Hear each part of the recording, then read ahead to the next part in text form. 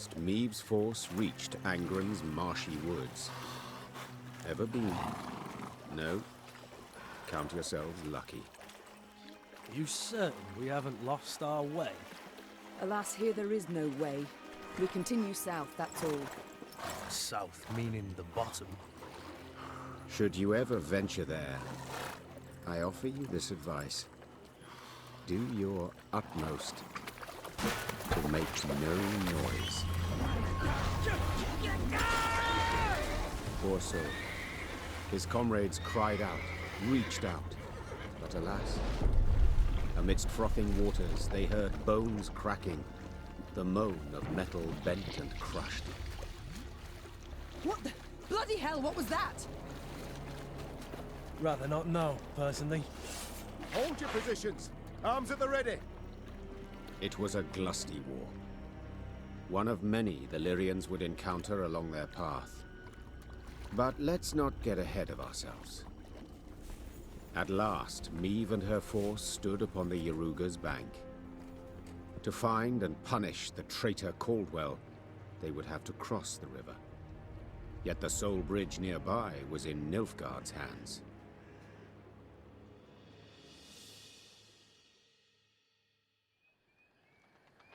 Your Majesty.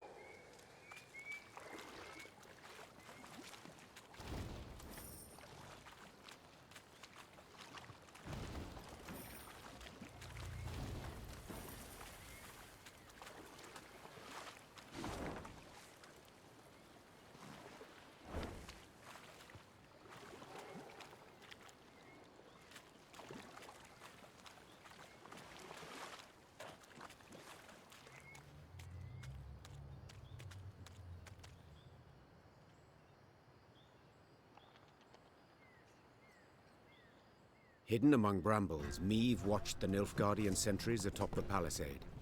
In full gear, alert in stance, they looked sharp and ready to defend the stronghold. Blast! Meve hissed, for she now knew Red Lobendon would not fall by surprise. A siege would be needed, and it would slow her advance. Yet there was naught she could do, as this was her one road to Angren and to Caldwell. Reynard wiped the sweat from his brow, donned his helmet, and dropped his visor with a tap. On your command, Your Majesty. Very well. We mustn't delay. Reynard, our plan of attack. Armoured infantry to lead and take the first salvo upon their breast, scaling ladders to follow. Afterwards... Masterful. Truly masterful. Interrupted Gascon. Yet, despite the mastery, fit to be improved. How, namely? Hold back your force. Lie in waiting. I'll take 10 good men and open the gates for you. Wide. And how do you aim to achieve this? Asked Reynard. Knock and claim to be a trinket peddler, I suppose. Or perhaps one of Lebioda's devout disciples. Must you know every last detail? Where's the fun in that, sir? There's none in warfare. Never. Seethed Reynard. For war is no farce. Your Majesty, he stands no chance. Not the slightest. None at all, I concur. Yet his eagerness intrigues. Let's see what he can do. Reynard did not approve of Meve's decision, this was clear, yet he dared not undermine it. The Queen's blessing now his, Gascon assembled a small force and set off straight for the stronghold gate. Lambs to the slaughter, muttered Reynard, shaking his head. My Queen, it's not too late. We can always... Shh! Look. Already at the gate, Gascon lifted his arm in a gesture of peace, then merrily bantered a bit with the guards. A moment later, the gates jerked into motion. But how? No matter. The gate stands open. We must attack. Meve raced off towards the fortress without even glancing back. She knew well her soldiers would follow.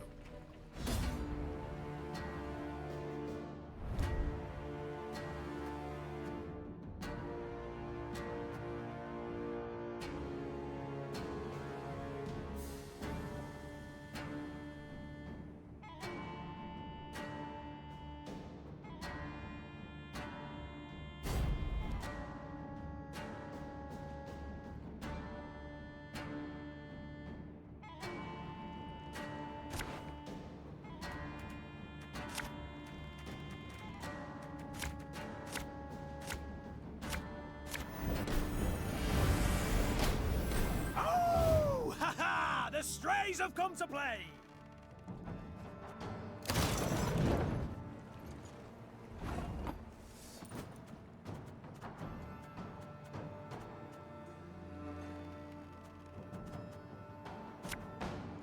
Aye.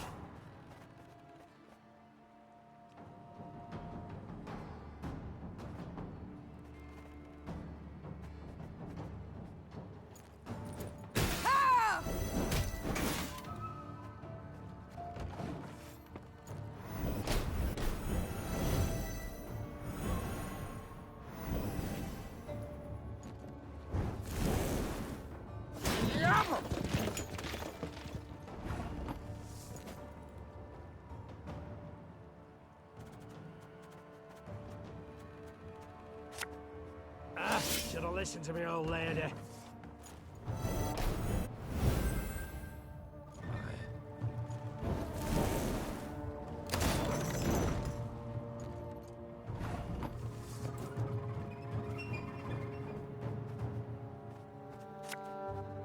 This harvest will be reaping black-clad heads.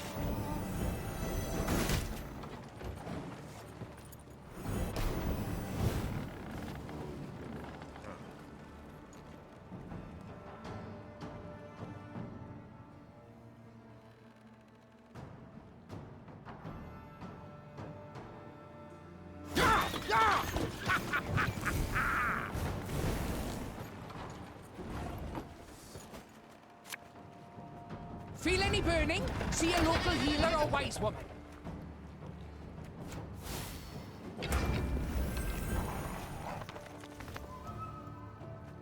Again and again and again.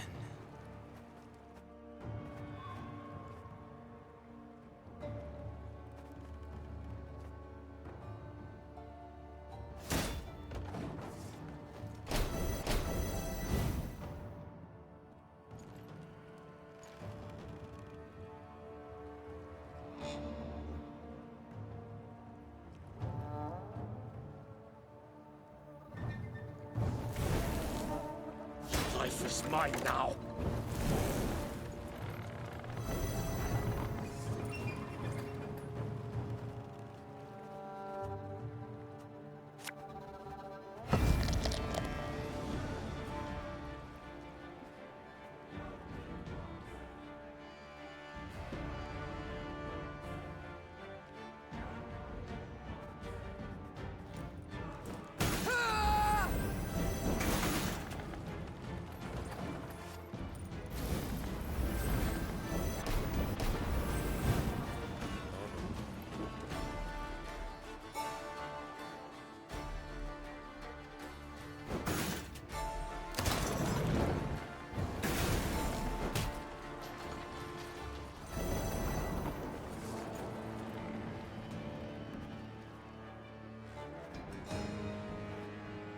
Ballista, your command.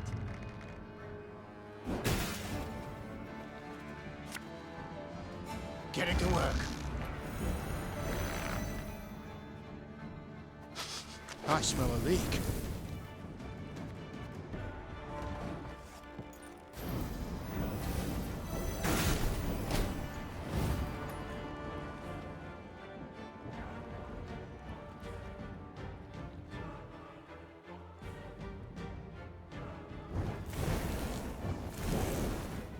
Wise choice.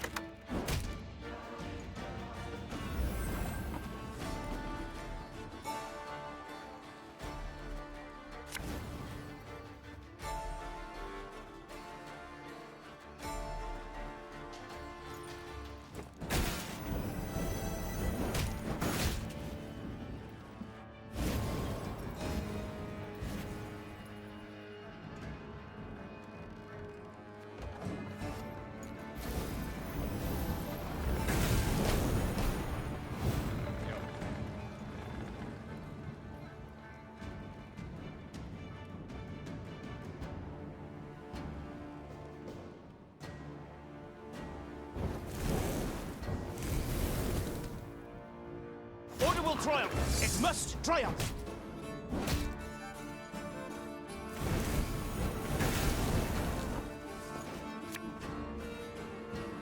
I'm a monster.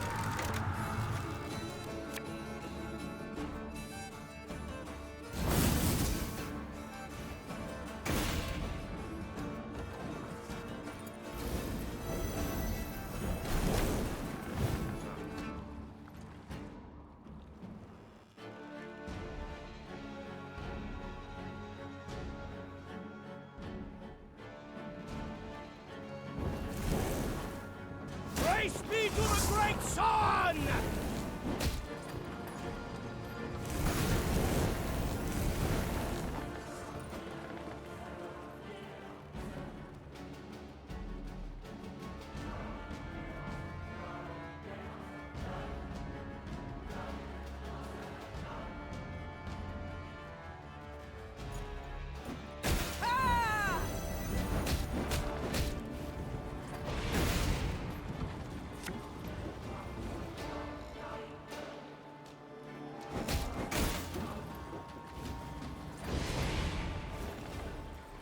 My spirit's willing and how, but these damn bugs are killing me.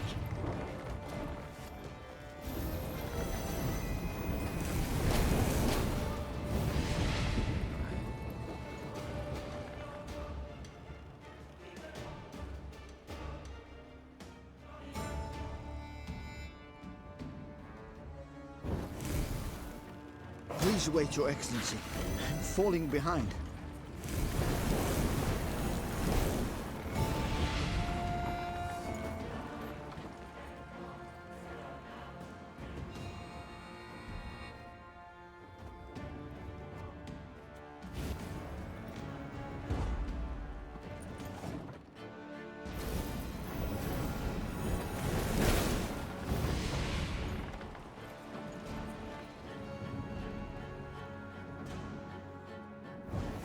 Ellie-toi!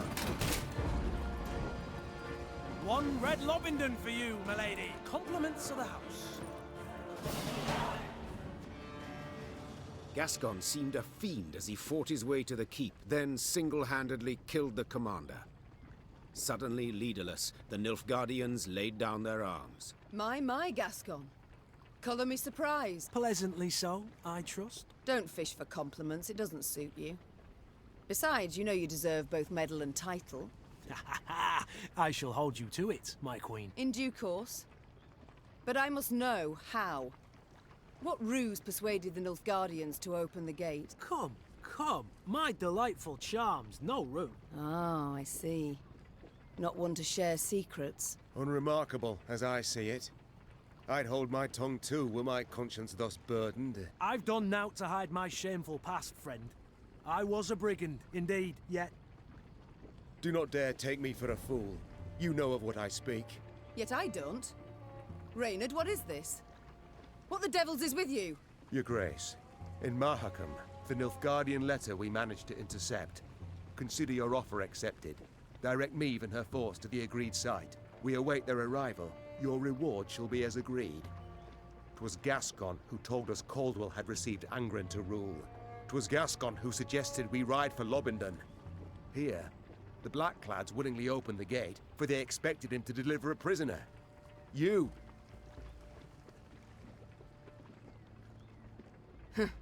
Yes. I might have expected as much. When captive, I asked you why you'd chosen to aid me. Your answer was odd and unconvincing. Meve! It's your majesty, you rogue. What did they promise you? Amnesty? Coin in heaps? Both. I knew Nilfgaard wouldn't parley with me as a matter of course. To be treated seriously, I needed something they valued. A stroke of luck, it was, the chance to free you from Caldwell's grip. 'Twas in Edern that we first spoke. Then came to an understanding after Rosberg's fall. Why do I still live then? Why not snatch me under Knight's mantle? Drag me to Red Lobington in chains? Meve. I sought to sell you out, I did, and aimed to gain by it. Yet in Edern, you earned my respect. In Mahakam, my admiration. I swore then I wouldn't follow the terms of the accord I'd made. Instead, I'd let you into the fort and make damn sure the Commandant couldn't reveal the truth. Alas, seems I underestimated Reynard. Flattery will get you knout. You, sir, are a traitor. Oh, please, friend. You appear to me a pot that calls the kettle black. Reynard? What does he mean? I've no notion, your grace. Not the slightest. Truly? Ha! And I had you pegged for a man of honor. Come now, Reynard. Who sent secret missives to Willem? Go on, you really should tell your queen. What? Reynard? His Highness guest chambers in Mahakam. One of my lads snuck in. Found a letter bearing the signature of one Reynard Odo. Reynard, I beg you. Say it's not so. Tell me it's a filthy lie. Your grace. I'd hoped His Highness and you would reconcile. To see son stand against mother rent my heart. I wish to help. Behind my back. Your Majesty, I sought merely to push the youth to see reason, to open his eyes. So say you now. Yet I can't know what was in the letters. I can't know what pacts you made. And alas, I can no longer take you at your word. I'm not alone in having deceived. Yet I am in repairing my wrong. Meve felt a tempest rise inside her. Yet she could not release it lest it cloud her view. She would solve the problem, strike it from her mind, and resume her journey at once.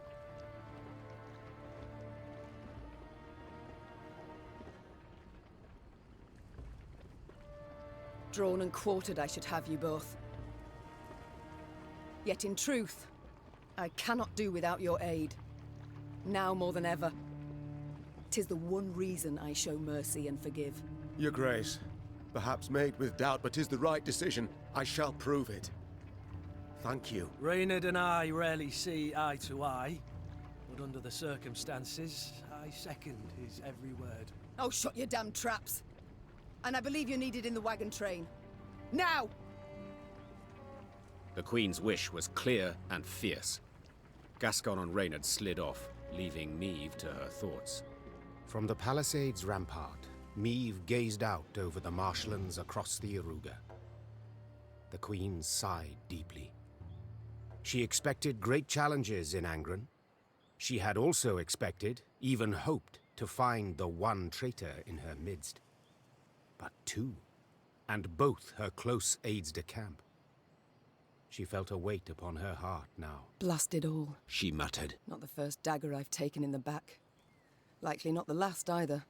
Yet to pity my lot will help not at all. From the captive Nilfgaardians, Meve learned Caldwell was at Tuzla Castle, in Angren's very heart. A small detachment would remain at Red Lobindon, while the Queen with the rest of her force set off to face the treacherous Count.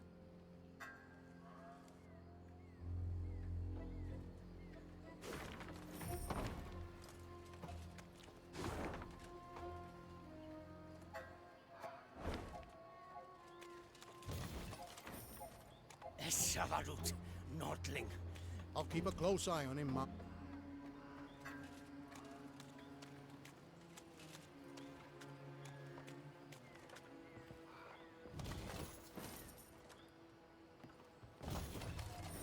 No two ways to it. Charming this county the Blackclads granted Caldwell to rape. Yes, a gift so lovely.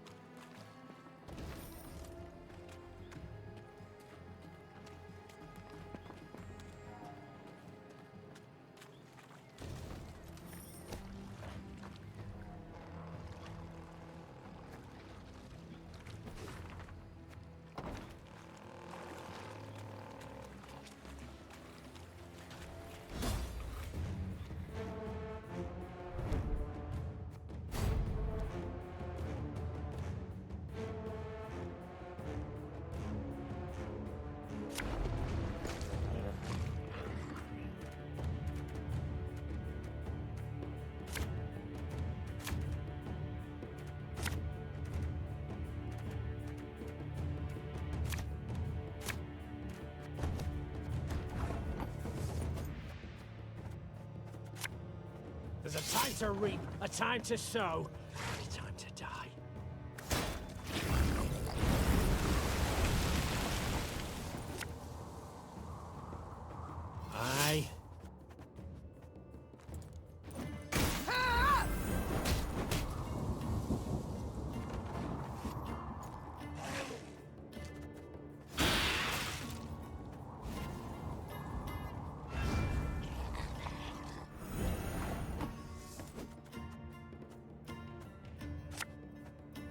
Should have listened to me old lady.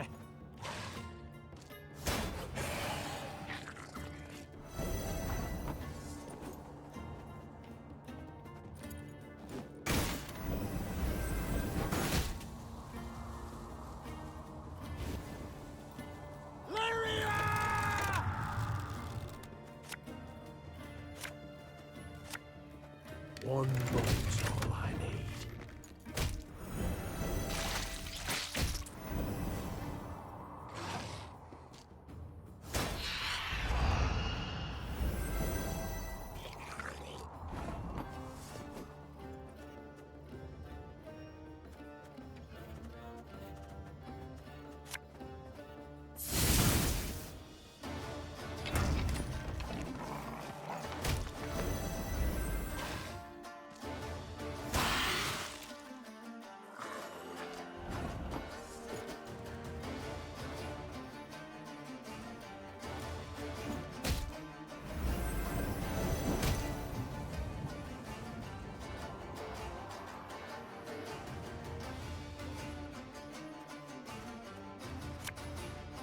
This could hurt.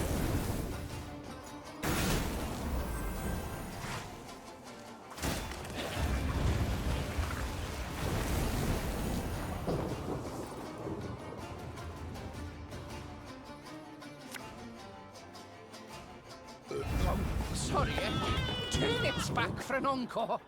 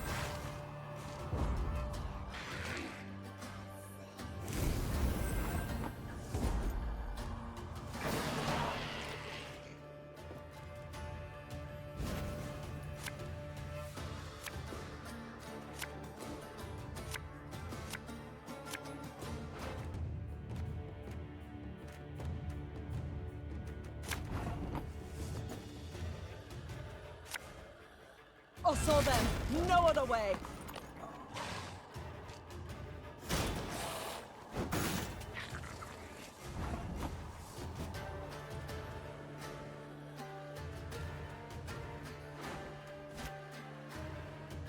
Fear not. We shall achieve our goal.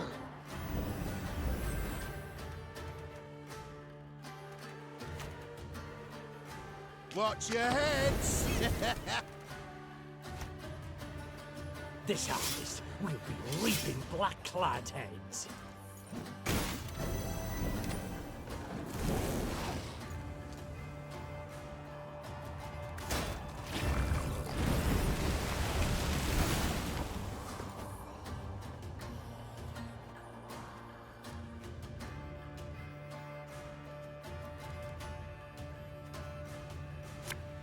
Give me a time.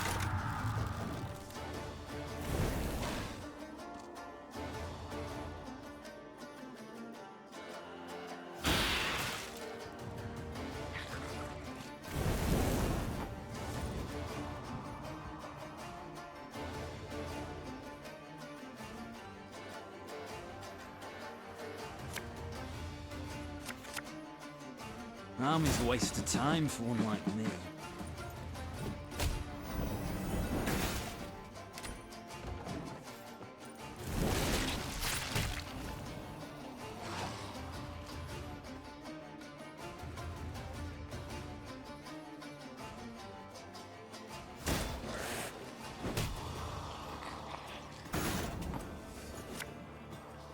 Her Majesty knows what she's doing. Our ballista, your command. Left, right, left, right.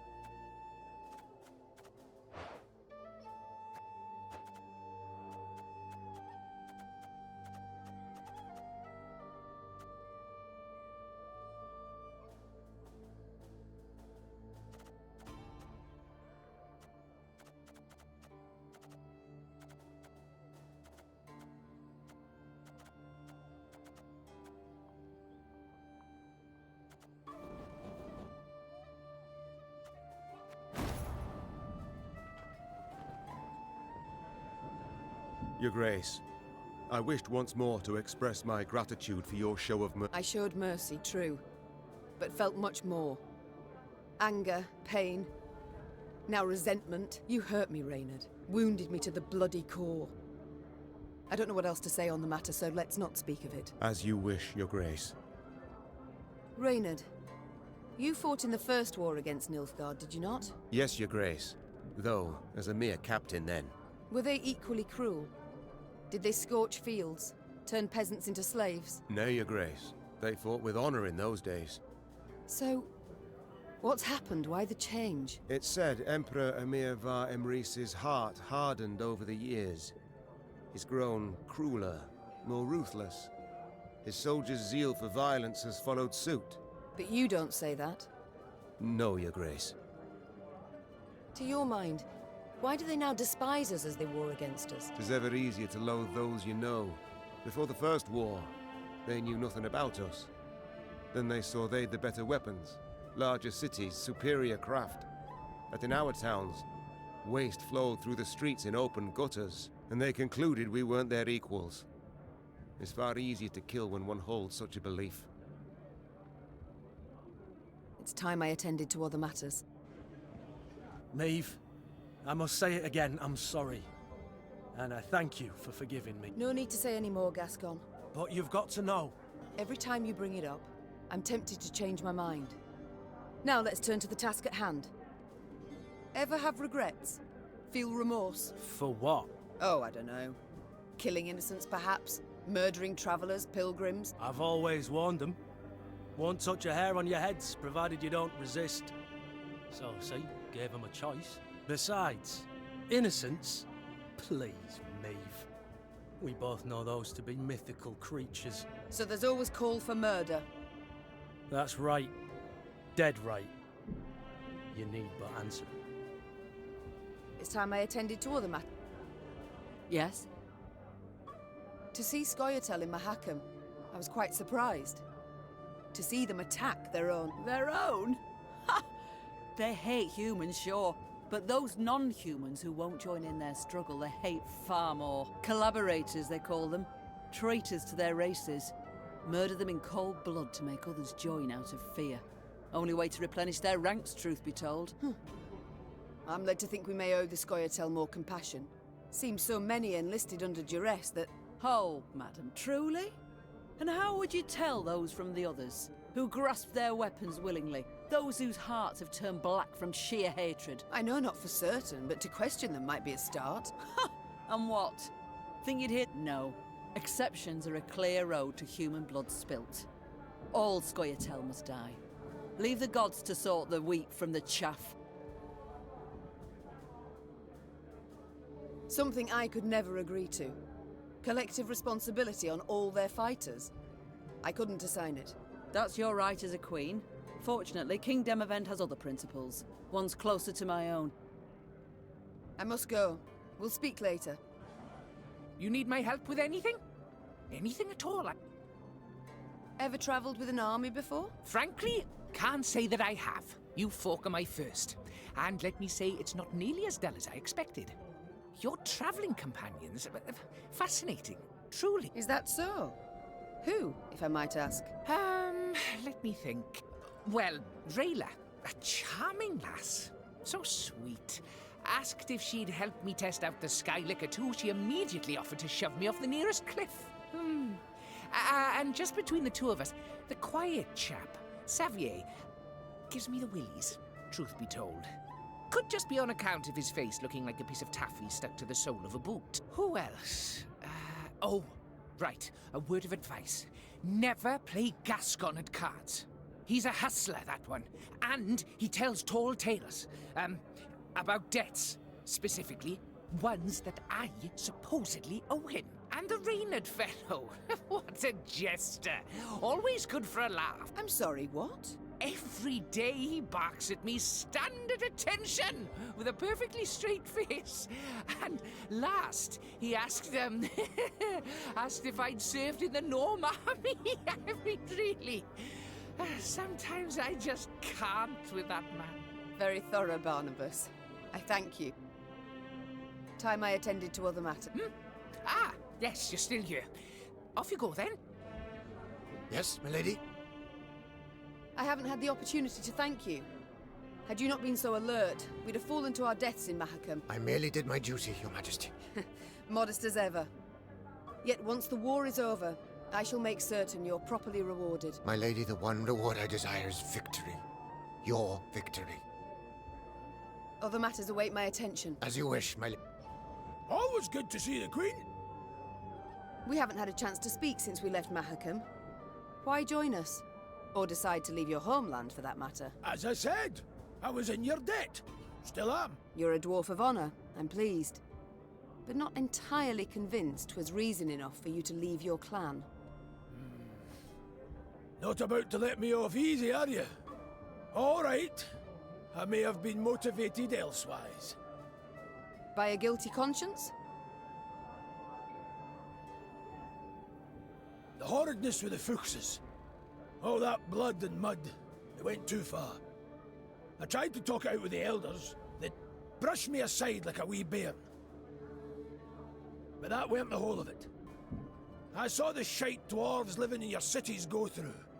Thought I'd forget once I came home. Got back to dealing with my own problems. Only, can't I forget something like that? I've got to help. Any way I can. Nothing would come of my sitting on my arse in my hut. I understand, Gabor. And I know you'll find a way to help. We shall return to this conversation. No skin off my back. Be seeing each other.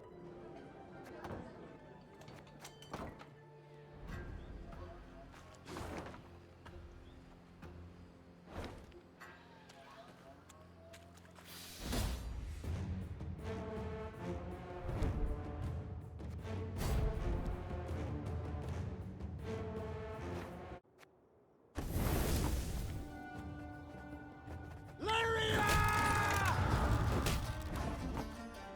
One boat's all I need. Give me a time.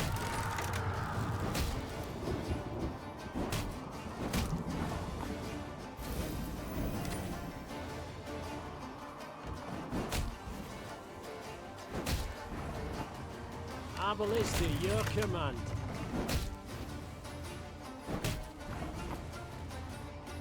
I'm a one, sir.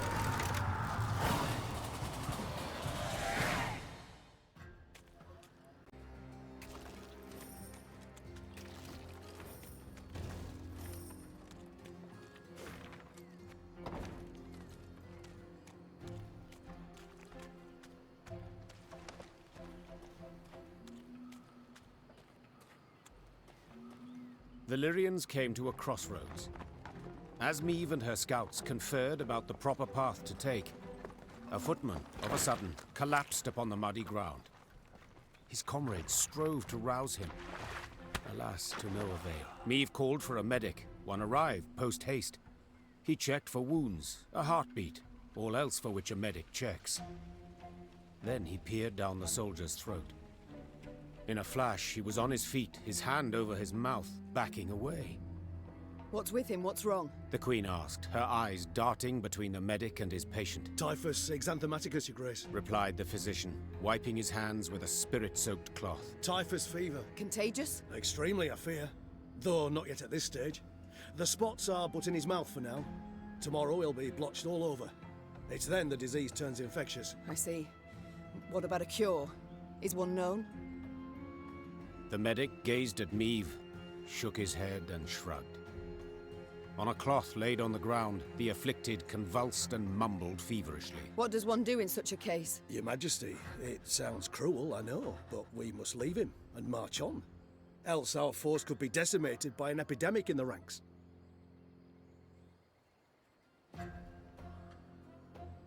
The entire force I cannot risk for but one man. Said the Queen to the medic. We leave him. Your Grace, we oughtn't let the others know. They'll march ahead. We'll linger a bit so no one... Out of the question. Those who fight for me, I will not deceive. The Queen assembled the force and laid bare her intention. She would leave the ailing man to waste away and die. Those who knew him pleaded, protested, cursed the heavens. But Meve was unmoved and gave the order to march. She then rode at the fore. to hide her eyes that could not hold the tears she wept.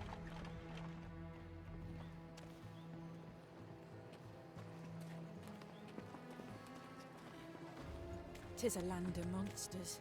Belongs to them, it does. Beware, me lady. Watch out for leeches especially. No matter what they think. Ye've a good heart, me lady.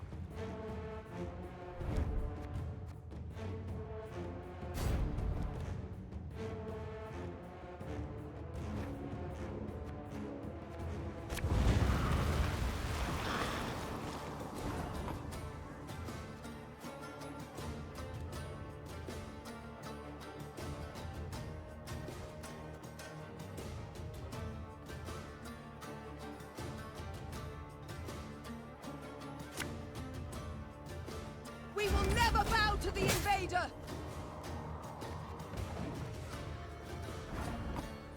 It's war you want? Then war you shall have!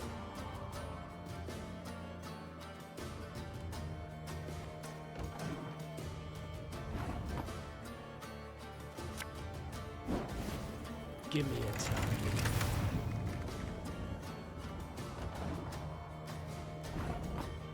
For Lyria and Rivia!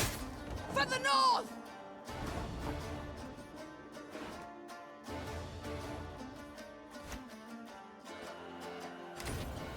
Rabbit the white of an eye from half a league away.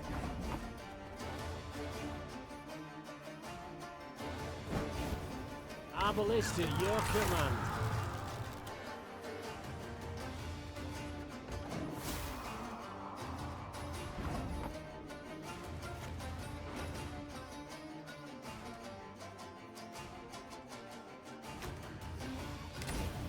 Bigger they are, easier they are to target. Armor won't say.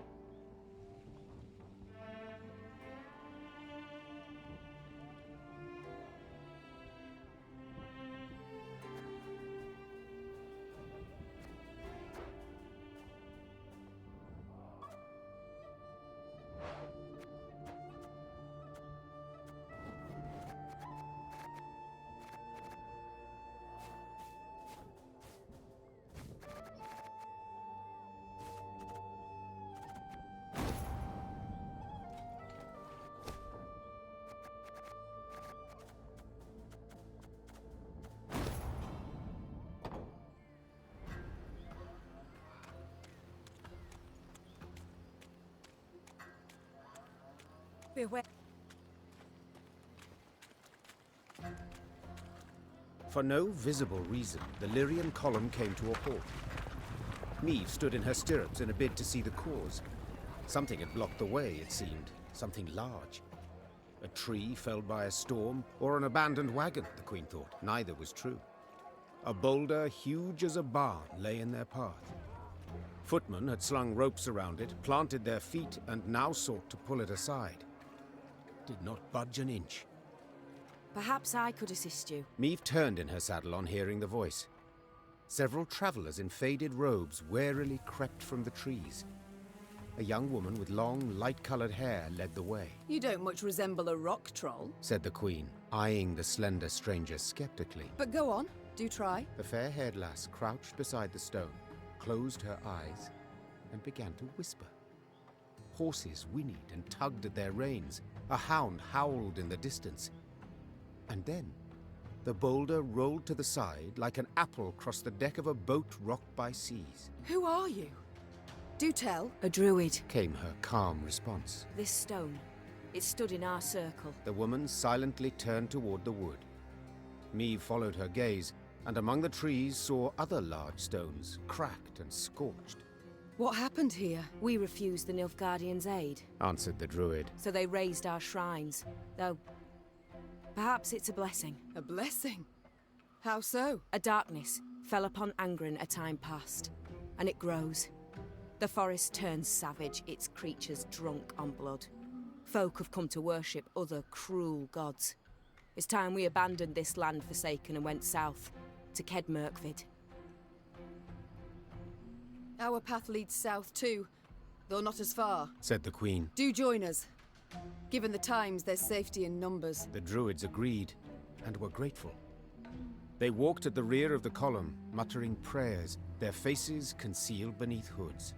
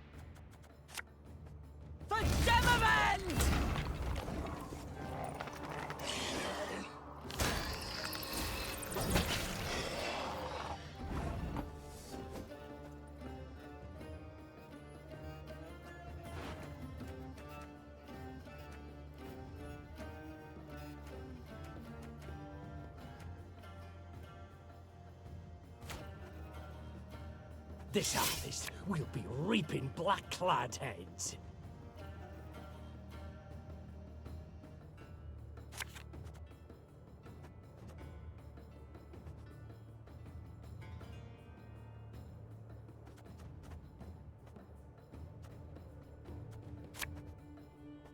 For you, pal! Anything!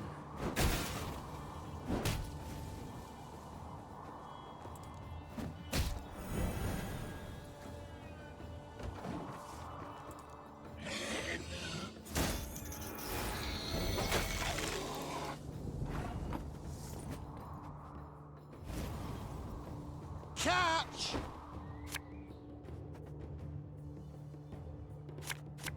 My spirit's willing and how, but these damn boots are killing me.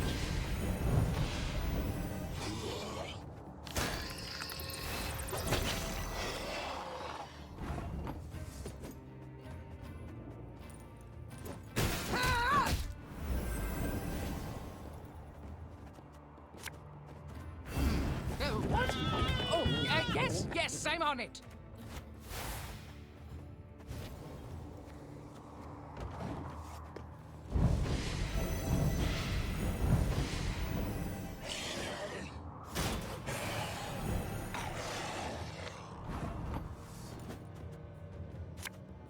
There's a time to reap, a time to sow, a time to die.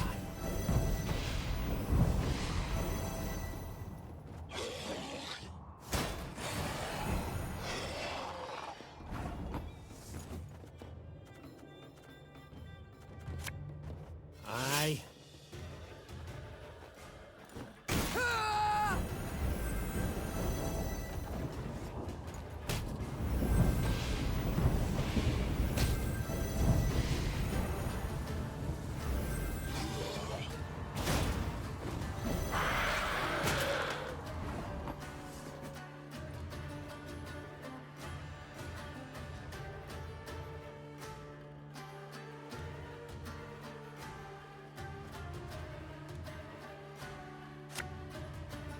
Our ballista, your command.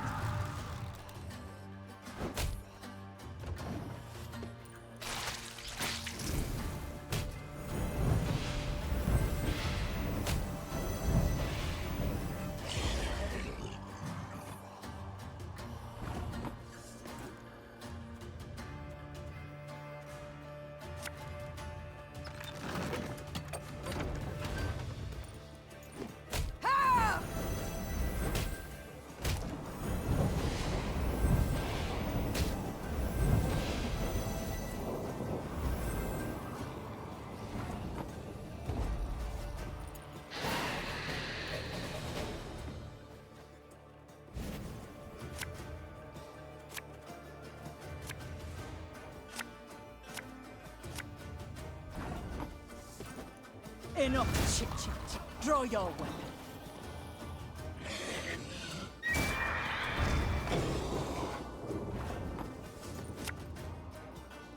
Left, right, left, right. My pain serves a purpose.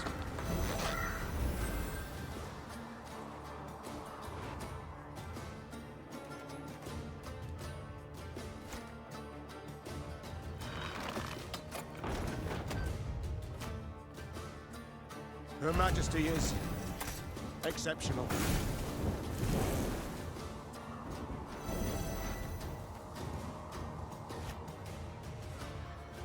Should have listened to me, old lady. Again and again and again.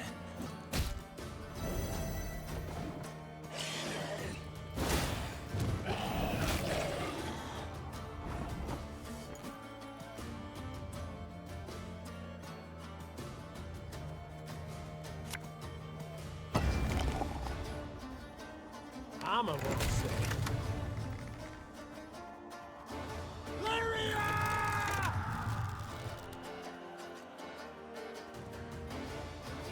One minute's all I need.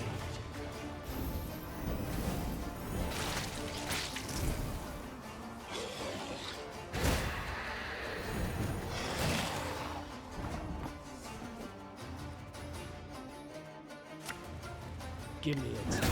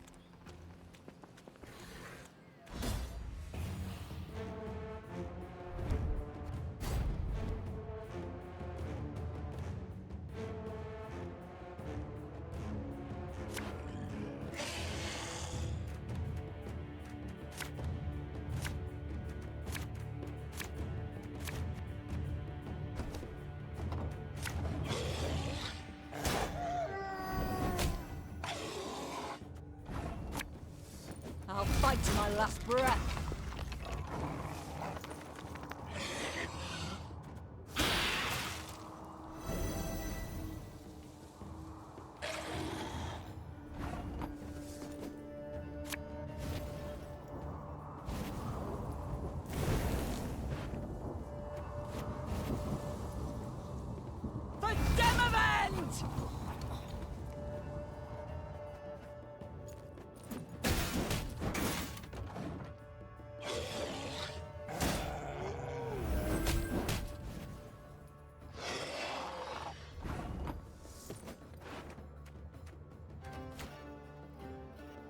Fear not. We shall achieve our goal. Listen to me, old lady. This harvest will be reaping black-clad heads. Her Majesty is exceptional. My spirit's willing and how, but these damn boots are killing me. You sure about that?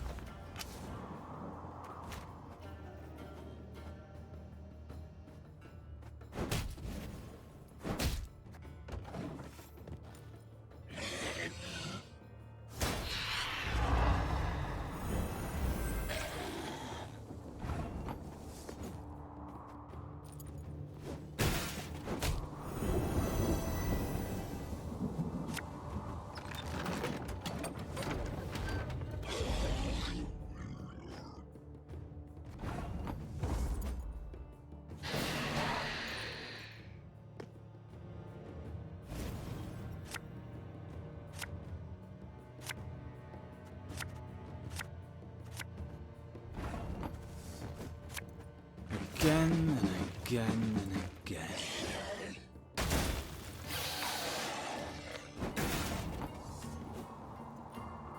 Our ballista is your command.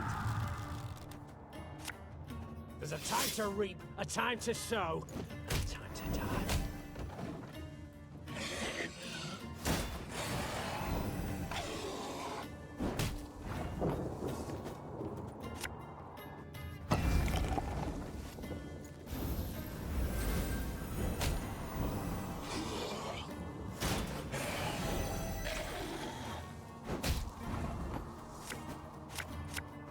This could hurt.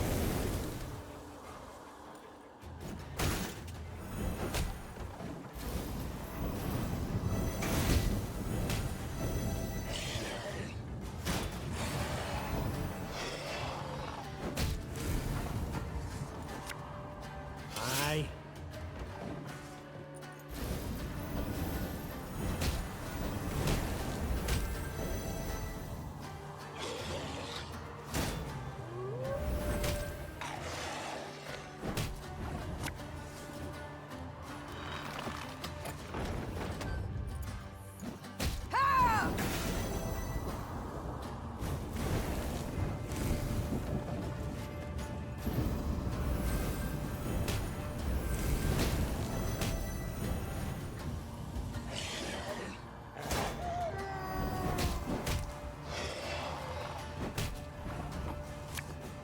An army's a waste of time for one like me.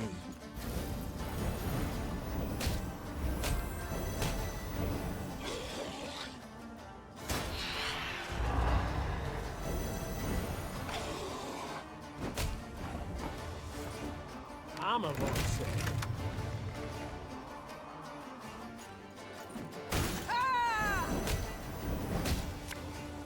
Feel any burning? See a local healer or wise woman.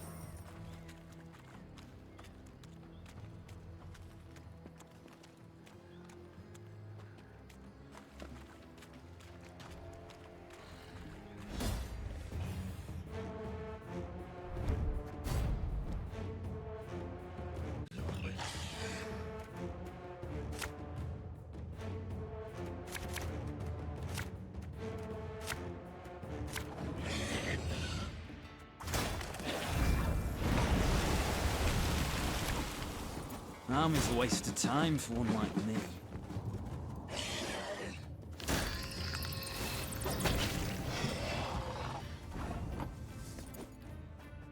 Should have listened to me, old lady.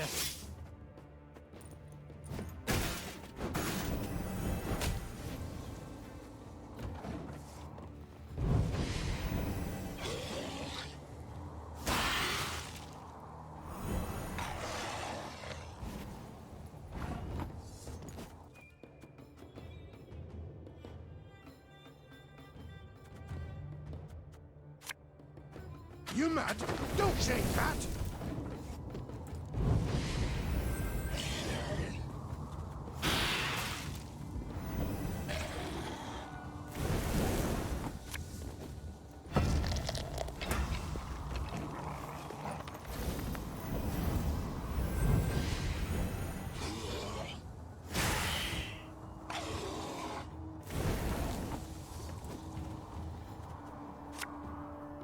Give me a target.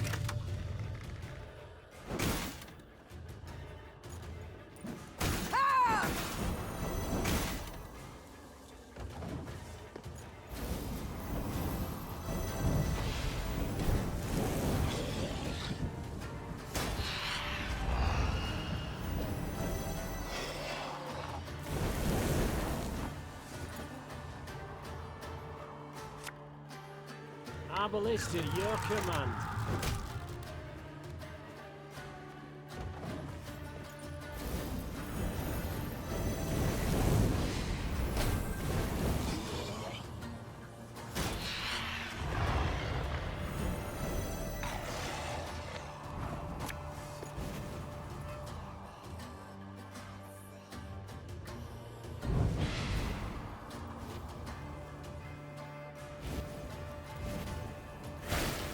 This could hurt.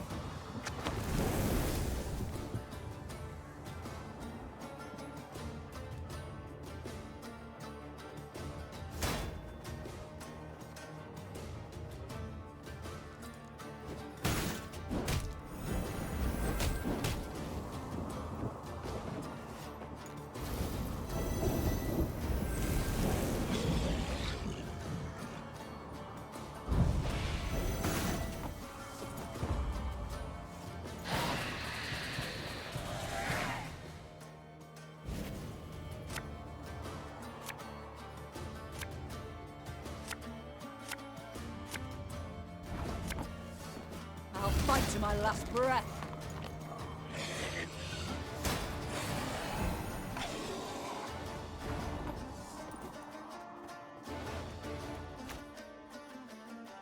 As ordered. My spirit's willing and how, but these damn boots are killing me. Her Majesty knows what she's doing.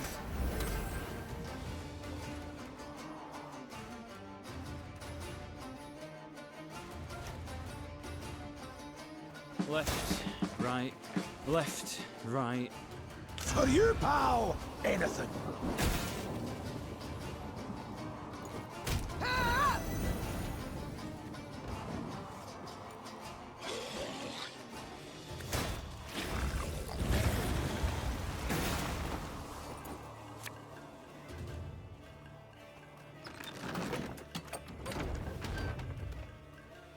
Aye.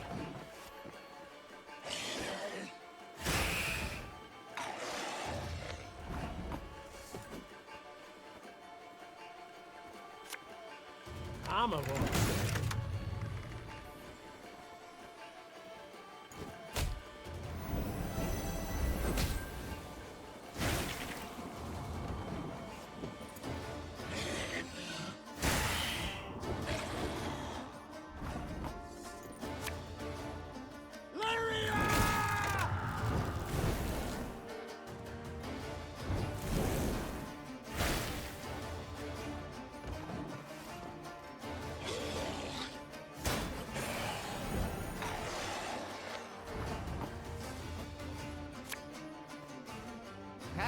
Not supposed to be any smoke.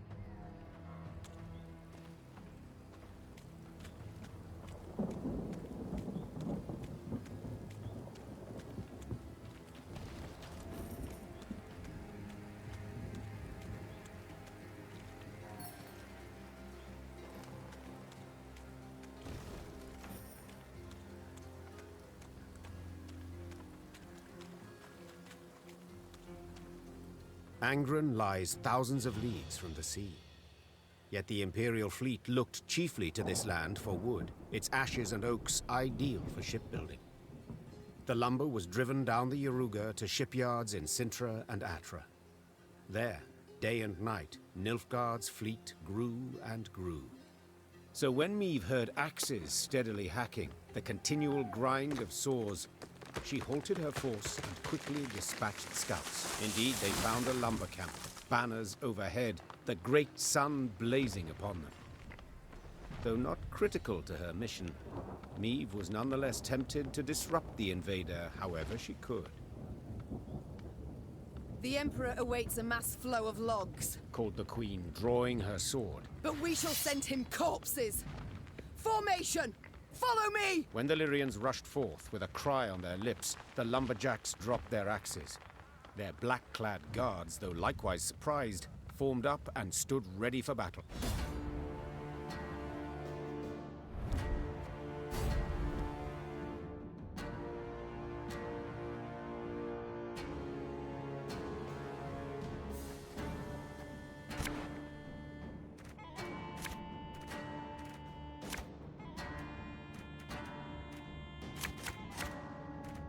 Larvan!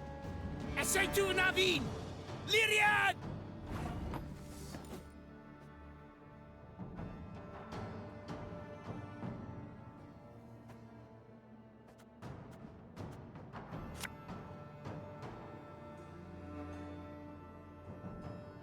I'm a boss.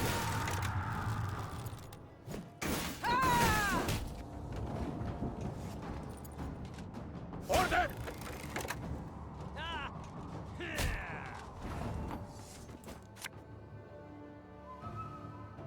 Lyria! Life is mine now.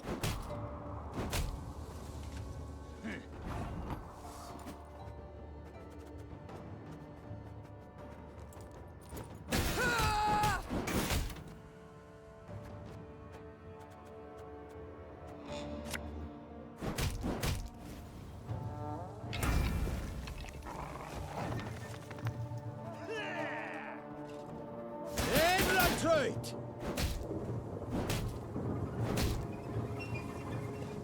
Angren's gold is not yours to plunder. Begone! Left, right, left, right.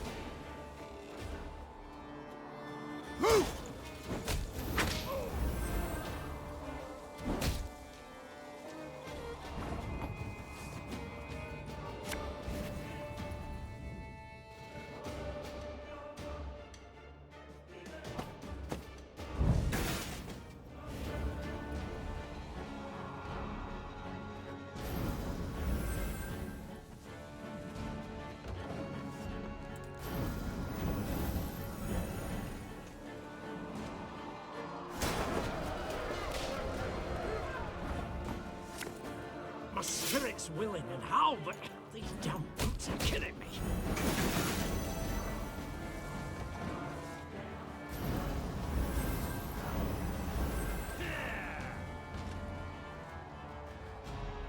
Fight for the Emperor and you might be freed!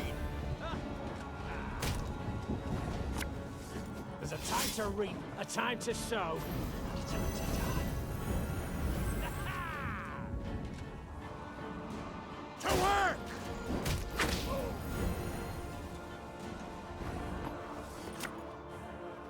Aye.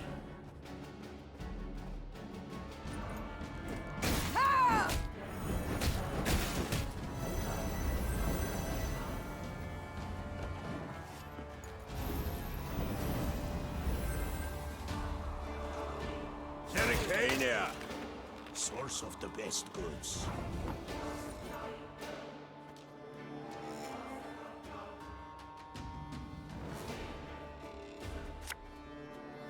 Getting to work.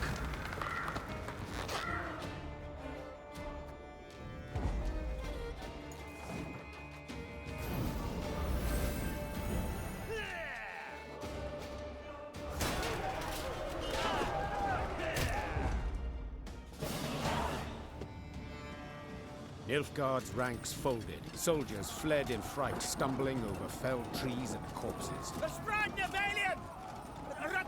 The air was heavy with the scent of resin and blood. As she caught her breath, the queen looked about. Hundreds of trees lay cut down in rows. Oak and ash enough to keep the shipyards working till winter. Meve ordered the lumber requisitioned. Yet one of the loggers approached her. A man with a face like old leather, sawdust in his hair. Good lady, I know you war hard against Nilfgaard. I know you'd keep timber out of their hands, but then see, we won't get paid. We'll see no coin till Sintra's shipyards see lumber. It's what the Blacklads said. I beg you, have mercy. We're simple folk. Been slaving since spring, got families to feed. And hunger looms ever close in wartime.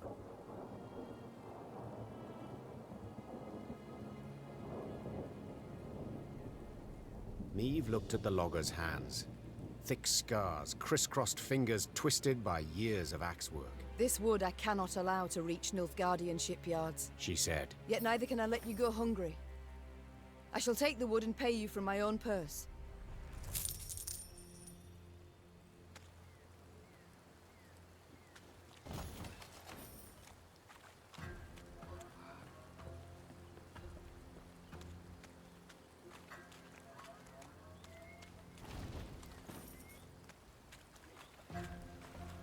You've a big heart, my lady. Not many folk like... You've a big heart, my... You've a big heart... Got blisters on my hands from all this work. Weren't enough the corns on me feet, ye gods. Never ends, I tell you.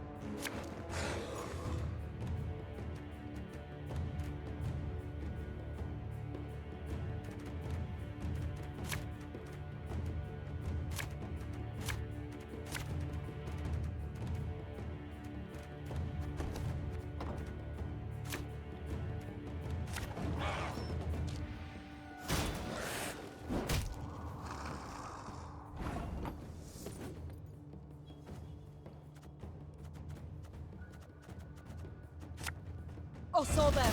No other way.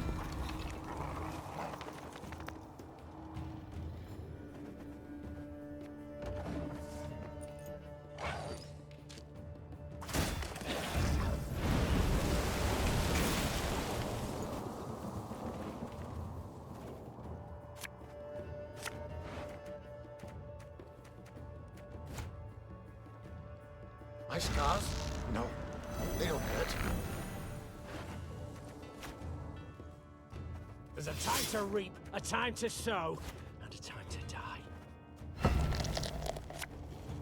Aye,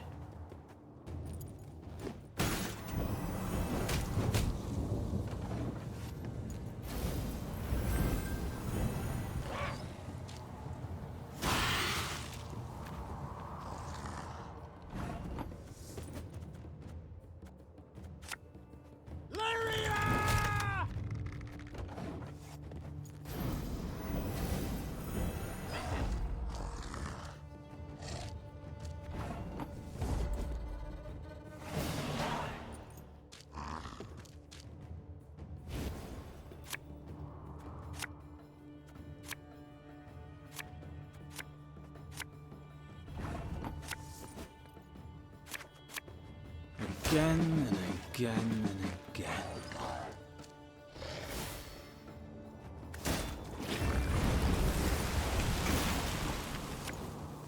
Army's a waste of time for one like me.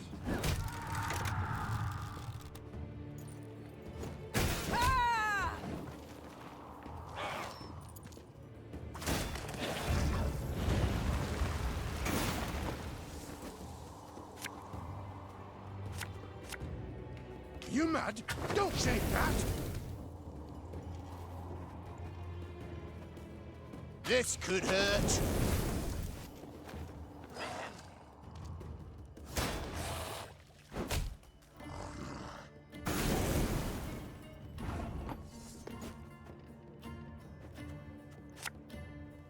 Give me a time.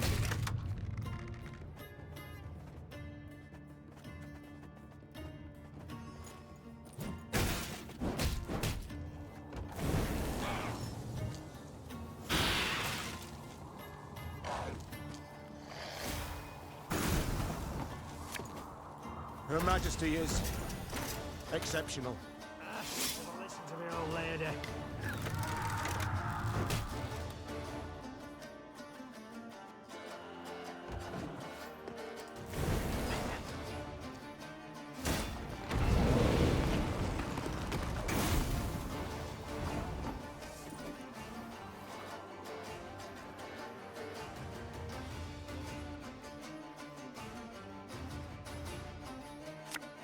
This harvest, we'll be reaping black-clad heads.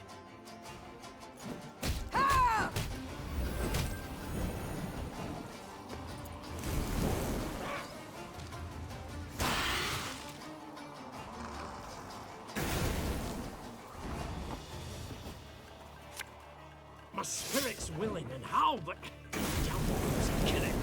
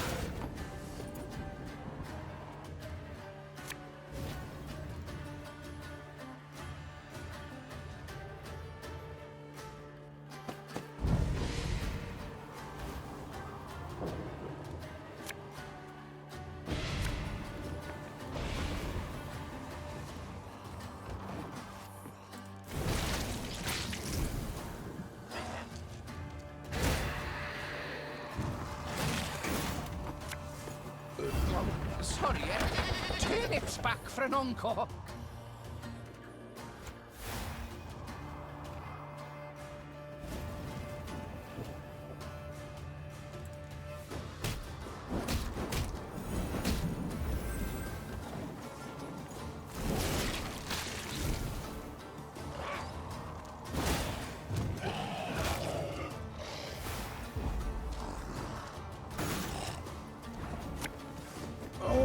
Could murder a pint.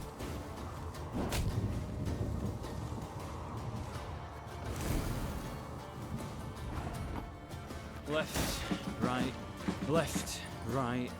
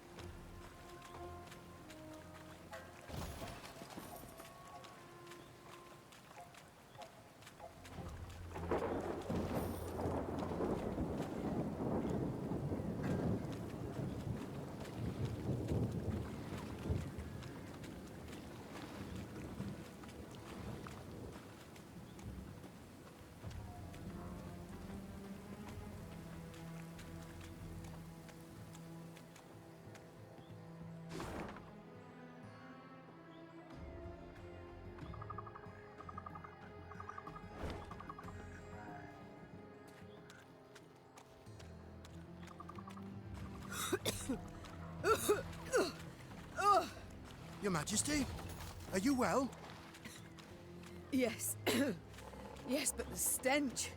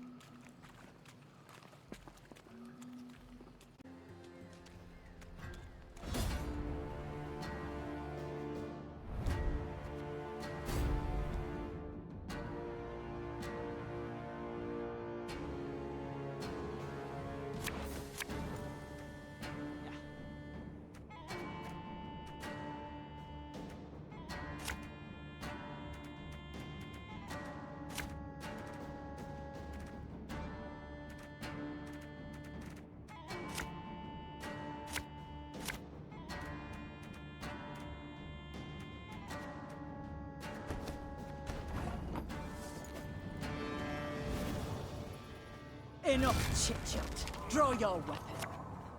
Should've listened to me, old lady. Quiet! The Commissar will hear.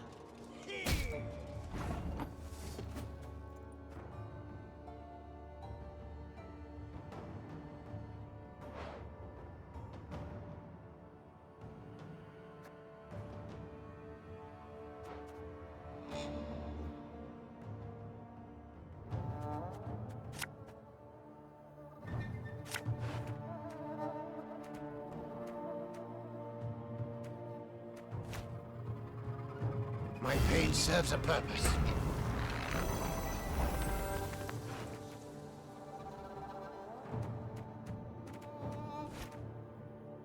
Arbalist at your command.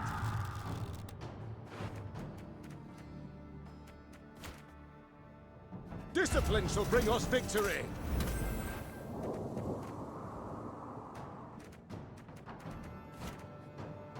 Armor won't stay.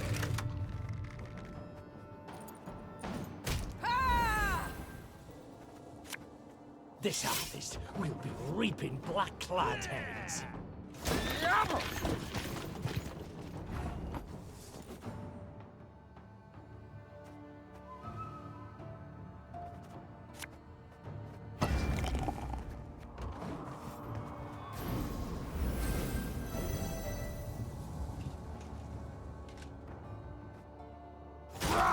Scheiß! In zwei!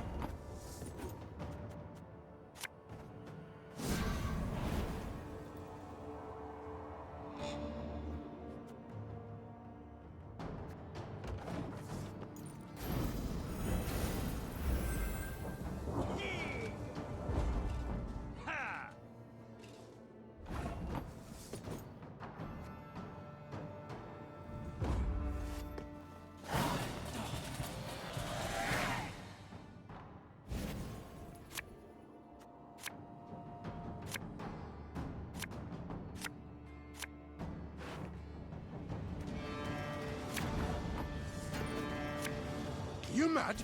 Don't shake that!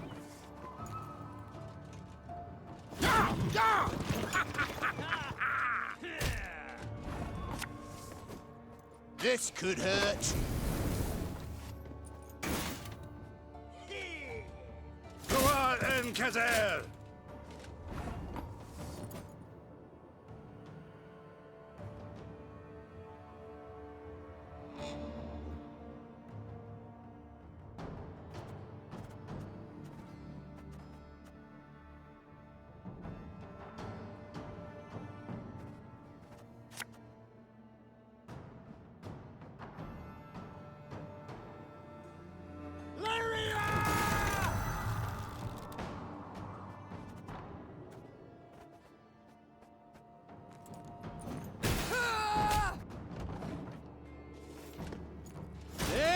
Right!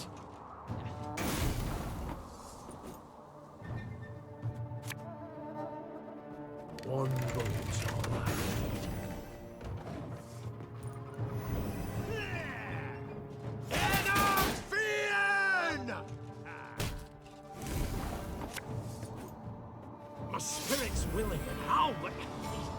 It's killing me.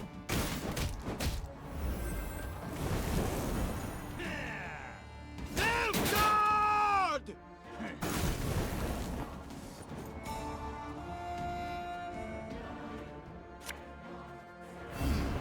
What? Oh, yes, I'm on it.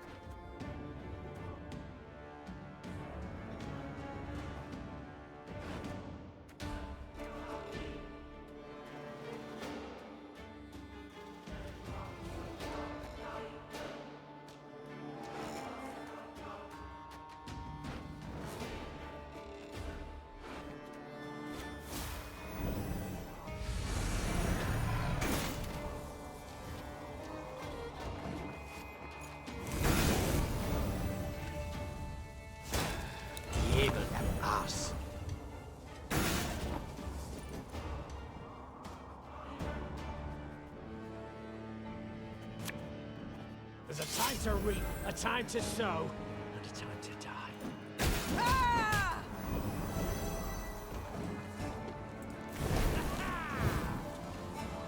Off to the front yet again.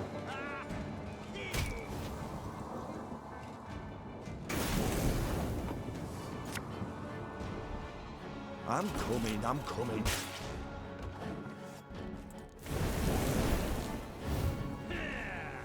Quiet, or the Commissar will hear.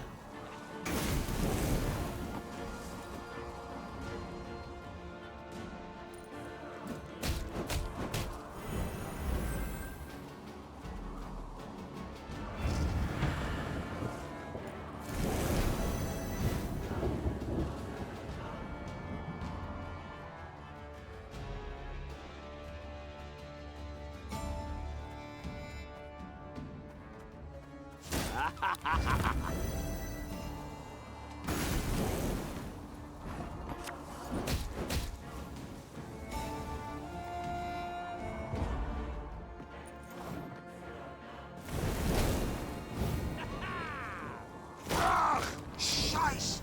In Trade!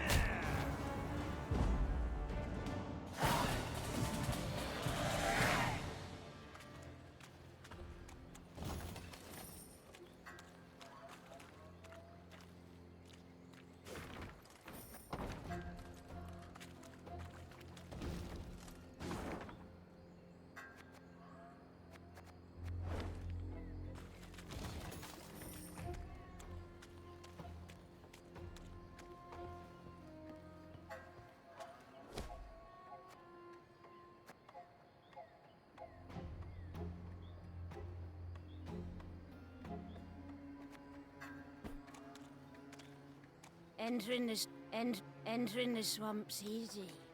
Trouble is getting out.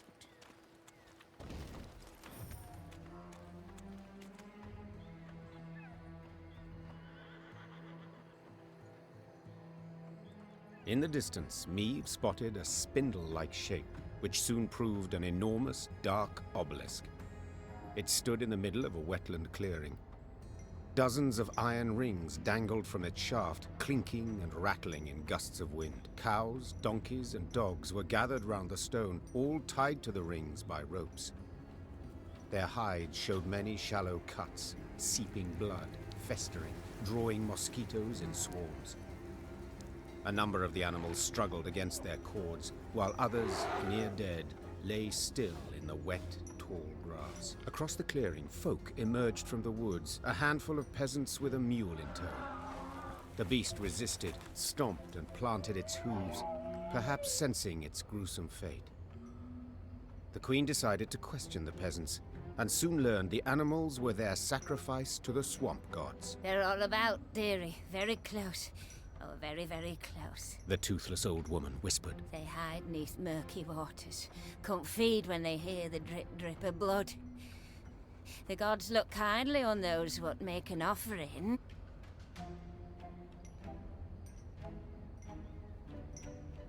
I know nothing of your gods, began the queen, her nose crinkled in disgust. but any that demand such grisly tribute are not at all worthy of reverence. What you do to these creatures is savagery.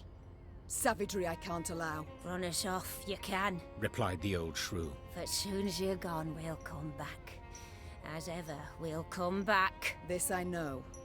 So I must take care to leave you naught to come back to. Over the peasants' howls and pleas, Meve ordered the obelisk brought down. Her soldiers gripped the ropes that hung from it and toppled the shaft. As it hit the ground, it shattered into many smaller pieces. You say you know naught of our gods? The old woman's eyes narrowed. Her voice grew darker still. Well, don't you worry your head, sweetie. You'll meet him soon enough. They'll tangle you apart. Sow a pox among you, drive it to madness. Every last one. I curse you, all of you, in Gerdakorda's name. Undisturbed by the Harridan's screamed threats, Meve rode on. But her men whispered long of the curse.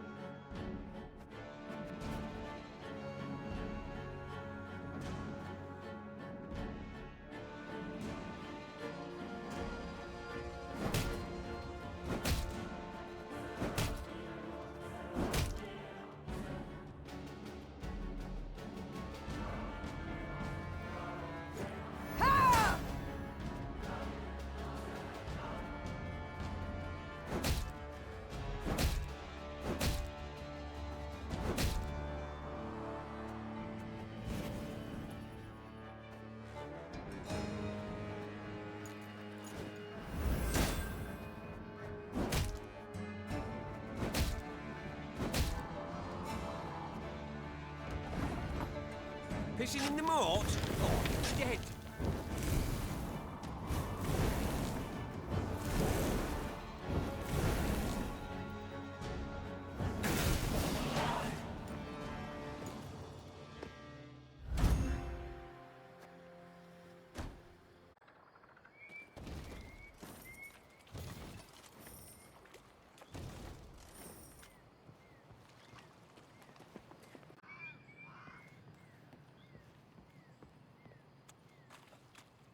Meve stood waiting while her scouts cut through the tangled branches and roots that had overgrown the trail through the swamp. Suddenly, a soldier doubled over and began to retch blood. The same symptoms soon afflicted others in her ranks. A potent poison, was the medic's verdict. It seemed all those who'd fallen ill had shared a tent. One night, they'd chattered about an obelisk they'd destroyed and the group of incensed peasants who'd cursed them for it. Fearing for their lives, the footman had gone to a local herbalist. She'd brewed them a potion to ward off black magic. Alas, the concoction had proved poisonous. The soldiers succumbed to the poison. Their agony was profound.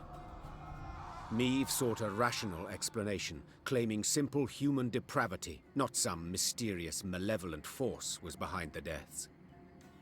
Alas, her words fell on deaf ears. The Lyrians were convinced a curse had killed their comrades, and grew yet more fearful of the ghastly dangers the next day could bring.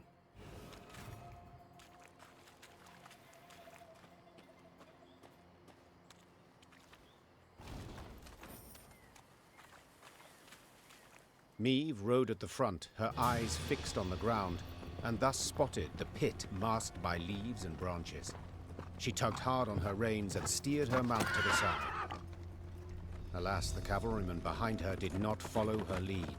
Leaves rustled, boughs snapped, and the horseman crashed to the pit's bottom, snapping his neck. Moments later, it was clear who'd set the trap, when the forest came alive and a cry rang out.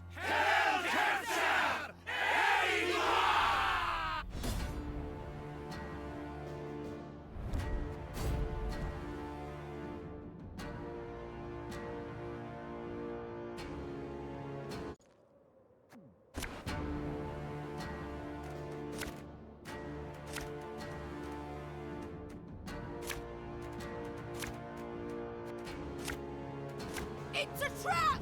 Rally to me! Life is mine now.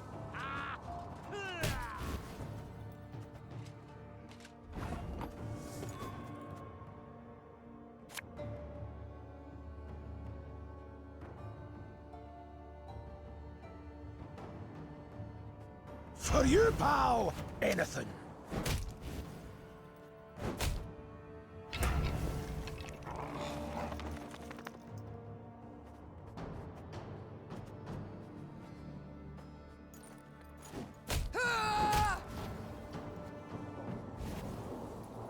There's a time to reap, a time to sow.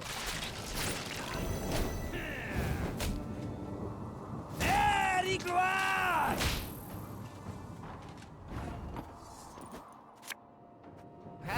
Not supposed to be any smoke.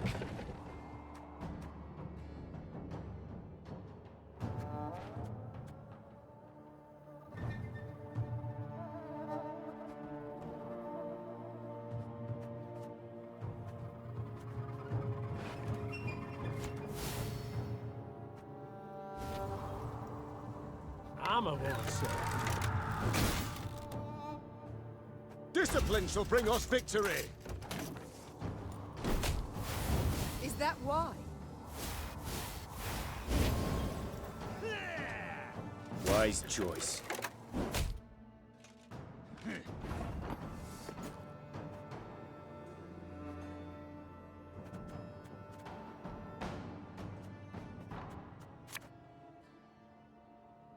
Lyria!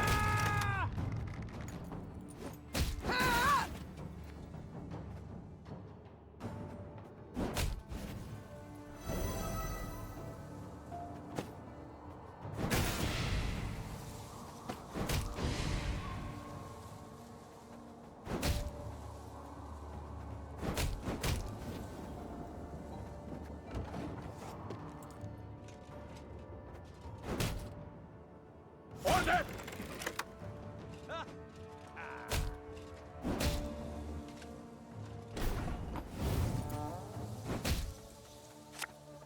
Aye.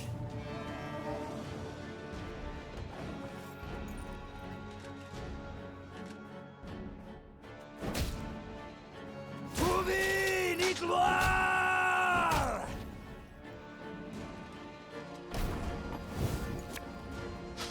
I smell a leak.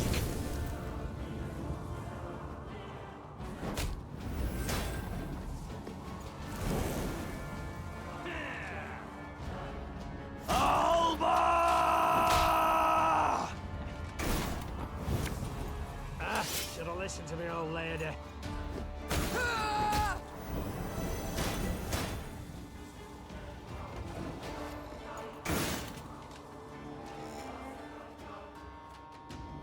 Yes.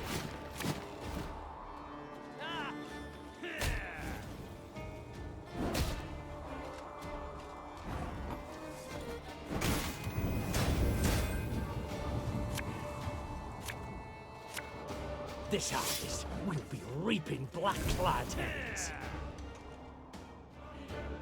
Excellent, Seifel!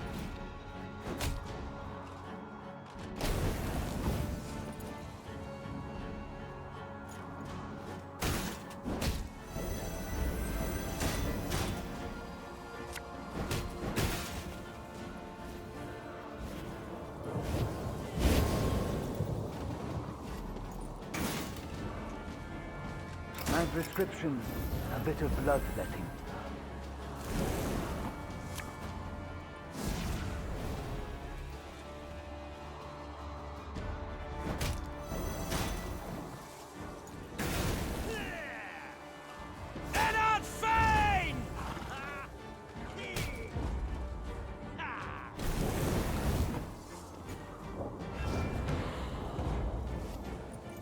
Retreat! Fall back!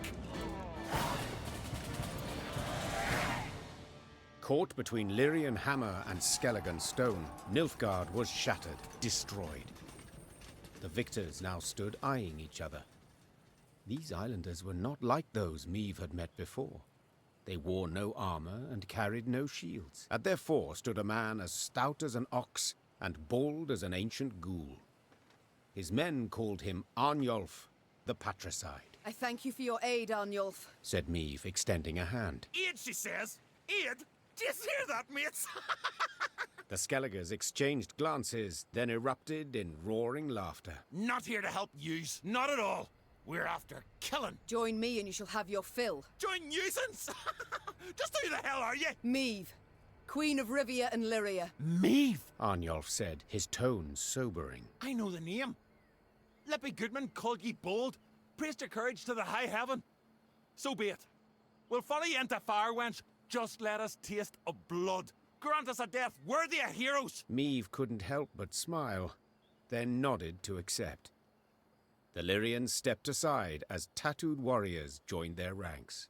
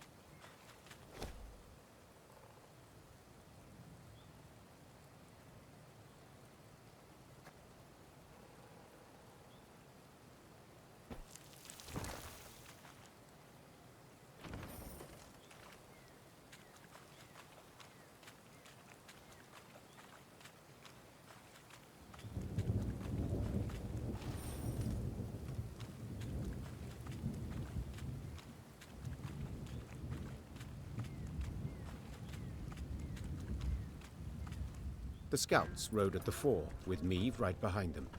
Their task, to find safe passage for the rest of the force. One among them probed for the quagmire's depth, a pole of 5 ells in hand. Suddenly, all heard a loud clang. The scouts dismounted, then heaved a bronze statue from the mire. Once it was cleaned of slime and muck, Meve instantly recognized its elven handiwork. The sculpture was exceedingly well preserved, save one detail. Someone had removed its face, leaving a black hole in its stead. Search the environs, ordered Meve. Amongst some brambles, they discovered the entrance to a vast tomb. Its doors had been torn open. On the ground before them lay scattered bones, some yellowed with age, others fresh, cracked and tattered from having been gnawed. Meve stood silent and contemplating at the tomb's threshold. Then, torch in hand, she entered and waded into fetid waters. Her soldiers followed close, arms at the ready, a nervous sweat on their brows. Frescoes on the tomb walls depicted Angren swamps and the beasts that prowled them. 2 words were inscribed over the largest of the horrors: Gwent-inspired. The bloody mistress. Barnabas Beckenbauer whispered. Suddenly, a roar thundered from deeper inside the tomb. Meve turned from the frescoes to see monstrous eyes blazing in the dark.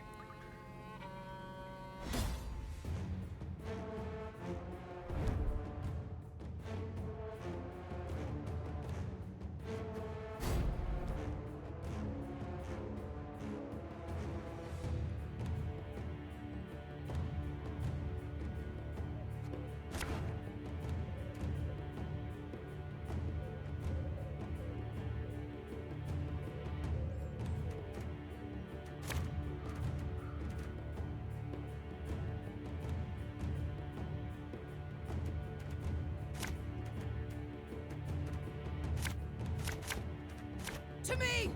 We'll not die this day!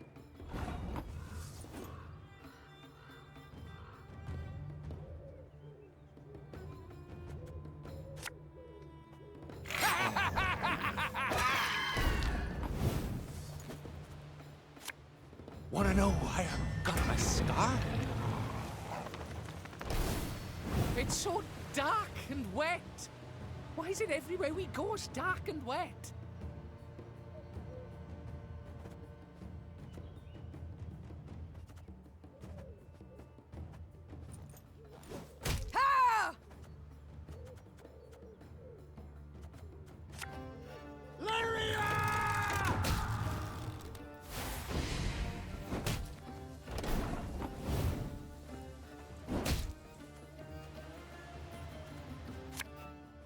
Should have listened to the old lady.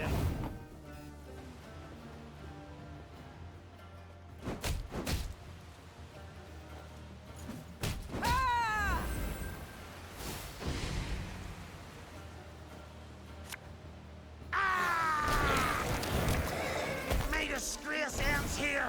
Time I wiped it away!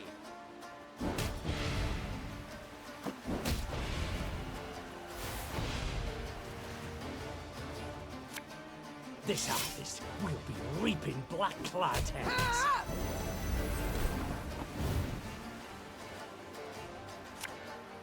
You'll never take me alive!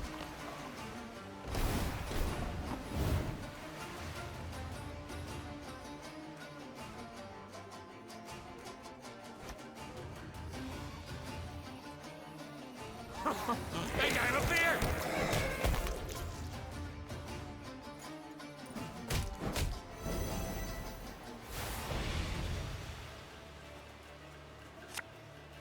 For you, pal! Anything.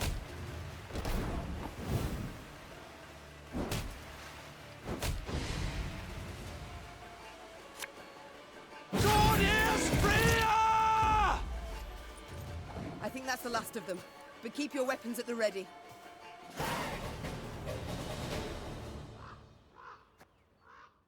In her torch's feeble glow, the Queen examined the beast's corpse. She could not help but to shudder in disgust. Perhaps it's better, she thought. that we faced it in the dark.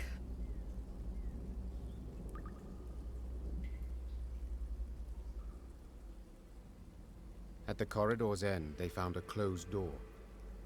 Before any could draw near, it opened with a crash. Beyond lay a circular room. Light shone through a hole in the chamber's ceiling, illuminating a stone pedestal and the sword that lay upon it. Meve gripped the blade's hilt. A soothing warmth filled her arms and spread across her shoulders. Her tired muscles ceased trembling. Her fingers, stiff as sticks, relaxed. She brandished her prize, the air hissing as the blade sliced through it. She then nodded approvingly.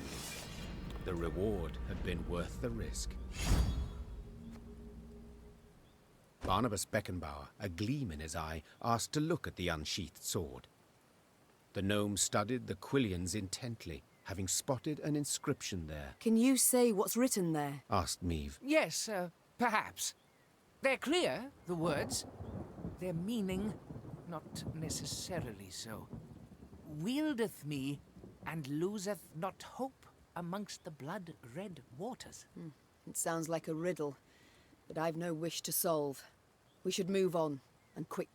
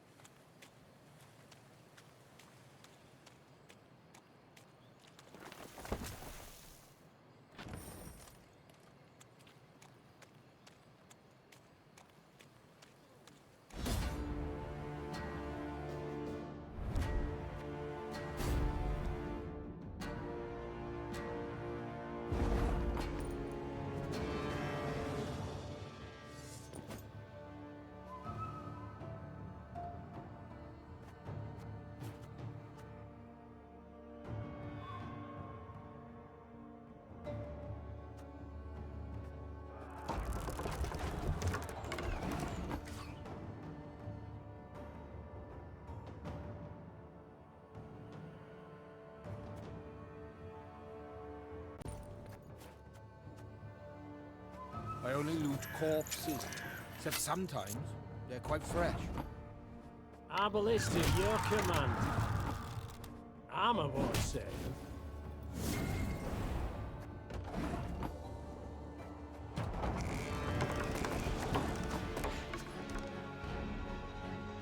Lyria!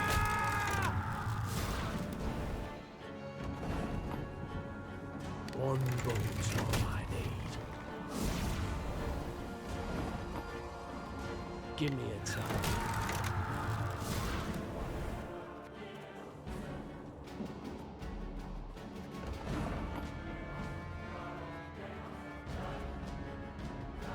My ballista, your command.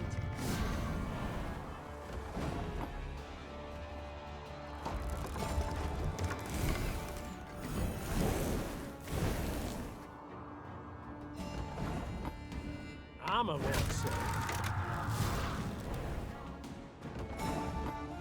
Lyria!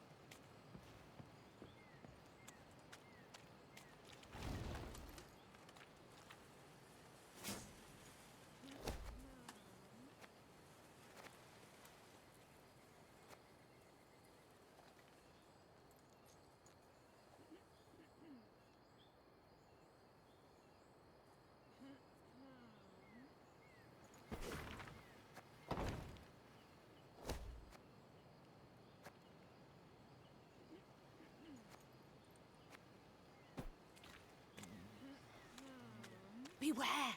Ugh, milady.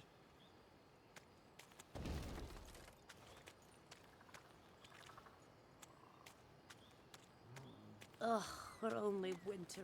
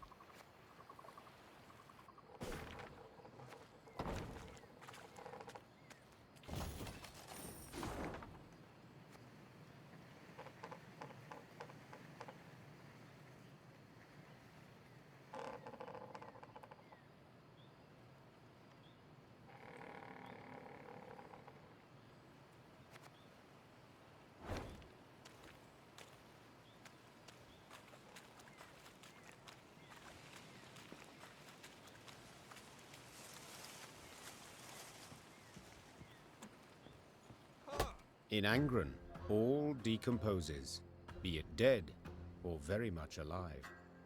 Rot blights trees, seeping sores torment beasts, and the whole swamp emits the acrid, stifling stench of decay. So when, in the swamp's distant corner, the Lyrians caught whiffs of smoke and roasted meat, they stopped dead in their tracks. The scouts followed their noses to a clearing framed by a palisade. Through the gaps in the posts, they spotted a small fort. Any banners upon it? Whose do you see? Asked the Queen. There aren't none, your grace. Not one golden sun, not one silver lily. Meve gave the gate a few solid knocks with her shield. Moments later, a dozen armed men appeared atop the rampart. The one who led them wore a beard. Who are you? Why are you here? I'm Meve, Queen of Lyria and Rivia. At war with Nilfgaard, I ventured into these swamps. Is there a war on? Hey, that's news. Certainly, but little concern to me. The name's Gimpy Gerwin, and I rule these lands. Is that so? As conferred upon you by whom? By me! Angren's a good bit larger than folk think. And no dukes or emperor's fingers stand to reach its every corner. Thus I just up and took this particular nook. Made it mine. So let's parley, Meve. One ruler to another. At the risk of being blunt, I don't care who wins this war. But I'll want to be in good standing with whoever does.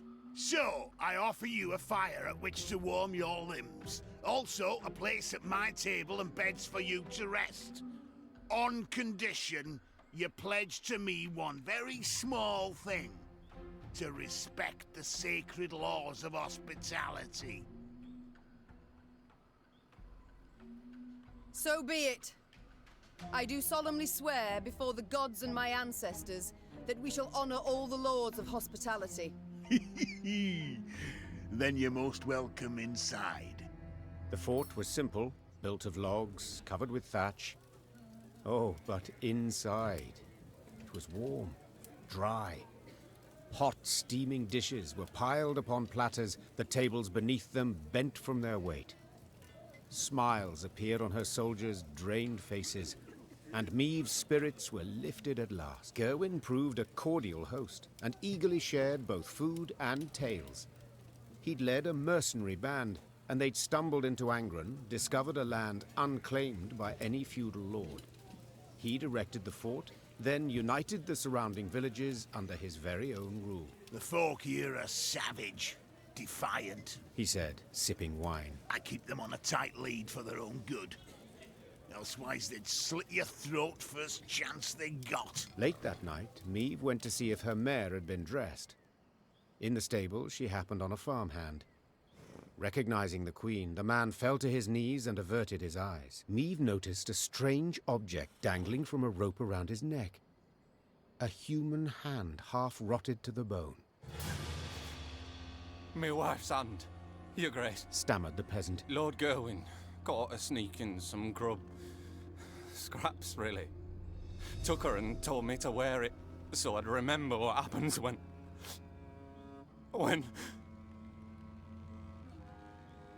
Meve left the stable without uttering another word. She went straight to the servants' barracks. In the pale glow of her torch, she looked over the peasants. All terrified, all with fresh, bleeding wounds. The queen felt rage rise inside her. The queen blew her horn. Lyrian soldiers filled the yard. They hastily donned their armor, strapped on their swords. Unsure of Meve's intentions, Gerwin's men likewise stood at the ready, weapons in hand. Gerwin! Roared Meve. Get out here at once! The stout mercenary stood at his window, glaring from beneath his furrowed brow. I don't know what you think you're doing, he called. But I'd kindly remind you of your oath and the laws. I've seen your laws. You're strict and they're cruel. So your rule will end now. Attack!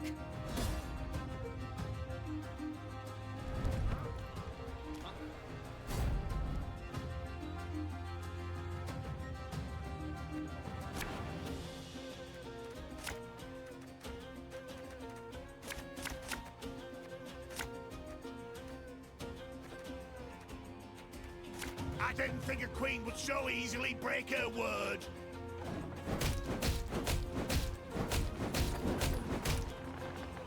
Don't like this.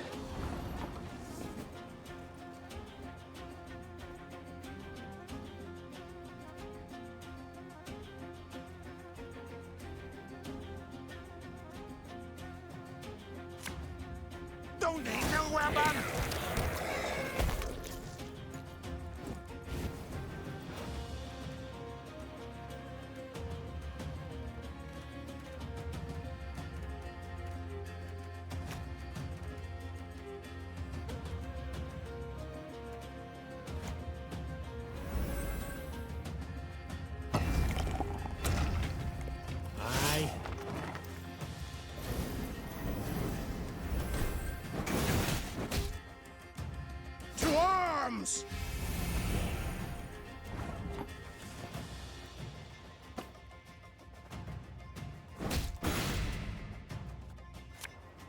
marvel is to your command.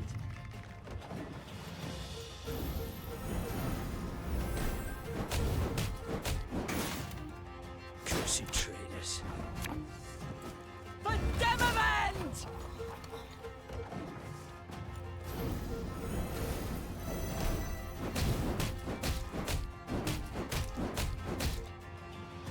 Try them!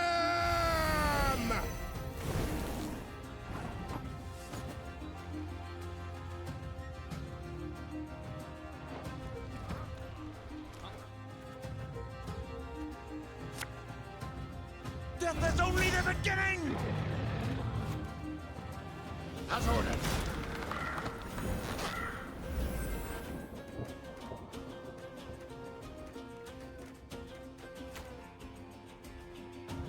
You mad? Don't shake that!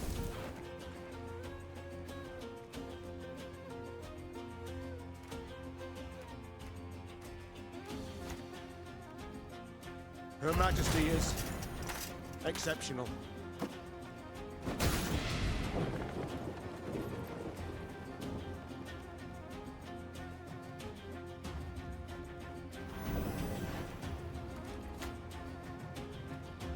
Should've listened to me, old lady.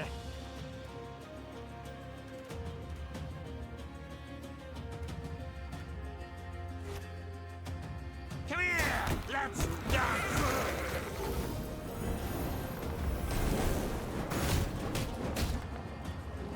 Sod it. Sod it all.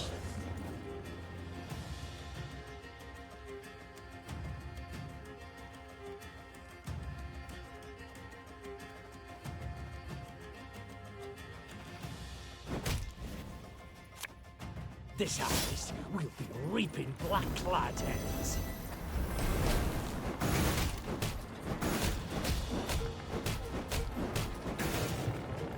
Awaiting your orders.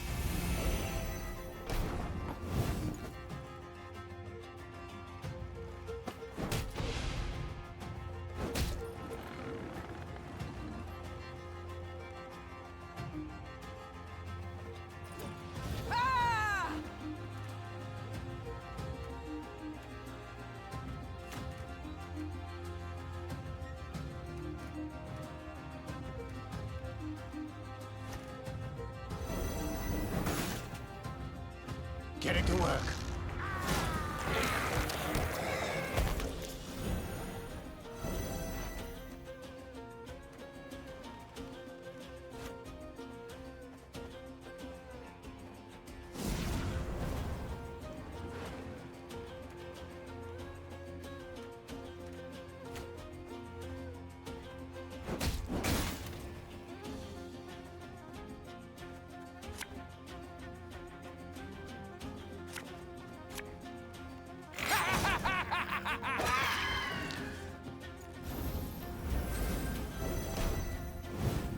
To arms! Waiting for a personal invitation?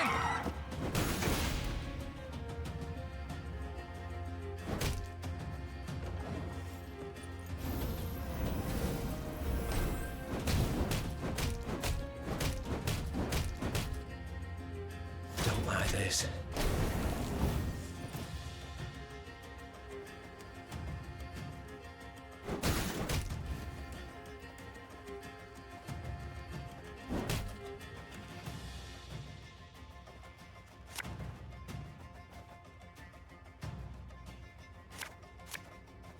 Oh, could murder a pint. Remove this pile of manure from my sight. Lame as he was, Gerwin had been a mercenary. He fought hard, he fought well, yet still proved no match for Meve. She knocked his axe from his hand, he fell to his knees, then she cleaved his head clear off. It rolled like a gourd and came to rest at the peasant's feet. You've your freedom back, Growled Meve as she wiped her sword. yet do not take it for granted. Nilfgaard is in Angren. The Blackclads will come here too. As long as the golden sun flies over the marsh, you must hide in the woods. Meve's force left the fort before dawn. She rode at the fore, lips pursed, jaw clenched. A stain on her honor. She'd broken her word. Apart from all else, it stung on the inside.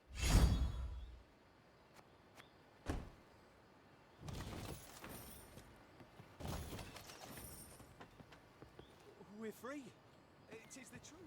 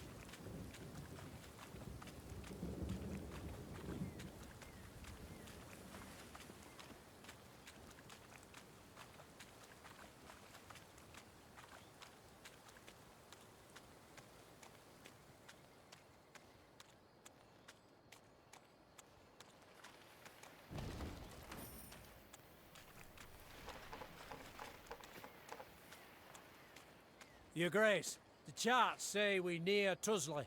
Angren renders charts helpless to show the way, I fear. Soon we shall halt to sight our exact position. We will know then if our path is true. As you wish, Your Grace.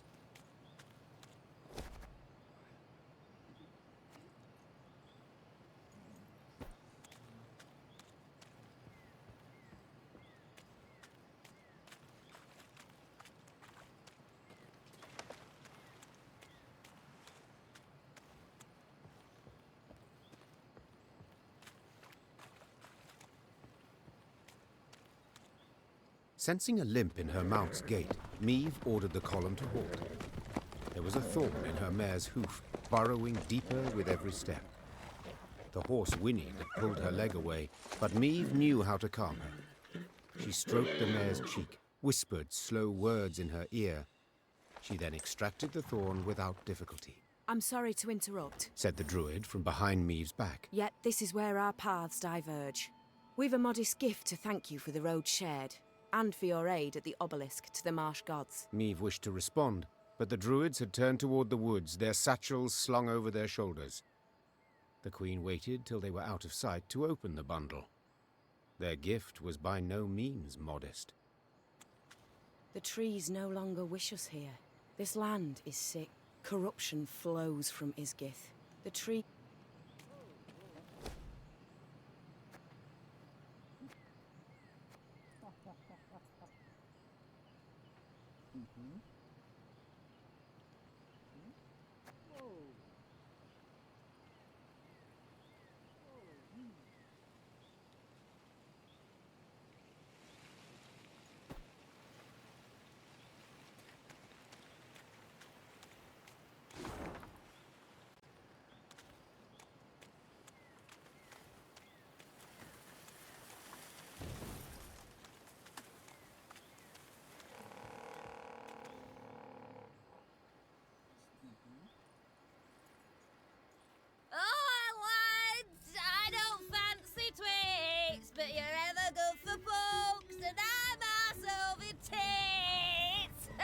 Meve and the horseman beside her exchanged a perplexed glance. They'd heard the song clearly, both its tune and its verse. Whoever had hollowed it had to be close, and given their diction, rather well oiled. Moments later, a hamlet appeared to the Lyrians' tired eyes. A great bonfire blazed at its center. Around it danced peasants, barefoot, giggling, hooting, joyful and carefree. One by one, they noticed the queen. Soon, all were silent, huddled together, children peering from behind their backs.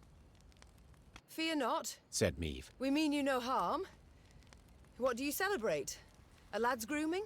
Nuptials? Nay, my lady. Hell yes. The gods have been kind. Filled us nets and snares with game. Come time we thank them. Yes. You've things to be thankful for. We do, my lady. And we's poor folk. So a queen. Well, you must as well. Your Majesty, stay tonight, feast with us. There'll be music and plenty of rum by the fire.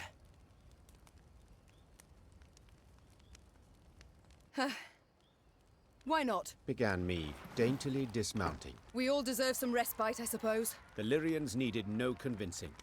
With astonishing haste, they removed mail and helmets, then eagerly joined in the fating and dance. Amidst the trilling of flutes, fifes, and fiddles, all those gathered revelled until dawn. They could rest at last, forget about Nilfgaard and the many beasts that prowled among the reeds. They'd long remember that night, the carefree laughter, peasant maids whirling in dance, the ale cold as a mountain spring, and the bread they crisped over the fire. One exchange in particular etched itself into the Queen's mind, an exchange she overheard. Not a little? Not even a teeny tiny bit? I'll say it again. It's not your concern. Of course it's not. Wouldn't be so damn curious if it were. So be it. Keep your silence. But those eyes like the summer sky, that hair like waves of grain. I see the way you gape. What do you two speak of? Your Majesty. couldn't have answered that better myself. Who does Reynard gape at? Ha! The new ballista, what else? Ah, what a piece of work. Pure art, I say. Can't tear your eyes away for an instant. Haven't you two held enough from me already? Don't play me for a fool. What's this about? Meve, honestly, you do better to... It's a private matter, Your Grace. One of the heart, you might say. If you'd allow it, I'd rather not share the details of our conversation. All right. I'll leave you to discuss whatever men discuss. Consider me gone. Meve turned and walked back to the fire, sat down on an old stump. Ha! That was close. Shh. And the faintest of smiles crossed her lips. Meve expected the villagers to request recompense for their welcome. Yet the peasants made not the slightest mention of coin, and the Queen was much moved by their kindness. Once again, those with the least had proved the most willing to share. The Lyrians did not assemble come the morn. The force marched off in the afternoon, unshaven, unbathed, dishevelled. Not normally one to overlook contempt for discipline, that day Meve understood even soldiers needed to let their guard down, at times.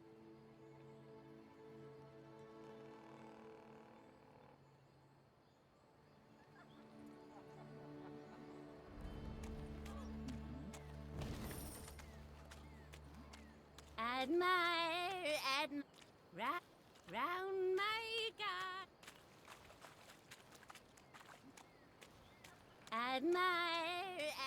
Ugly bad, play a smoke.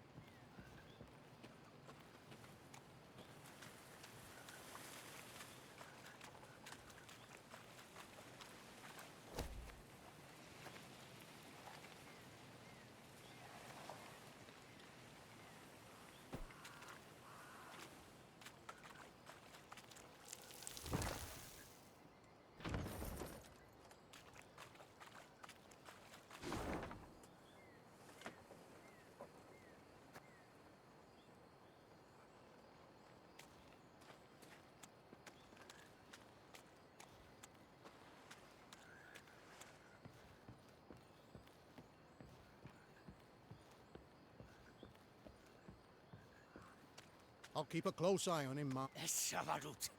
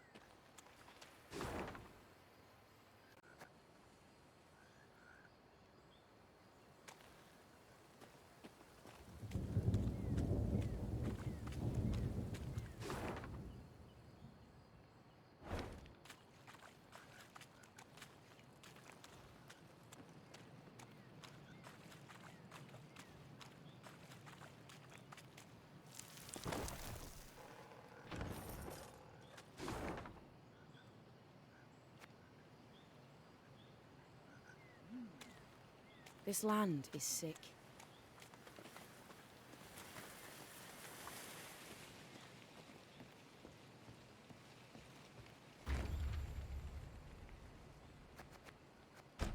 In Angren's swamps, one can easily lose one's way. Thick fog fills the air, paths end without warning, dense thickets obscure the distance. The sole way to determine one's position is to climb a tree and peer out over the canopy. This duty fell to Meve's scouts, while the force halted below. During one such delay, Meve caught the words she'd longed to hear. Majesty! Tuzla Castle!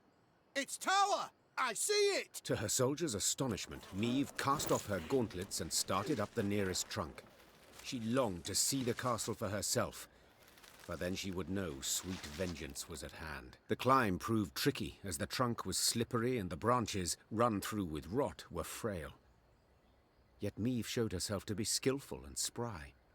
As a child, she had loved to scale trees, much to her governess' dismay. Meve looked out to see a mighty stone tower outlined against the horizon. Legend holds Tuzla Castle was to have had 3 such bastions. Yet King Ragbard, the fort's benefactor, had forsaken the effort when yet another stone transport simply sank into Angren's boggy roads. It was a moment of respite for Meve, a moment of quiet joy. She breathed and tasted air free of the bog stench. She took in silence undisturbed by the hum of mosquito swarms. And she relished her prospects. The coming battle against Caldwell.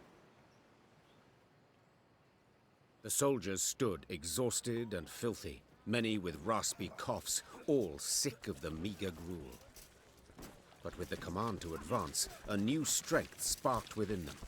Their step was lively, a fire burned in their eyes, each hoping to spill Caldwell's entrails, then dash them upon the fort walls. Yet as they drew near the stronghold, perched atop a stone isle, their verve dwindled, enthusiasm waned. They had taken fortresses with thicker walls, taller towers, and manned by more men. Yet they'd never seen nor laid siege to a fort standing on land so ill-suited. To rush the bulwarks through waist-deep mud. Was this even possible?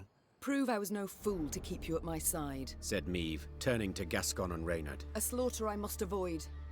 How will I do it? Your Grace, began Reynard, set our machines to sling boulders. At the west wall, it's weakest. 'Tis our best chance at a breach. Our men'll need cover, added Gascon. Reeds we must harvest and burn. Smoke will cloak us, conceal us from the castle's defenders. Good, agreed the Queen. Now get to work. Amidst billowing blue smoke, Lyrian footmen rushed through the breach wrought by Reynard's catapults. Though she had yet to forgive her companions, Meve had to admit they'd given her sound advice.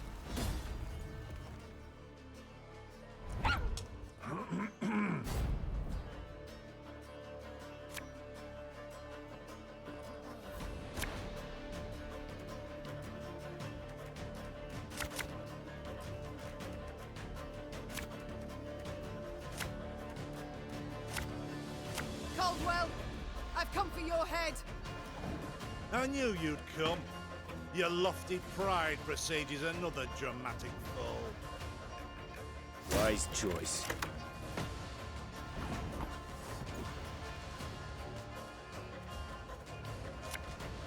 For Demavend!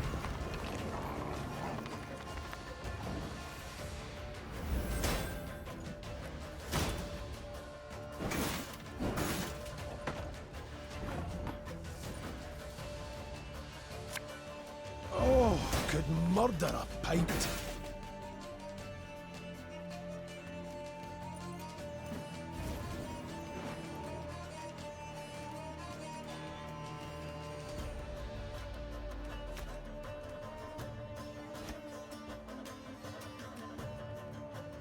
Hammer done in a jiffy. My scars? No, they don't hurt.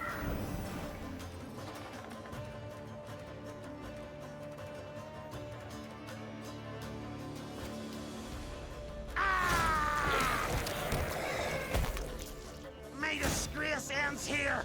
Time I wiped it away. Her Majesty is exceptional. We must exploit the breach in their fortifications, Your Grace.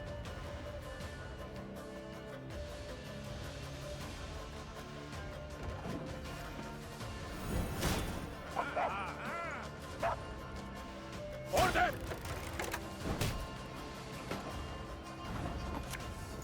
The Morale drink with our forefathers!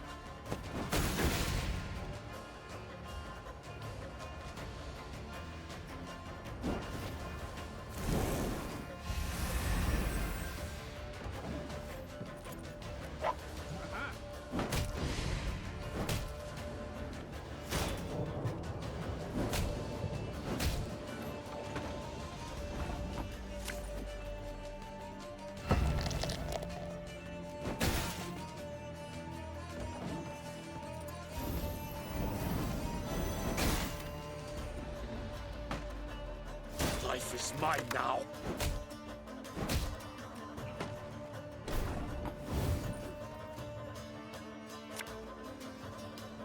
This harvest will be reaping black-clad hands.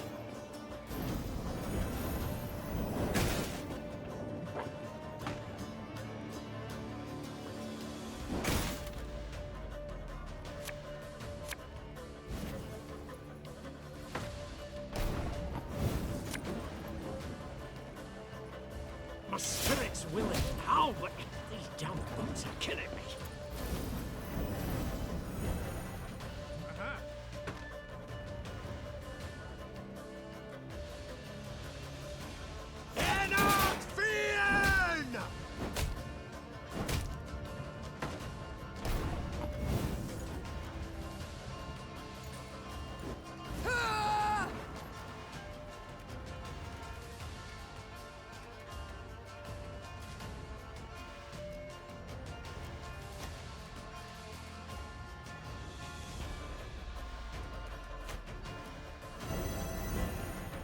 Nothing personal, I assure you. Their archers shouldn't be any more trouble. My pain serves a purpose.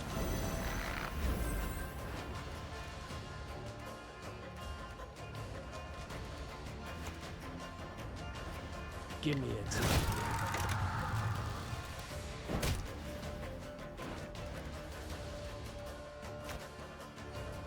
This could hurt. Obelisk in your command.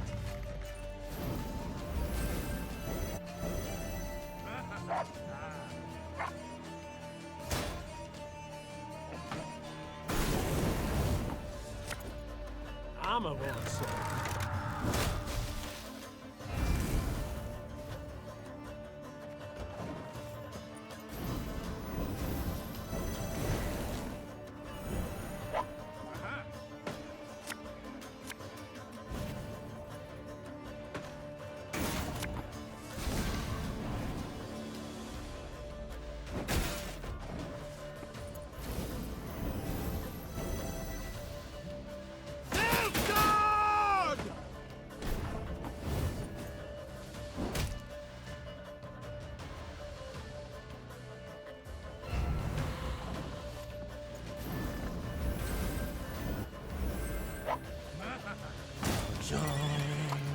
John.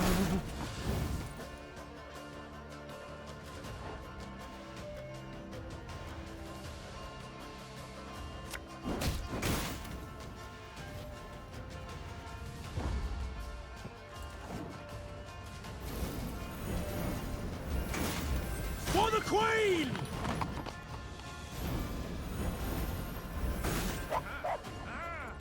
God save the Queen! For the last! No one touch him! The Count is mine! Many of Meve's victories have been immortalized in poetry and song, but not the fall of Tuzla. Lyrians fought Lyrians. Brothers killed brothers, in rain and mud, midst a cursed swamp. Certainly nothing to inspire a bard. Near the battle's end, Meve stormed the great stone tower to which Caldwell had fled. The Queen ascended the stairs, dealing blow after blow, blood cascading down in her wake. She reached the top floor to find the Count waiting, with no intention to defend himself. If it's mercy you expect, you'll be sorely disappointed. Mercy? I know you all too well for that, Meve.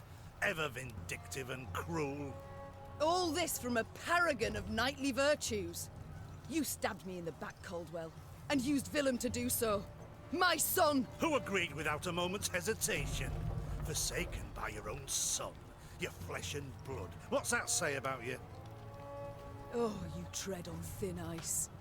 Choose your next words carefully. Spare me your threats. You'll kill me all the same. Death can come in many ways, Count. Some quick, some slow. My, how you strut and vaunt. Terribly sure of yourself. Perhaps too sure. Your castle is mine. I've crushed your force. I dare say no, I'm not. Precisely my point. Don't you see? The Empire's not one army, it's dozens, hundreds. It's what I strove to knock into that thick dome of yours. Alas, you're too much a dullard. Soon as I'd learned you'd crossed into Angren, I sent for reinforcements. They'll be here soon. 3 regiments, armed to the teeth.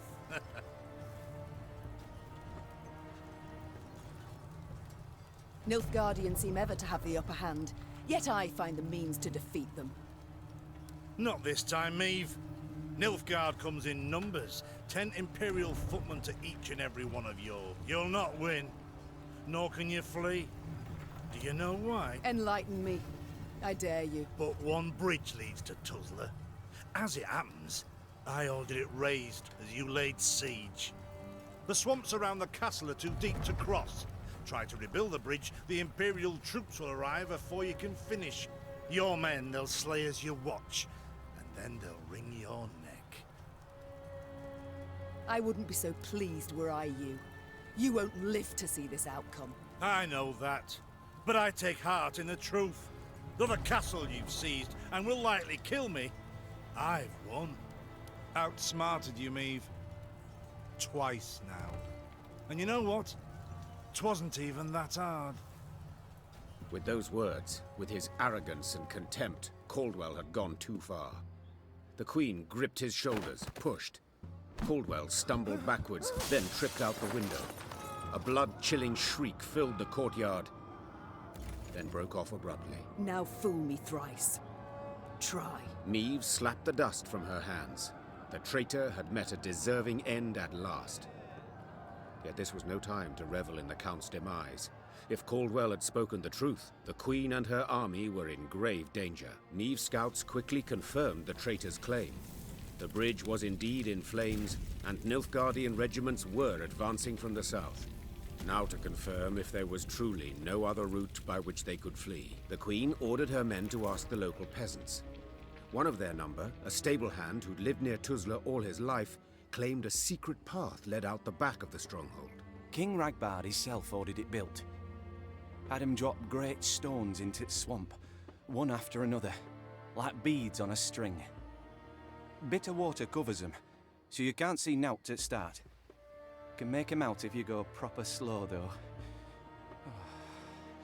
What is it? The stones, they lead to Isgith. And there, my lady, lurks an evil worse nor any black-clad army. What? A beast of some sort? Some say beast, others god.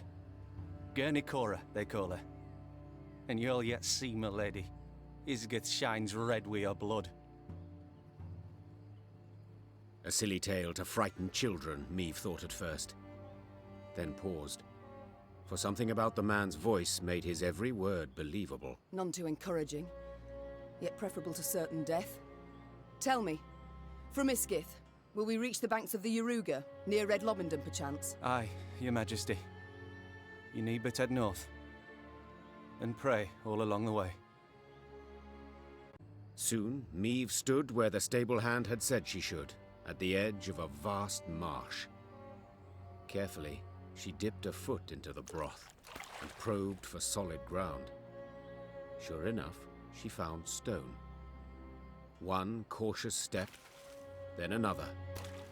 Meve slowly strode off towards Isgith.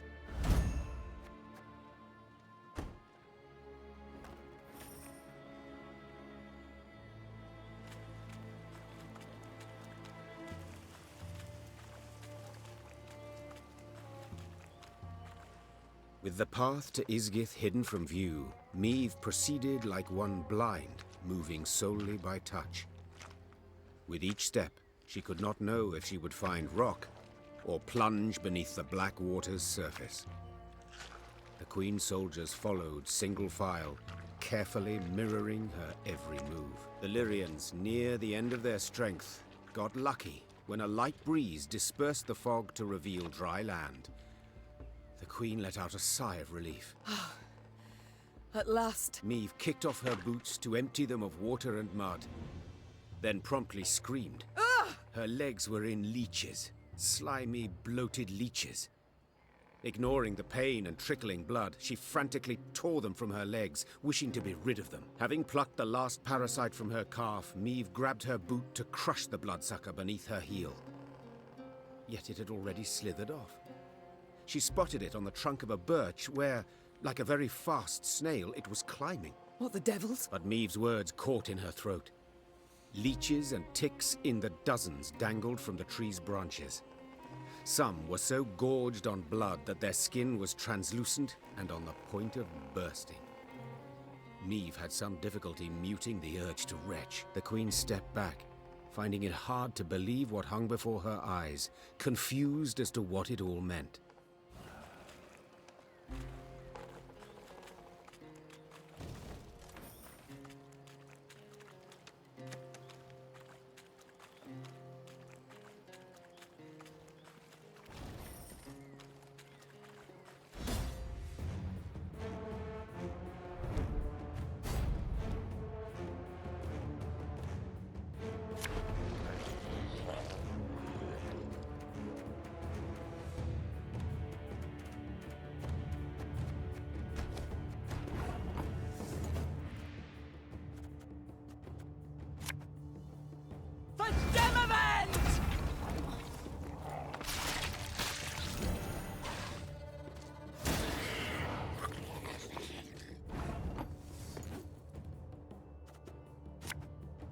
As ordered.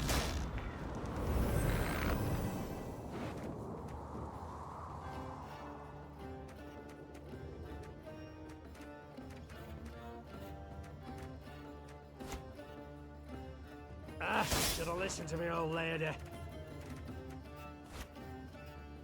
This harvest, we'll be reaping black-clad heads. Discipline shall bring us victory!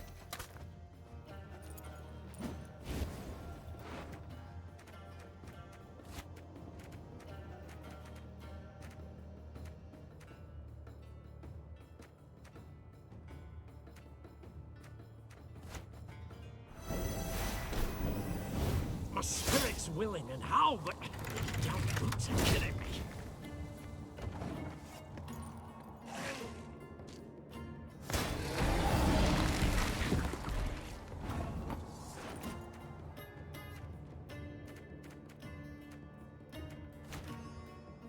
Arbalist is your command. There's a time to reap, a time to sow, a time to die.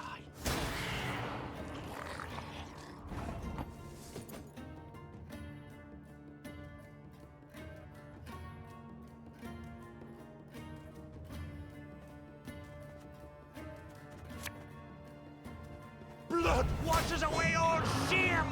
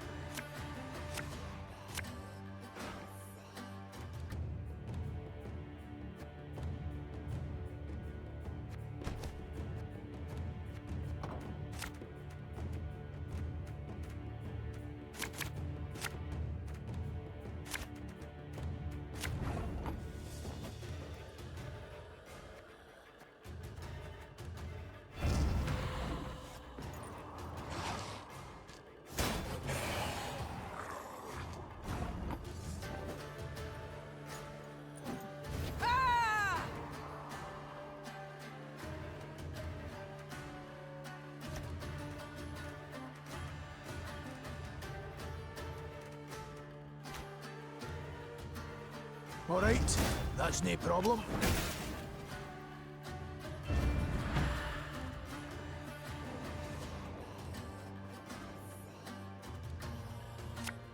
Is today the day?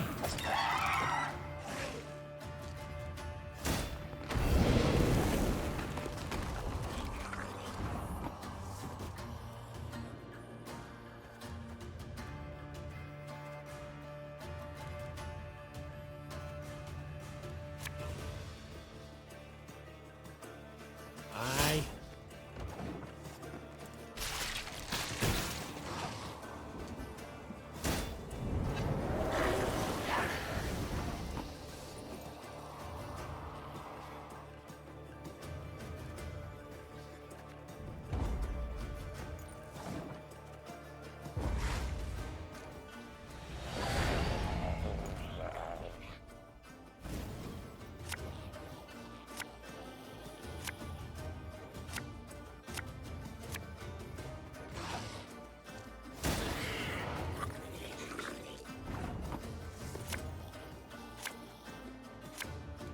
Come here!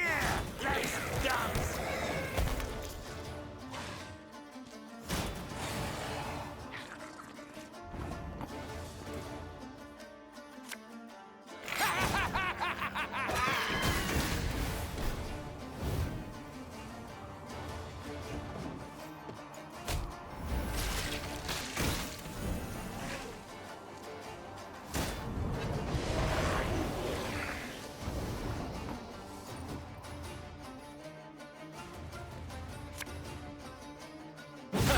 Ludicrous! Give me some of that.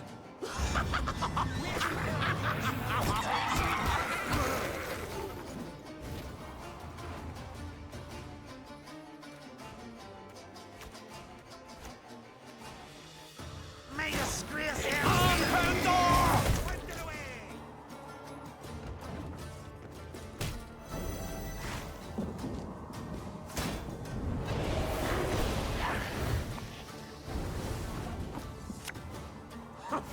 Think I'm a beer!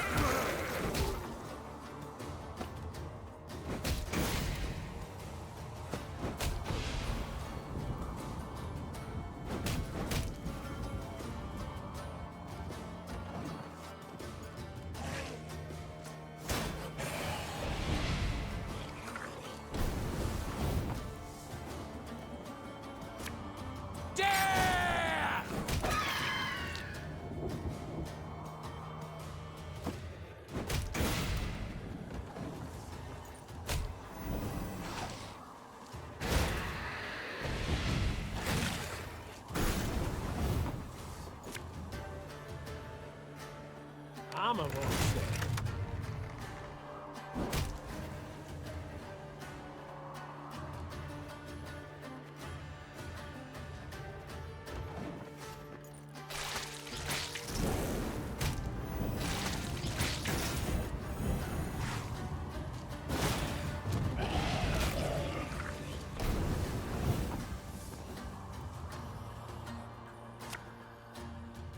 Getting to work.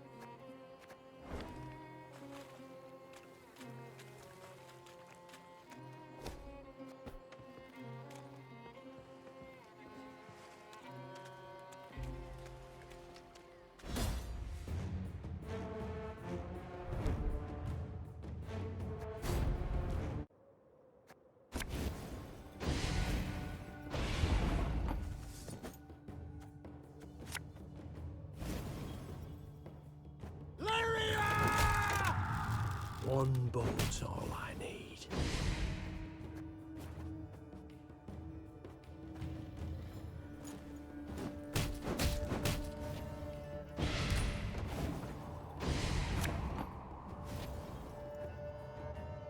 Give me a target. Arbalist at your command.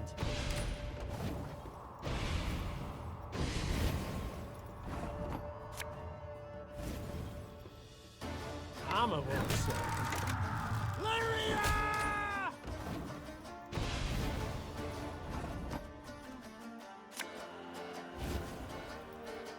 One boat.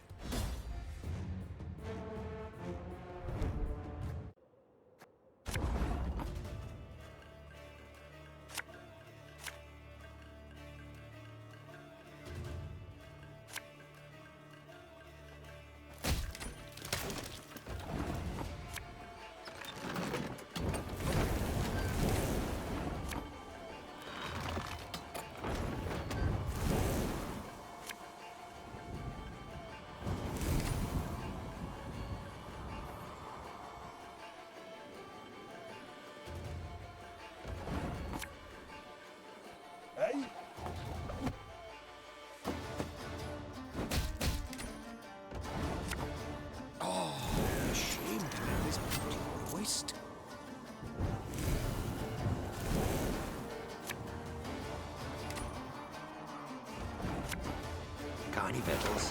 Hungry like a wolf, I am.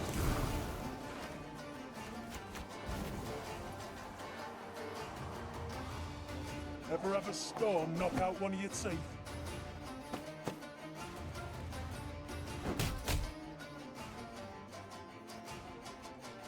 I only loot corpses, but sometimes they're quite fresh.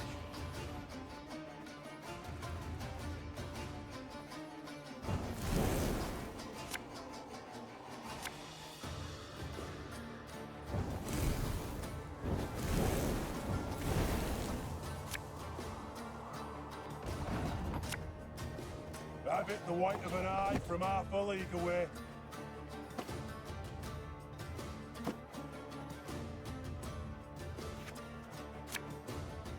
You can try to win them all, but you won't. Bigger they are, easier they are to target.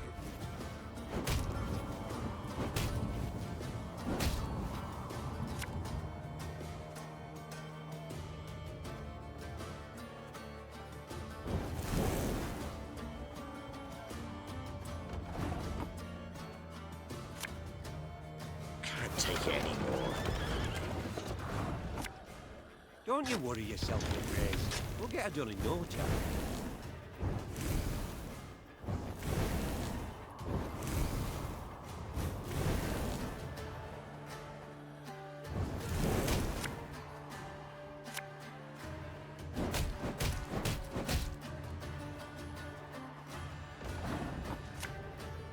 Got any victuals? Hungry like a wolf, I am.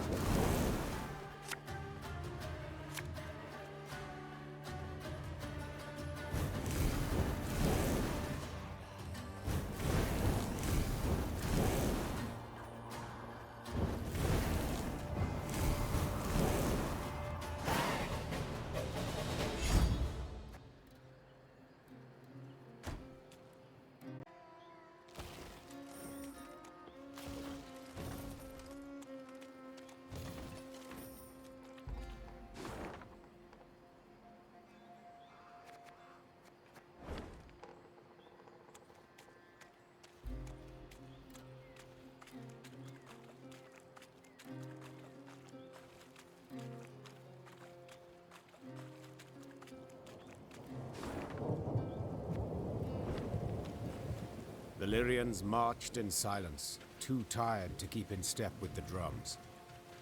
Suddenly, the wind rose to a howl, and there was a loud crash of thunder. Blast! Meve leapt from her saddle. We camp here.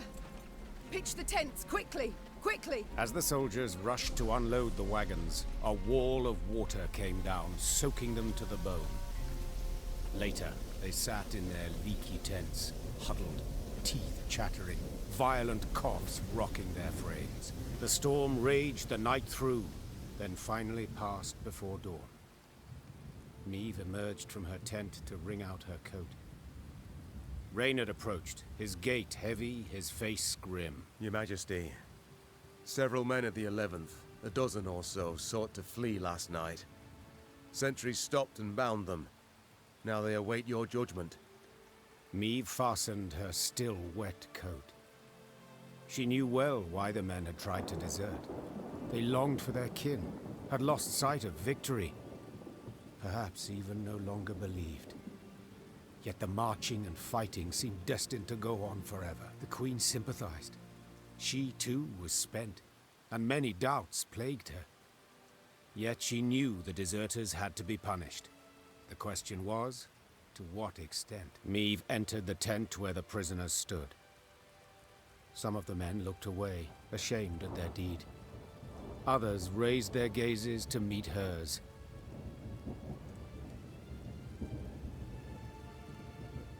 You all know the penalty for desertion. Meve said to the soldiers bound at wrist and foot. I ought to have every last one of you hanged. Yet, we've come far along a treacherous road. Endured hardships extreme. This I considered against your crime. You shall lose rank and receive no pay for 1 year. Now get out of my sight. Immediately! The deserters mumbled their gratitude and rushed out of the tent, fearing the Queen might yet change her mind. Meve then left for her quarters.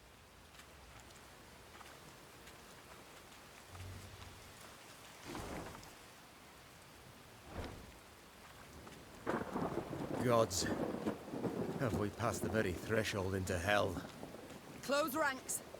None is to step off the path without clear orders to do so.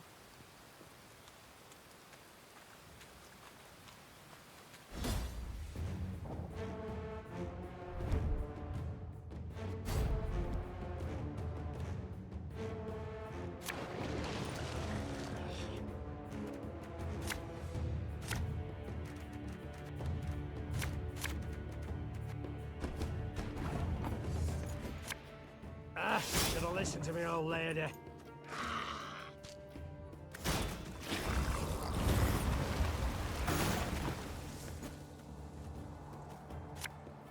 I'll fight to my last breath.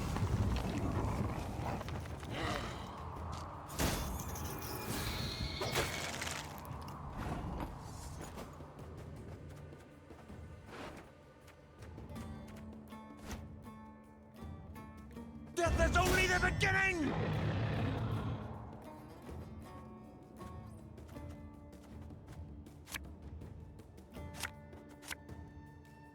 Give me a time.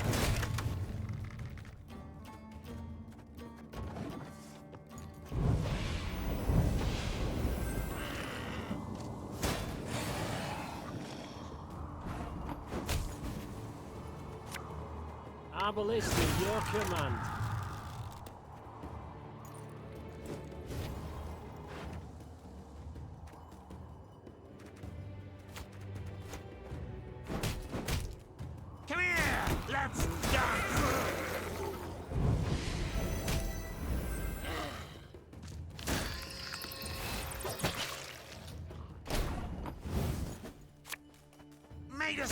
this ends here! Timer wiped it away!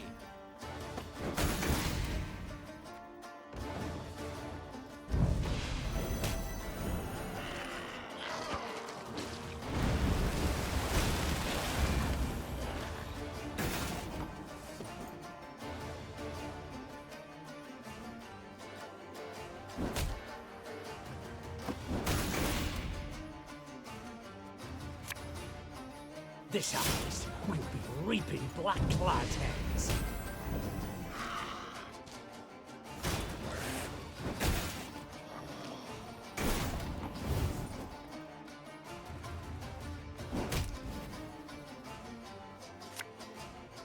Discipline shall bring us victory!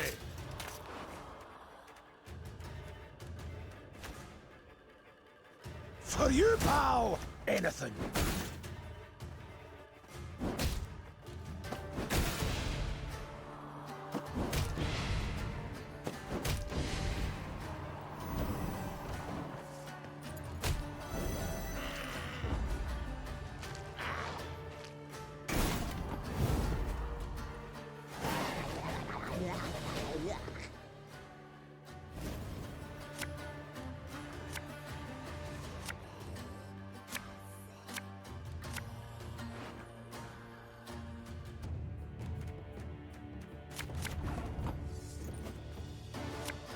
My spirit's willing and how, but these damn boots are killing me.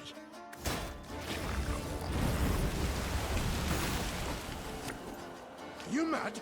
Don't shake that!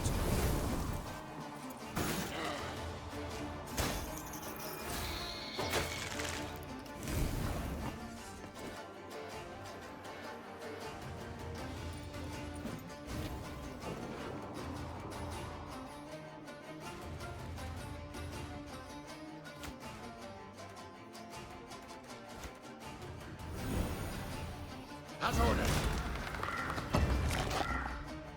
God is Rivia! Tomorrow I'll drink with our forefathers!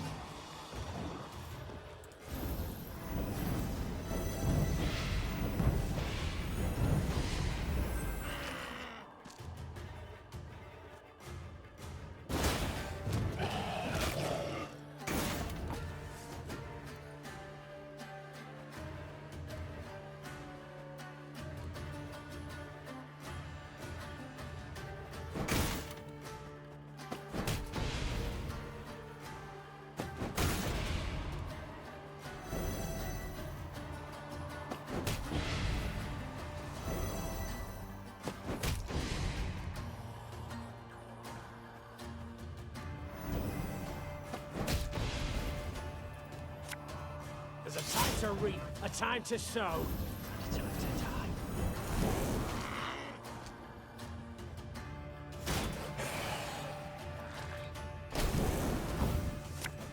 Aye.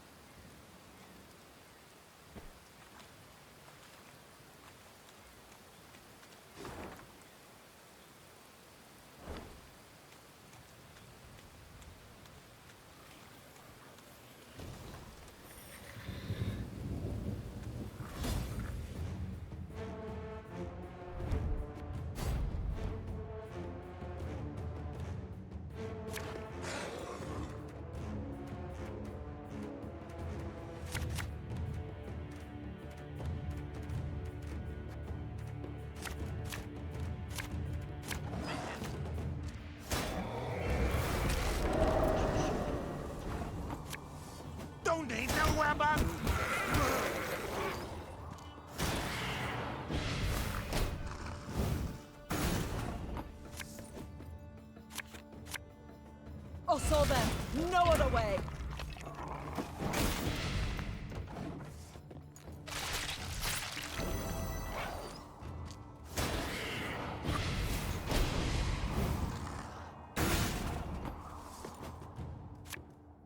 Come here! Let's dance!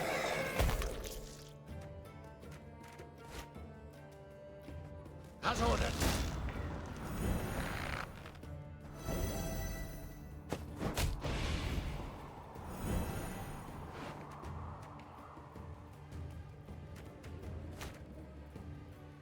Discipline shall bring us victory!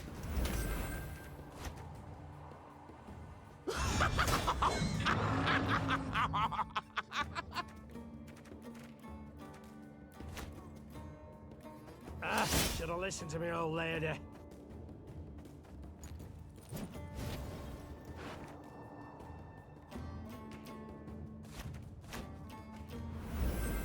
Getting to work.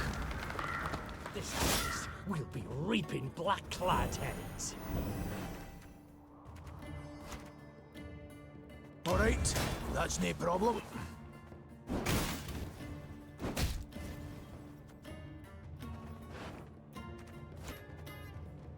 Give me a time.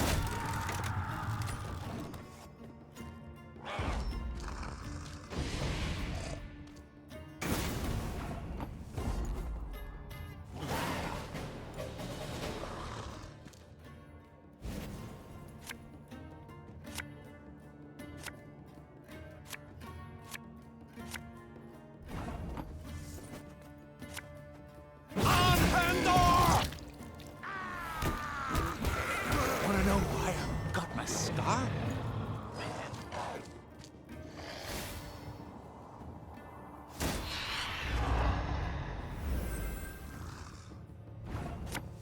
Is today the day?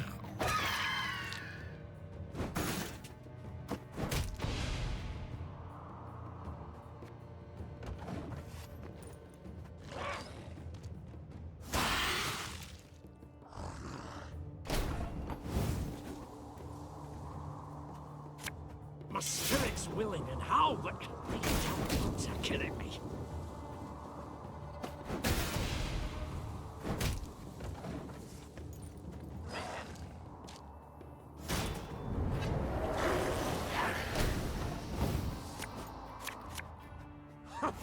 Think I have a beard!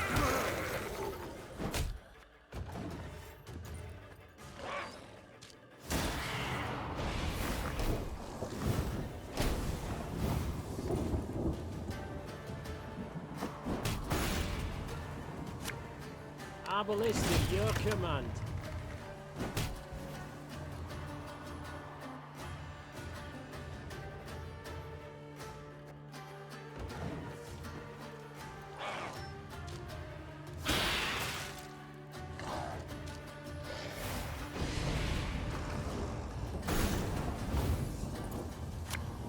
There's a time to reap, a time to sow, and a time to die.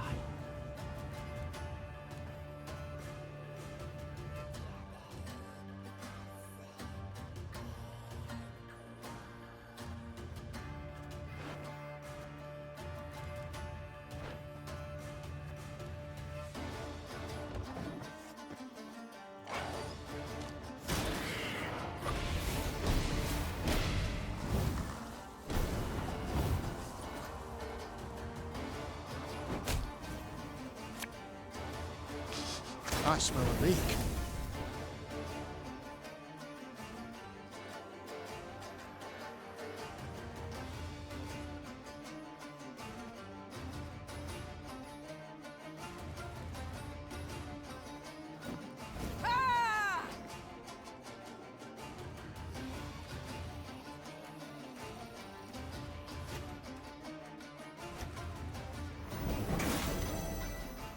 Don't need no weapon!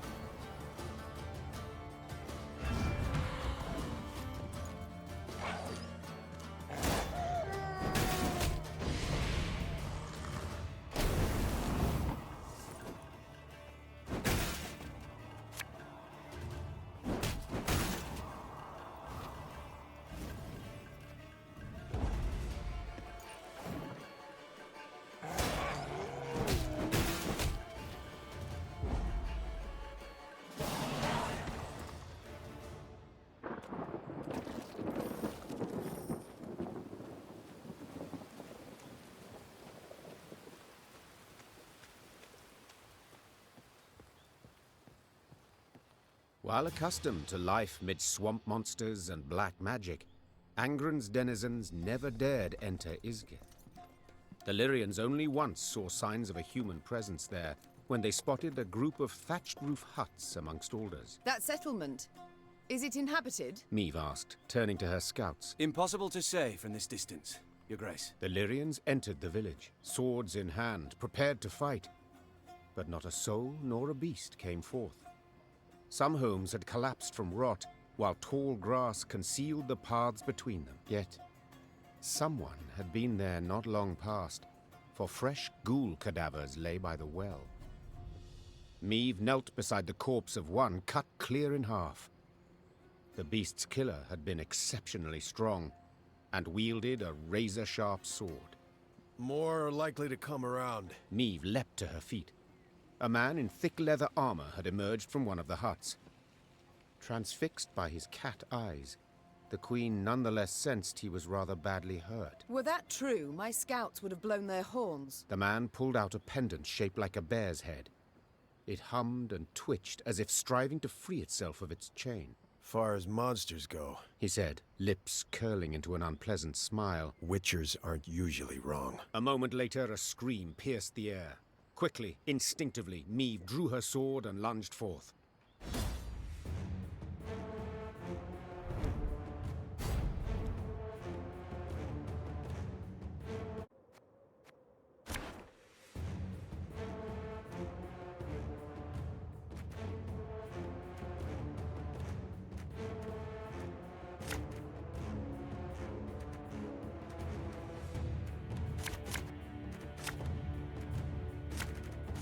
Approach!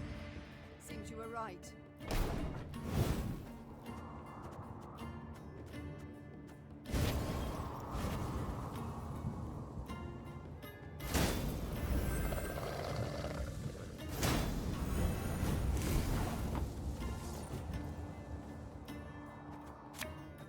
Death is only the beginning!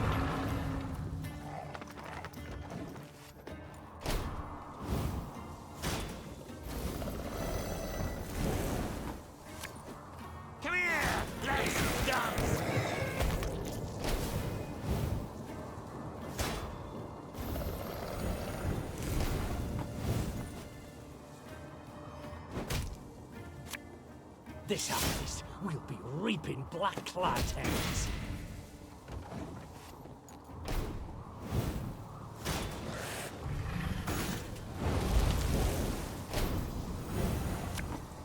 My spirit's willing and how, but these damn boots are killing me.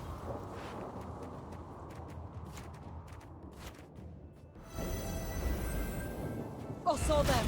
No other way.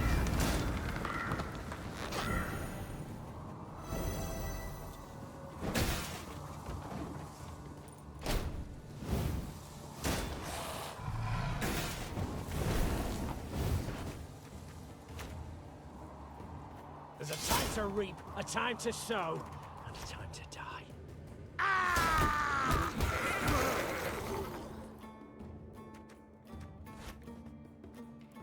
All right, that's no problem.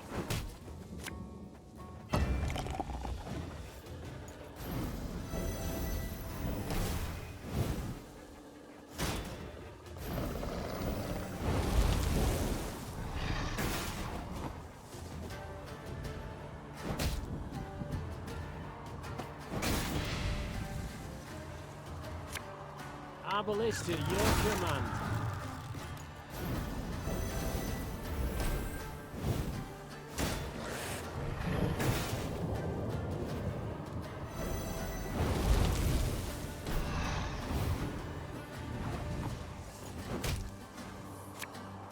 Discipline shall bring us victory!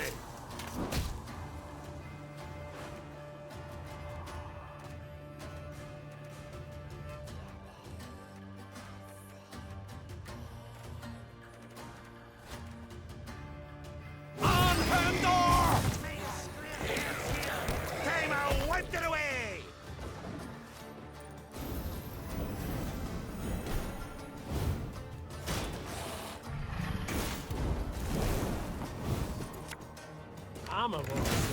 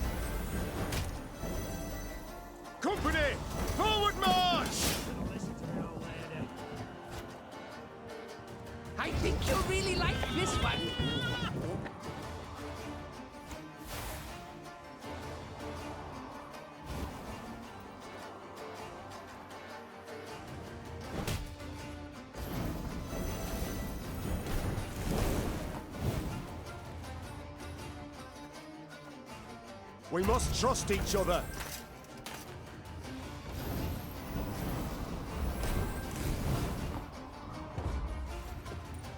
That'll be the last of them. Should be quiet for a bit.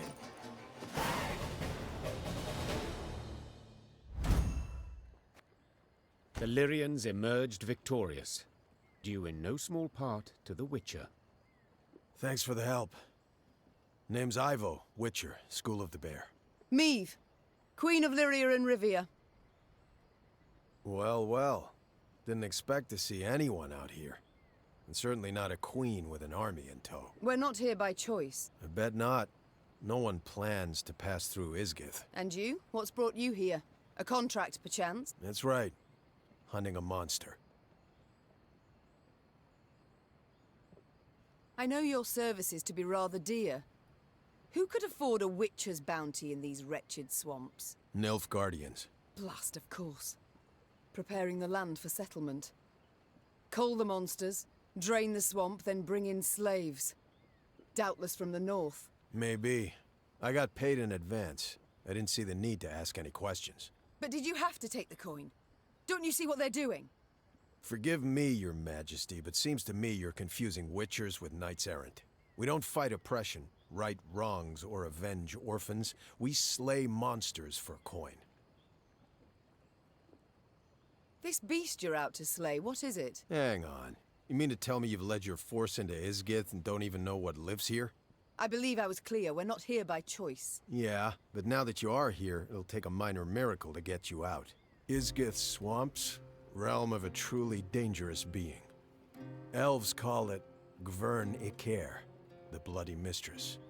Over generations, locals twisted the name until it became Gwent-inspired.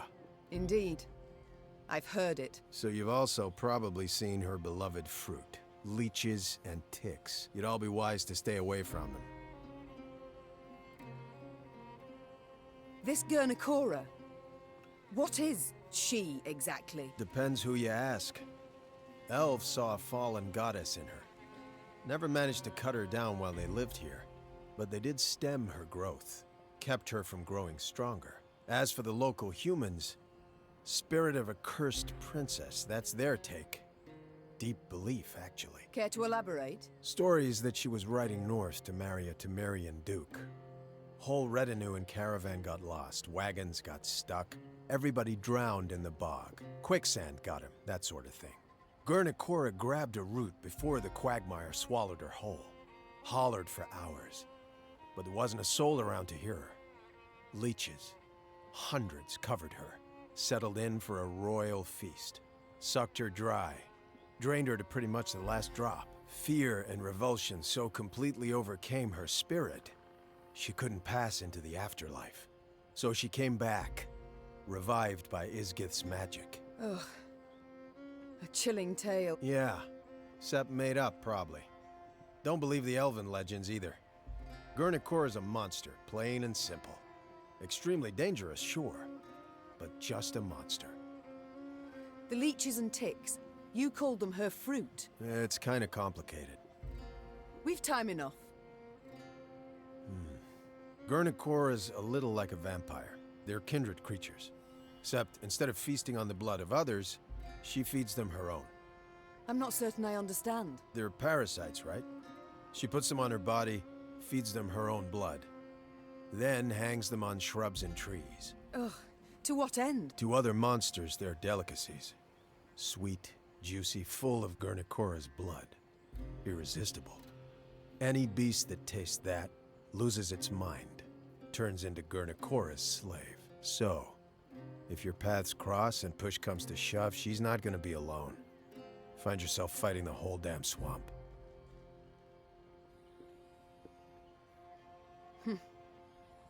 How are we to fight her? How might she be killed? Sorry, sharing secrets. Just not something we do. Not even with those who saved your life just moments past. We gotta wait till she starts feeding the parasites. She's weakest then. Stand a chance to hurt her. Right. So we attack only once she puts the leeches to her skin. Yeah. And when you kill her, if you kill her, any beasts under her spell will weaken considerably. And then, you gotta burn her corpse. I mean it, understand? Burn it. And you? Will you not hunt her any longer? No, I will. Just need to prepare. Realized that today. Gotta brew some potions, blade oils. Come back in a few days. I don't even have that much time. Nilfgaard's hordes pursue us. I must march on. In that case, wish you luck. Lots of it. I suppose there's no argument that would persuade you to ride with us. Your Grace, mutations strip us of emotion, not reason. The Witcher vanished midst the trees. And Meve simply hoped her soldiers had not overheard any part of their conversation.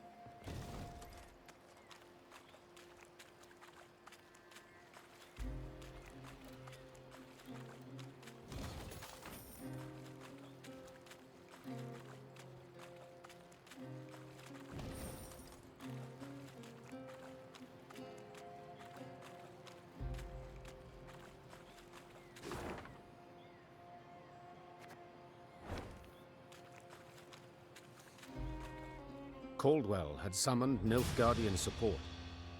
Meve assumed they were not far behind. Yet in the unforgiving terrain, a full Nilfgaardian division could not hope to close the gap. Small detachments, however, light cavalry or footmen, could very well do just that. So when black-clad men emerged from the mist, the Queen was not surprised. She ordered her troops to fall in, form up, and brace to defend the line. Yet the attack never came. The invaders stood silent, motionless, and Meve got a closer look. They were slouched, ashen-faced, unsure of step, and covered in sores. Isgith had treated them as cruelly as any. Teetering in his saddle, the commander broke formation. He rode forth and addressed the Queen in fluent common tongue. Half my men are wounded, the others sick. Your force does not fare much better. True. Yet we outnumber you soundly. Indeed. If it comes to combat, you are certain to win. But in this damn swamp, all wounds fester. Flesh is quick to rot. You will lose many more apart from those who fall.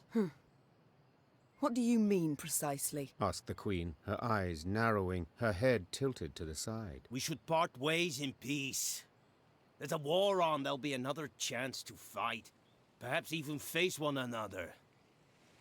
But not here. And not like this. Suddenly unsure, the Queen weighed the officer's words. Their logic was sound, though they could also prove a ruse. Your Grace. Xavier's voice came from behind Meve's back. We can't let them pass. They've done only harm, and they'll not stop and go home. So be it. I accept. Meve answered after thinking a while. We shall cross swords some other day, beneath a clear sky, on solid ground. I will hold you to your word, Majesty, replied the Nilfgaardian, then raised his arm in salute. The retreating Imperials marched past the Lyrians. Along the slim path, their shoulders nearly touched. Meve soldiers glared from beneath their brows, their eyes locked on the foe till the last vanished in the woods. Then, collectively, they let out a sigh of relief.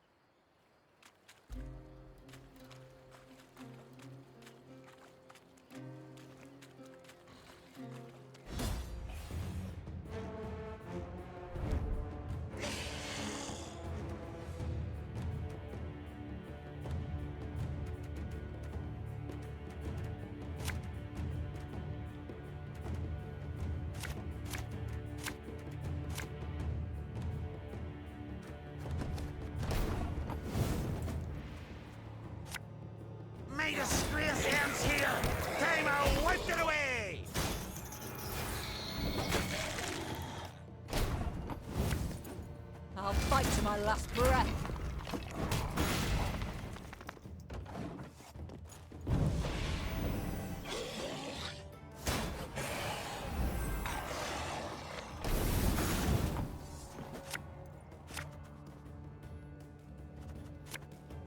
As ordered.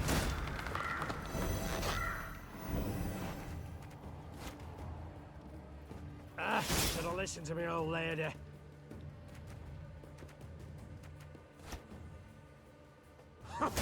Think I'm a beard?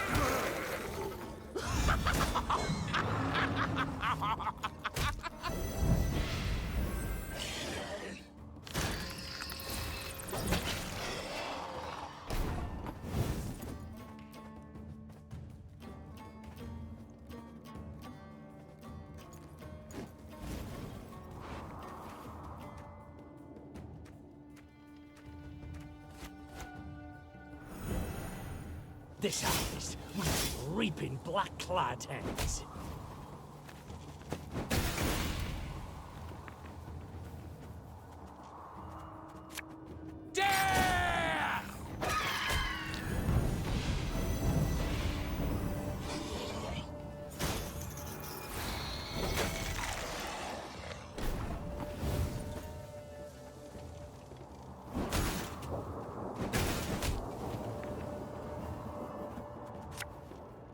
Don't need no weapon!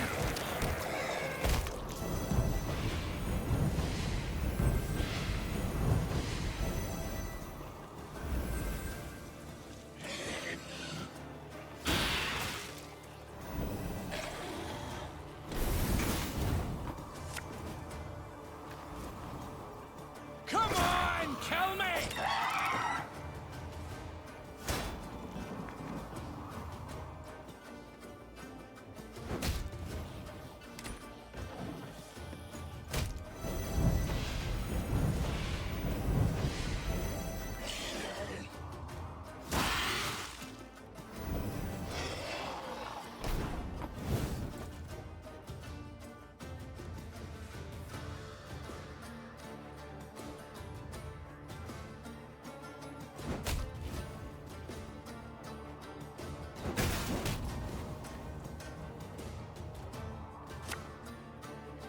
Abolition, your command.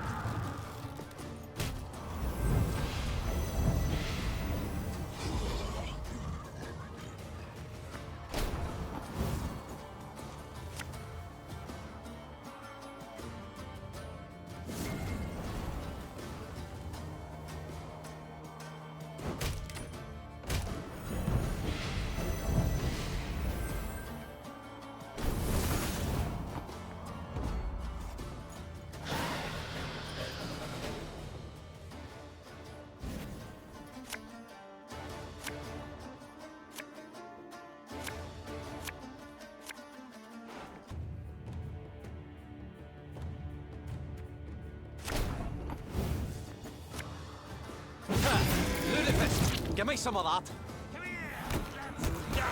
Wanna know why I got the scar?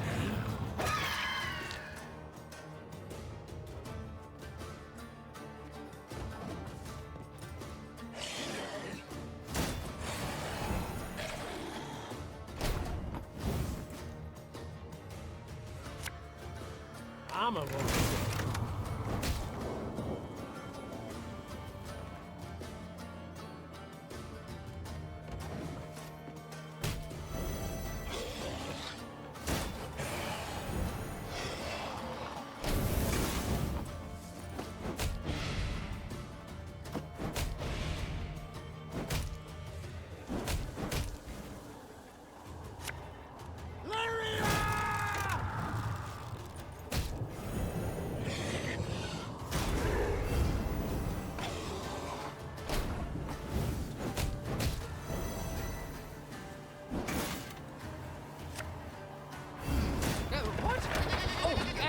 Yes, I'm on it.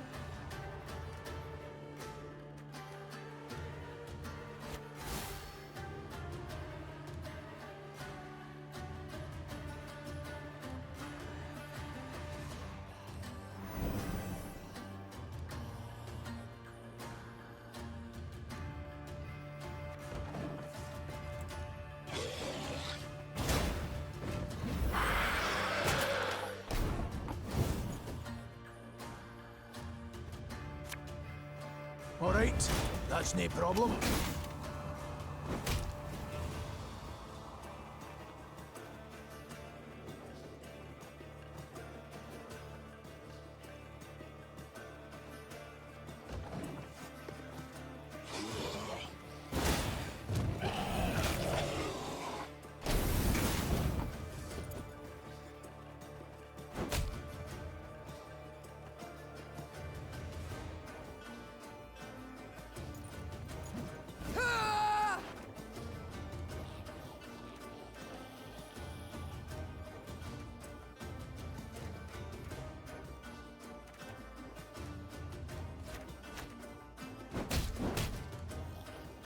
For you, pal!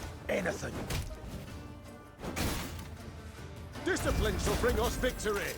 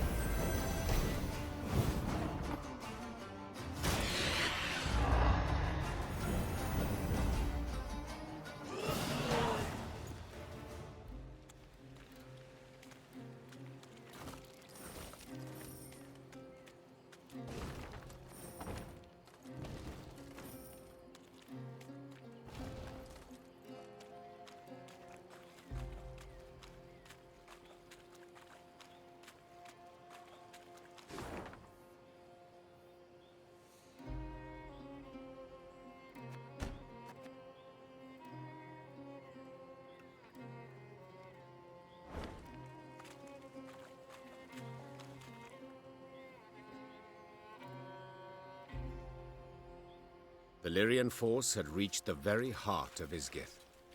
From every branch, vine, and shrub hung leeches and ticks by the dozen. Swollen with blood, their abdomens glistened, glowing red in the misty air so putrid it set Meve's head to spinning. She paused at a moss-covered boulder, pressed her flushed forehead against its cool surface. Her soldiers passed by, pallid, filthy, drained. She wished to say something, lift their spirits. But instead a cough rattled her breast. Suddenly, splashes all around Meve in the water, as if a rain of fist-sized drops had begun to fall. The Queen lifted her heavy gaze. Seemingly on command, ticks and leeches dropped into the warm, soupy waters, then clumsily wriggled off toward a dead alder grove. Meve knew at once what skulked behind the trees. Gernicora, Isgith's mistress. Isgith's queen. Weapons at the ready! The queen roared. Close ranks! The Lyrians quickly converged, formed a wall of shields, and crouched behind them. Terrified, they stared as a multitude of eyes flashed open.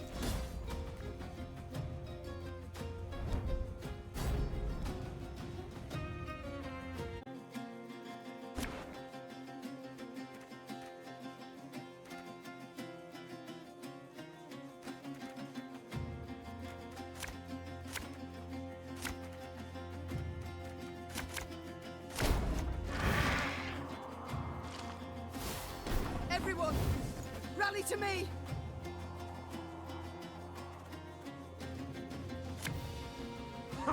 Think I'm a beer! Majesty! These parasites, they feed on her blood!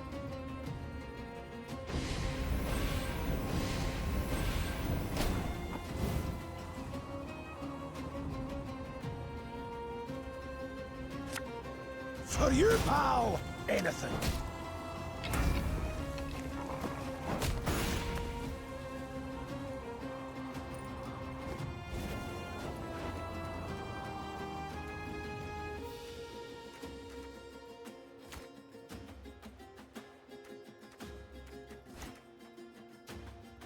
Blood washes away all shame!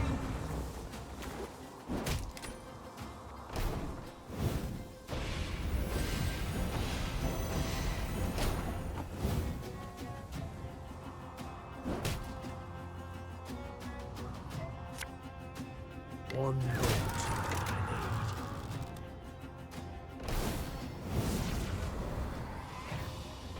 How quickly the scales tip.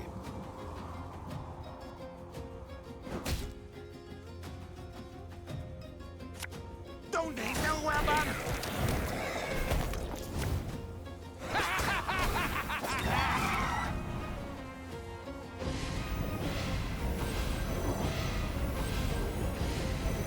These ghastly beasts can be slain. They can be overcome.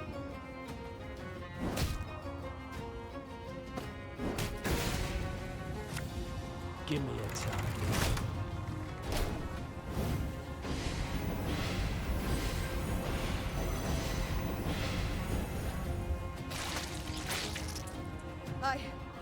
I believe it's dead.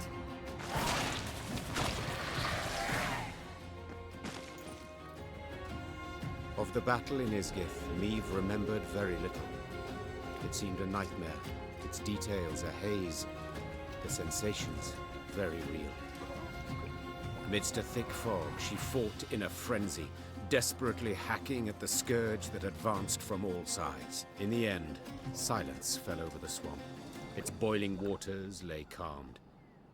The ticks and leeches were gone, while Guernicora lay among rotting leaves, covered in blood, unmoving. But still a fearsome sight. Burn the corpse, Rasped the Queen. and we move on. The soldier's eyes darted about in a series of silent glances. It took Meve a moment to realize the difficulty. They still feared it. Though the monster's lifeless body lay on the ground, they dared not go near. Were she to repeat the order, they would carry it out. Yet she did not wish to force that on them. Swallowing her own revulsion, she walked up to Guernicora's corpse and set it alight. The air soon filled with the suffocating stench of burning hair and flesh. Sparks belched out as melting fat fell on flame. Until finally, nothing was left of the bloody mistress but scorched bone. The Lyrians resumed their march towards the banks of the Yaruga. They forced their weary legs to maintain a swift pace, and stole no second glance at what they'd left behind.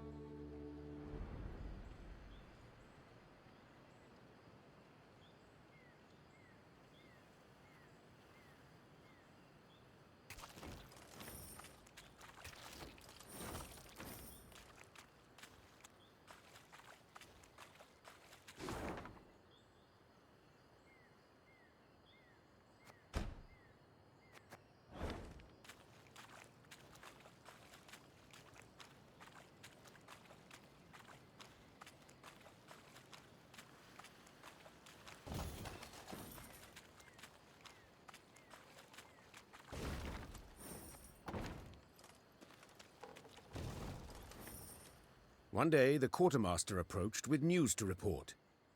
Alas, bad news. You're great. Our food stocks have near run out. And about villages, folk have naught to spare, not even to trade. The Queen dispatched small groups of scouts. They were to scour the countryside for hunting camps, beekeepers, charcoal burners, any souls willing to trade food for coin or goods.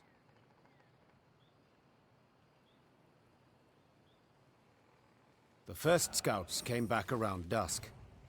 The last 3 detachments returned not at all. At first, Meve suspected they'd fallen prey to monsters, the beastly or Nilfgaardian kind. Later, she learned the men had left naught of their belongings behind. She'd been soft-hearted toward deserters.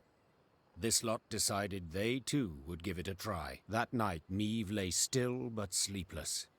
Beneath thin covers, she was cold, hungry, irate.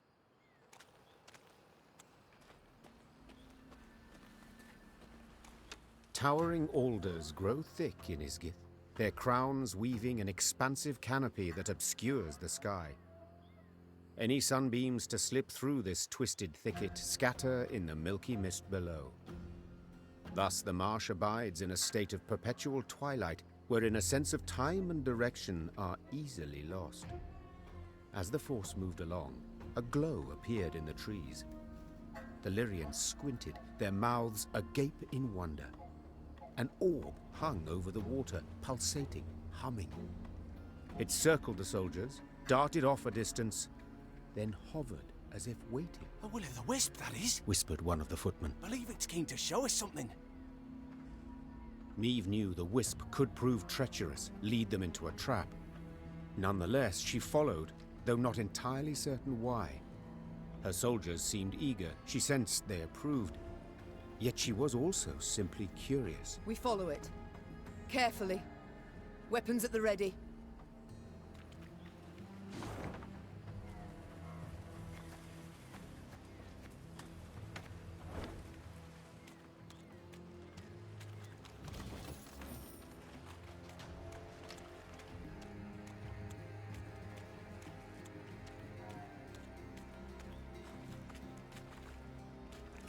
As the wisp led the Lyrians down a narrow, winding path, Meve surveyed her surroundings warily. Beads of sweat emerged upon her brow, but her fears in the end proved unfounded. For at the path's end, the troops found what appeared to be a caravan's remains. Its wagons, rot-eaten, half buried in the bog, had sat there for decades, perhaps longer. Despite this, gilded panels and scraps of silver-threaded fabric showed they'd once been rather ornate. Inside the wagons, the soldiers discovered many steel crates. Rust-covered but intact, they contained truly dazzling treasures. Sacks bulging with gold coin, pearl-encrusted goblets, exotic velvets and silks in beads. Blimey, the sheer amount. And here of all places, a footman muttered under his breath. Meve quickly pieced it all together. She too had once ridden in such a caravan, splendid and laden with gold, when she'd left her home to marry. The rest of the story was not difficult to divine. This was a maiden's dowry. She and her retinue lost their way. Isgith proved their grave. The wisp circled Meve's party, blinked several times, then faded into thin air. The troops resumed their march, and all seemed in order. Seemed, for soon several footmen were discovered to be gone. Greed had been their ruin. They'd grabbed too much. The loot had weighed them down, and the marsh had embraced them.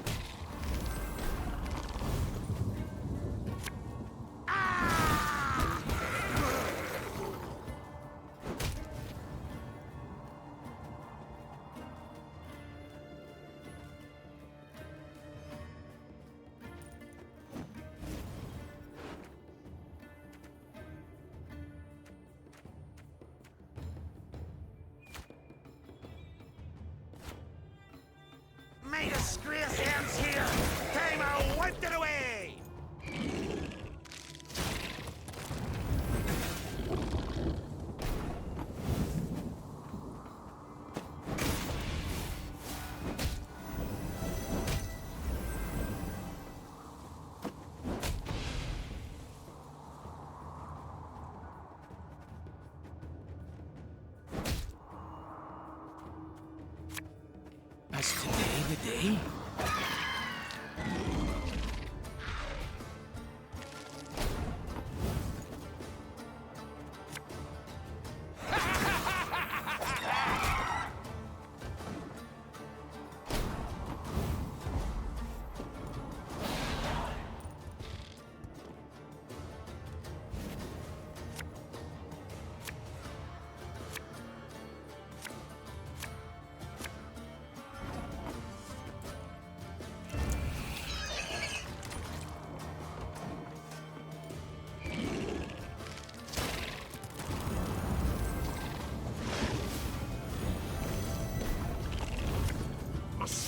Willing and how, but these damn boots are killing me.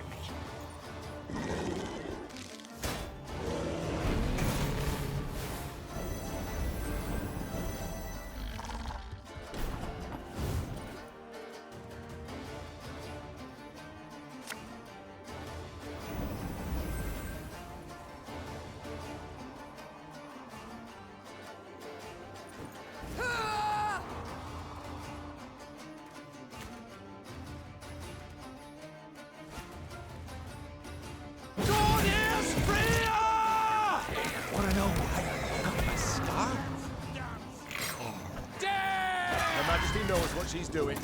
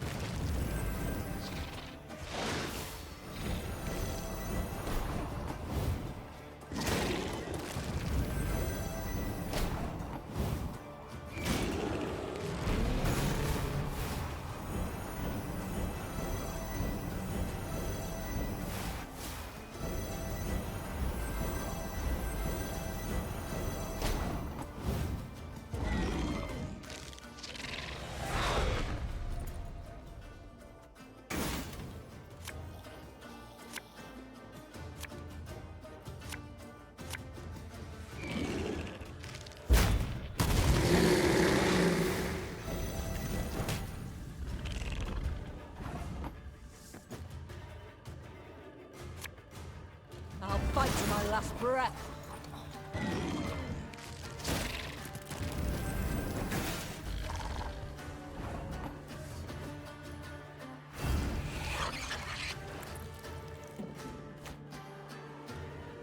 For you, pal! Anything.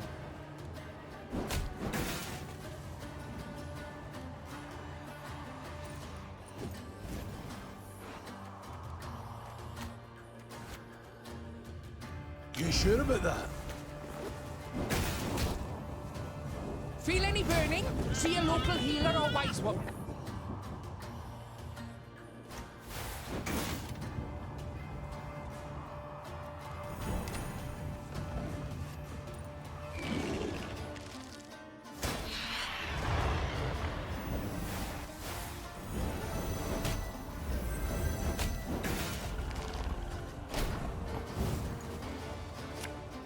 There's a time to reap, a time to sow, and a time to die.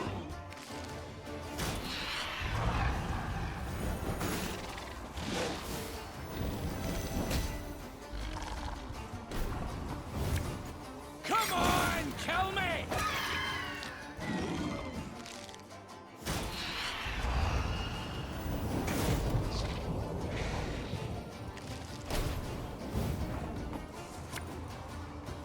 I will listen to your command.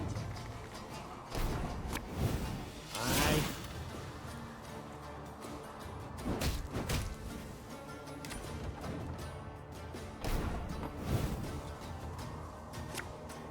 As ordered.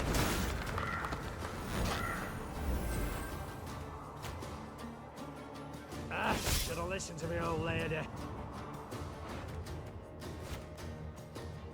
This harvest will be reaping black-clad heads. You mad? Don't say that!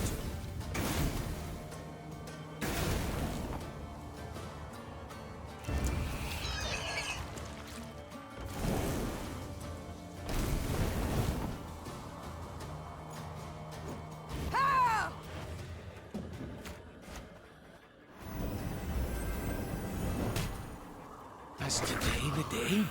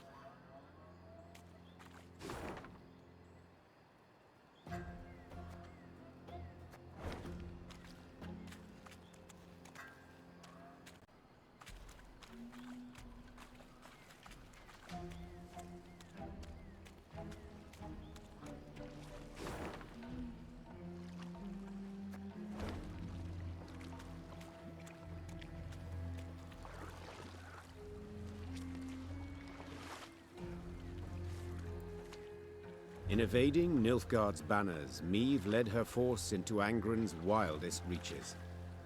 The foe could not attack the Lyrians there, yet hazards of another sort befell them.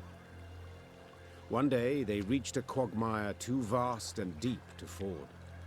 So the Queen summoned her engineer, Xavier, and called on him to build a makeshift bridge. By nightfall, he had drawn up plans, We shall start by laying abutments, then drive piles into the mire. The depth? We dropped plumb lines. 4 Ls. Confused by the plans, Meve did not see as Xavier slipped a line off his shoulder. By the time she felt it on her throat, she feared it might be too late. I long awaited this moment, when we would be alone. You die now, Majesty, and with you dies Lyria's, Rivia's, the whole North's will to resist. Hail, Ketzer! Hail! What died was the Nilfgaardian rallying cry in Xavier's throat. At the last instant, Gascon and Reynard rushed in to save the warrior queen, and thus proved their loyalty beyond any doubt. Your Grace! Your Grace! There was no answer, but Reynard could hear her breathe. Meve would live. It was several hours later when Meve finally came to. She opened her eyes, then Gascon and Reynard helped her to her feet. Careful, Your Majesty. I should have been more careful earlier. Damn it. If you two hadn't... No need for words. You needn't mention it. I couldn't disagree more. We're due for a long conversation.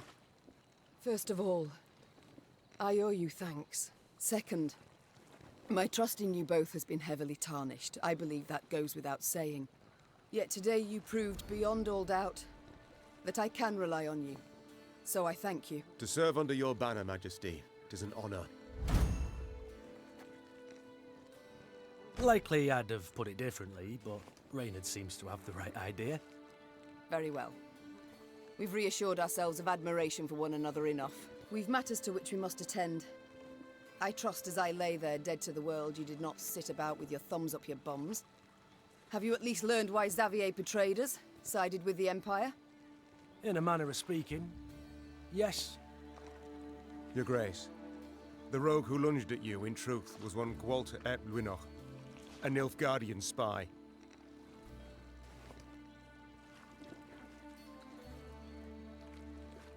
Just a moment, that makes no sense. He saved my life in Mahakam, on the bridge. He did, for he had to. In one of the letters we found, Ep Dahi orders Gwalter to watch over Elder-in-Chief Hoog. The Scoia'tael in the mountains was sent there by Nilfgaard to recruit dwarves, but their commander, the Vixen, they feared she'd attack Bruva himself, something Eb Dahi wished to avoid. Naturally. For someone else could seize power, someone not so neutrally inclined. Someone more likely to aid me, gods forbid. But we found him in the rubble at Rosberg, midst the ashes. Precisely what placed him beyond suspicion. We suspect Gwalter enlisted with the Edanians some years past, infiltrated that army. He had a hand in Rosberg's defense. Then, when the time was right, he lent that same hand to its demise. Caused an explosion that tore a hole through its walls. It worked, but at a price. He suffered severe burns. If not for our medics, he'd have... Stop. So it was not elves who brought about the fort's fall as he claimed? A filthy lie to stoke the fires of racial hatred. To stir conflict and chaos and rage that would make the realm of Edirn waver and fall. If we're to judge by Rayla's actions, he was rather successful. Bastard. Yet even so badly hurt, in such pain, not for a moment did he drop his mummer's act. I've heard much of Nilfgaardian spies, Your Grace. They're trained from childhood, face constant indoctrination. They do anything for the Emperor, anything and everything. As soon as Gwalter spotted a chance to join our ranks, to be at your side, he took it, exploited it ably. To be brief, I've traitors all about me. Your Grace, you resent our actions. I understand. You, Willem, the Cad Caldwell, Gascon, Gabor, finally Xavier. Tell me how. How am I to trust anyone? You can't. Amongst all the realms in the north, you're Nilfgaard's sole rival. One remaining threat. All other rulers either soundly defeated and enchained, or tails tween their legs, they've donned Nilfgaard's leash. The Black Clads will do all to destroy you, if not upon the field, then in secret, with an assassin and a quick, sharp blade. What's left? Prayer. Melitele too is sure to turn and take Nilfgaardian gold sooner or later. We've talked enough. We must form up. Move on. Majesty, you ought to rest.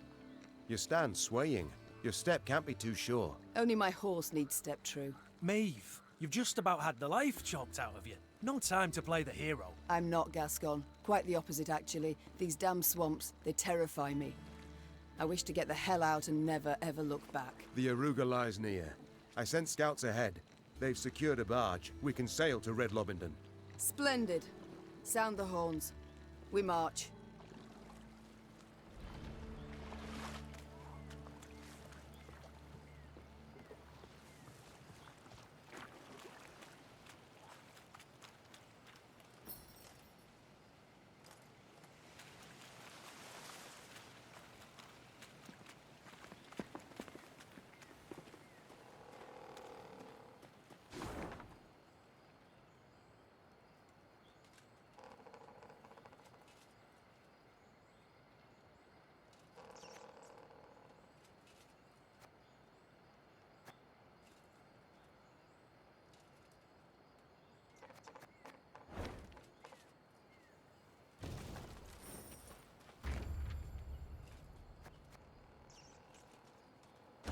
Sandflies and mosquitoes blanketed Meve's face and neck. She did not bother to brush them away.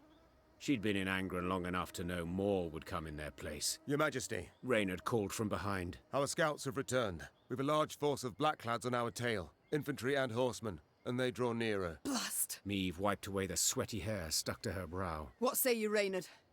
Shall we give them a fight? We're but a few miles from the river, where a barge awaits. It makes no sense to battle now. Though near her strength's end, Meve stepped up her pace. She could not wait to stand upon a barge deck and leave Angren's infernal bogs behind. Alas, in place of the promised vessel, they found only severed moorings. No! No, it can't be! Suddenly, Meve drove her fist into the trunk of the nearest tree.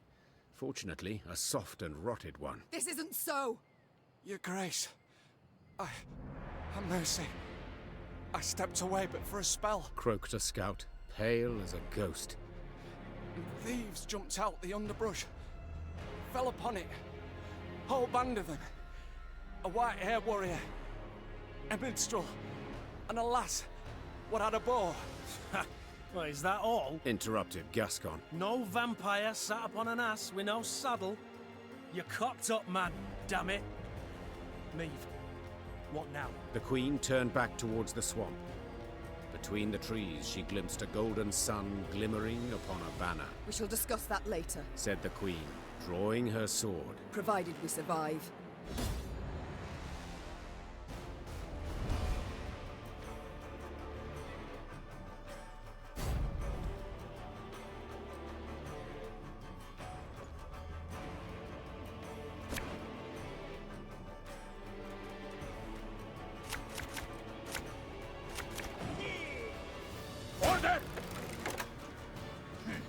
Everyone, rally to me! Drive them back!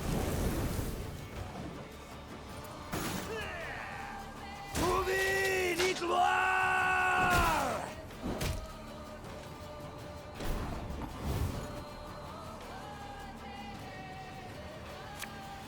Have her done in a jiffy.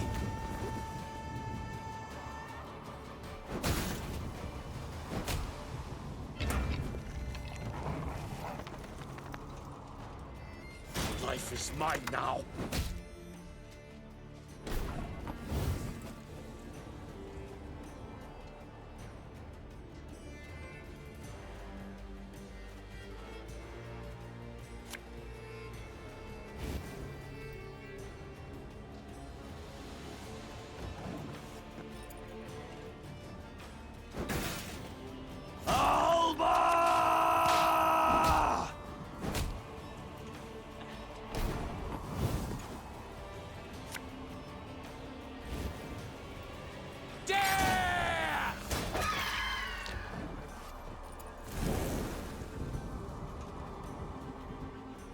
wise choice.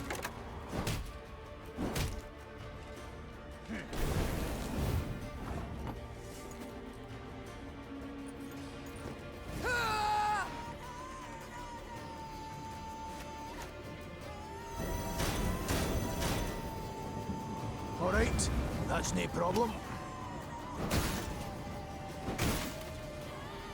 Tomorrow I'll drink with our forefathers!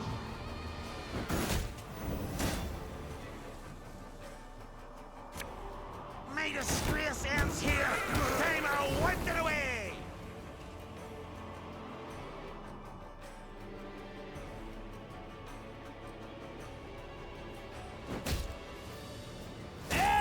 Gloire!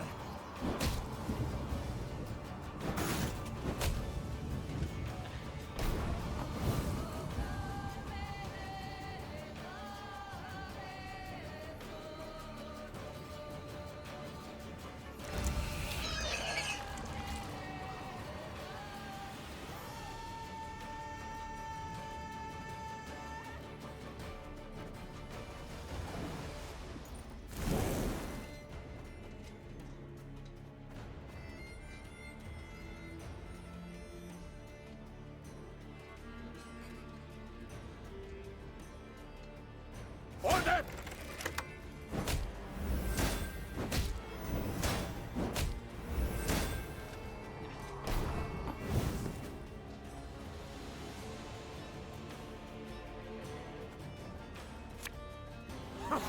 Hey, I'm up here!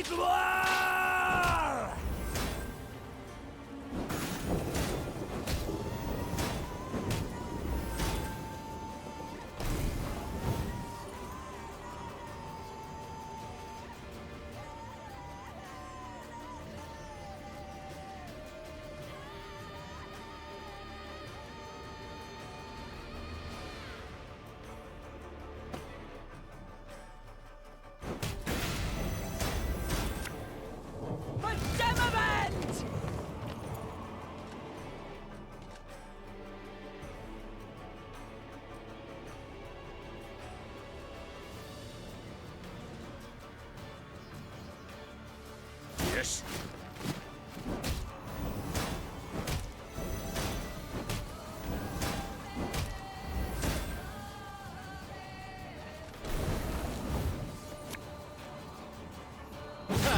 Ludicrous! Give me some of that.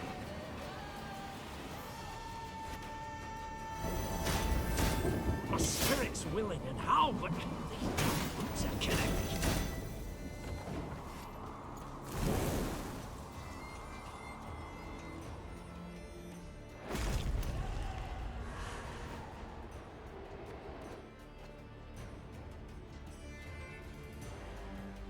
Excellent Zweifel!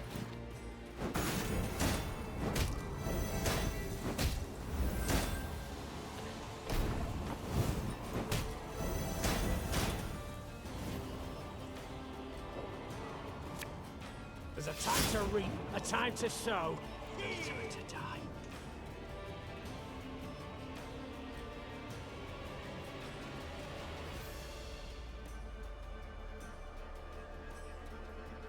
Burak!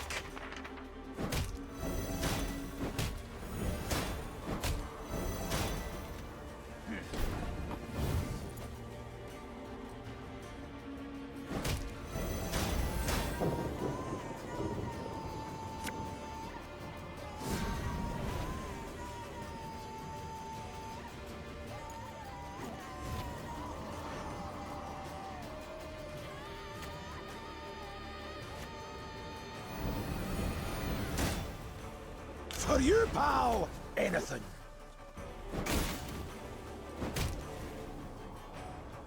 Aye.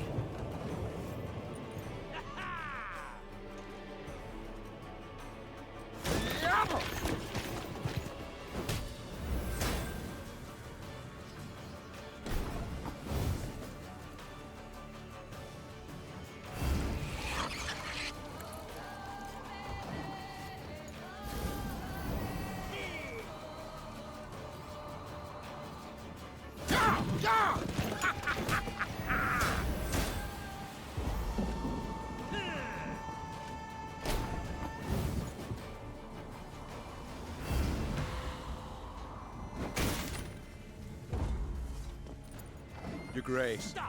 That was but their vanguard. Near the battle's end, Meve faced a black-clad officer. Nimbly dodging his strike, she countered. The Queen's sword sank deep, the hilt rattling his breastplate. A rush of hot blood covered Meve's hands. The winged helmet toppled from the officer's head, exposing a sweaty face, gasping for breath. Nin! When? Before the Queen stood a ruddy-haired boy with long eyelashes. He was Willem's age, perhaps a bit older. His body slumped, then disappeared beneath the malodorous foam atop the murky waters. Meve cast away her sword as if it had burned her hand. Majesty, what is it? Are you hurt? Reynard said, rushing to her side. No, I'm not. It's fine. Give the order to march. With no barge, we must walk to Red Lobington along the riverbank. Your Majesty, we must tend to the wounded. Use the rest of the day, I wager. We ain't time enough for that. Interjected Gascon. That was but the vanguard sent in pursuit to slow us down. And even so, they outnumbered us 2 to 1. What happens when the main force arrives? We must flee. Now. And abandon the injured, to bleed to death in the mud. Alas, Reynard, yes. Unless you'd rather we stayed and died with them.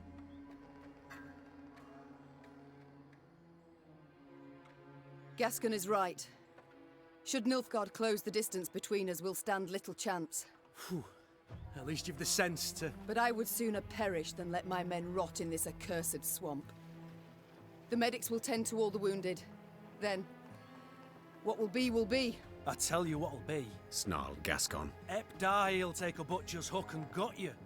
Then hang you from Lyria capital's walls. Yet, if this be your wish... Meve waited for the medics to sew the last stitch, tie off the last bandage. Only then did she order her force to move out. At the column's end, upon stretchers, lay those without the strength to walk, consumed by fever, dazed or unconscious, dying. Fatigued and laden with the wounded, the Lyrians moved slow as molasses. Soon, Nilfgaard's forward elements had caught up.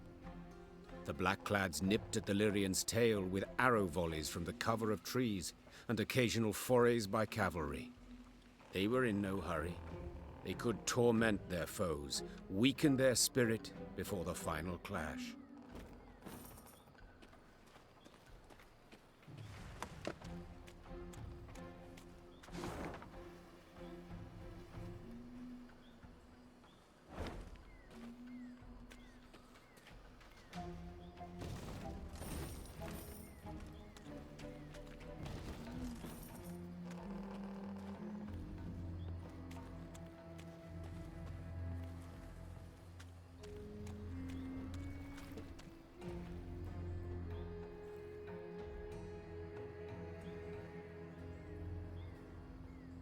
At long last, Meve spotted a dark form spanning the river's course, Red Lobington's bridge.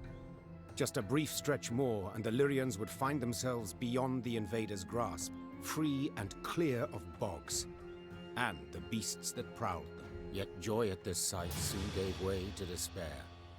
The bridge was dark, black, from the horde of Nilfgaardians that held it.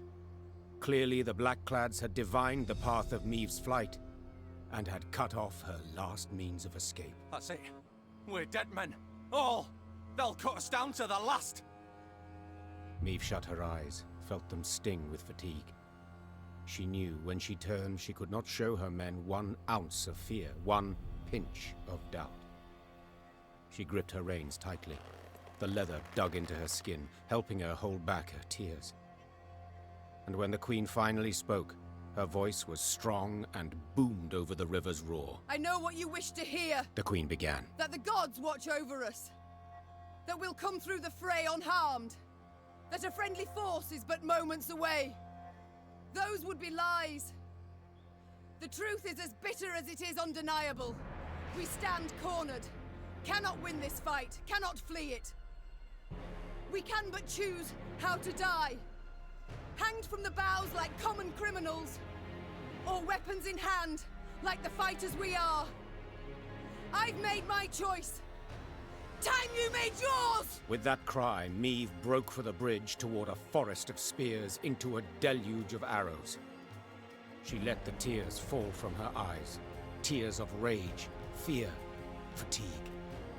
It was not until she'd almost reached the enemy line that she dared glance backward, and she saw she was not alone.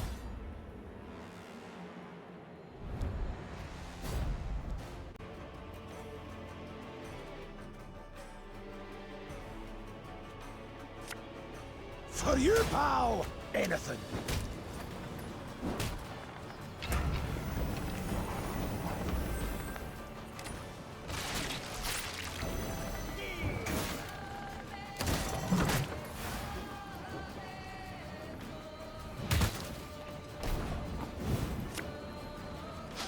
I smell a leak. I warned you.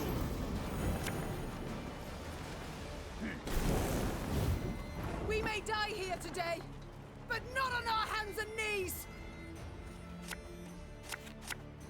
Come on, kill me!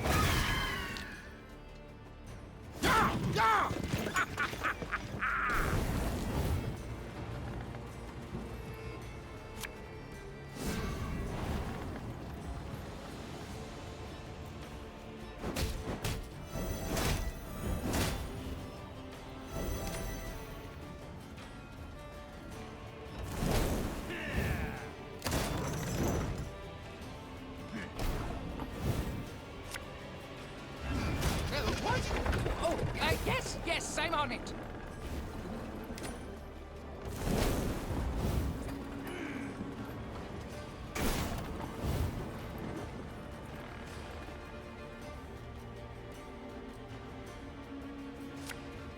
There's a time to reap, a time to sow.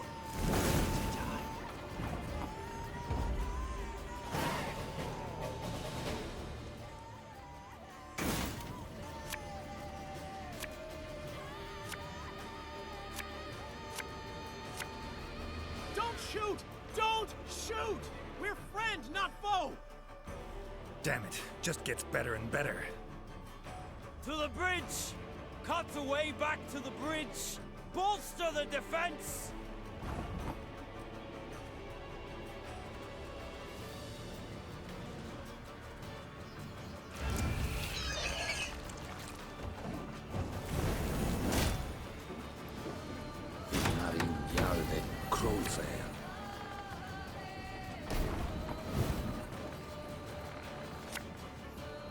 Give me a time.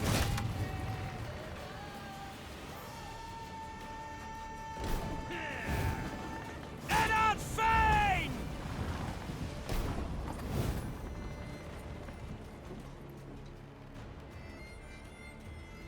You sure about that?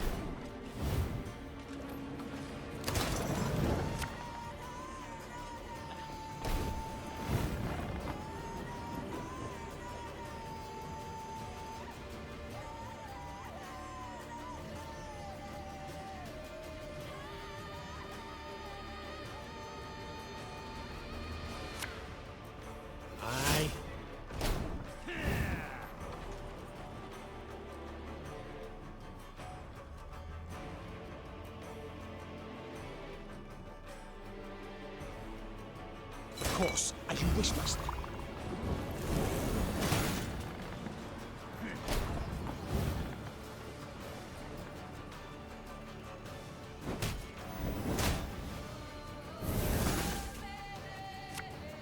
Enough chit-chat. Draw your weapon.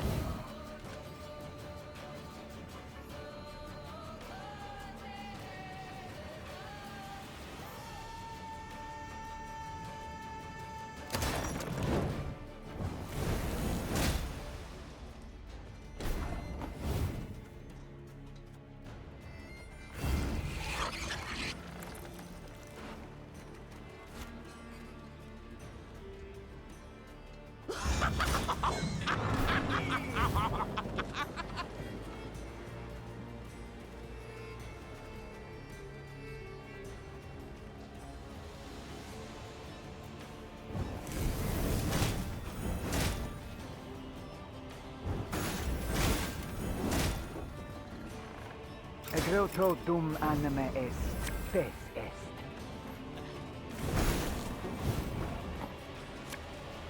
May disgrace ends here! Time I wiped it away!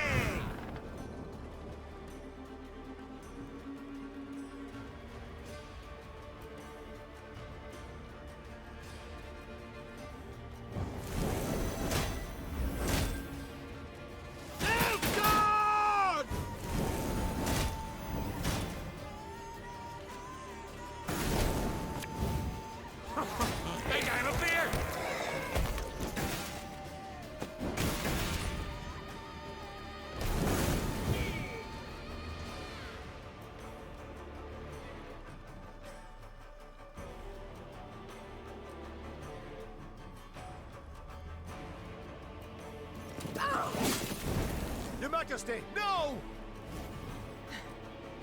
I've lost my tooth. Son of a whore.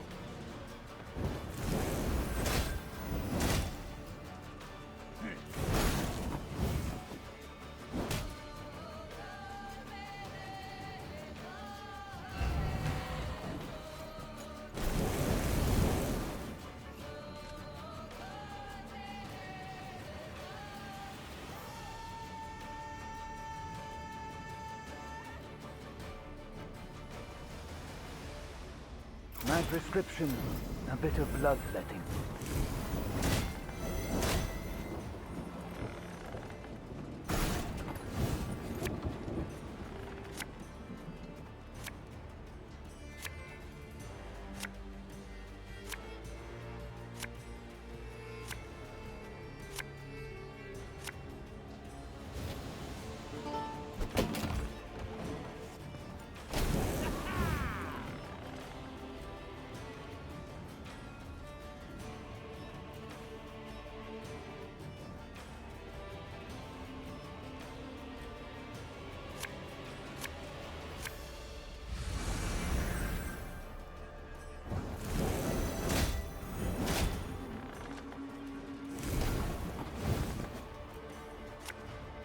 Don't need no weapon!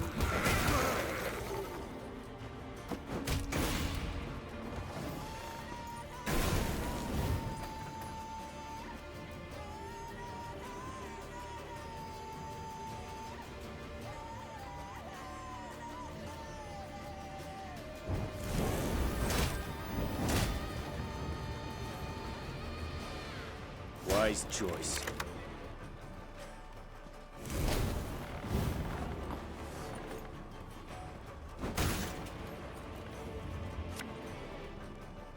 Should've listened to me, old lady.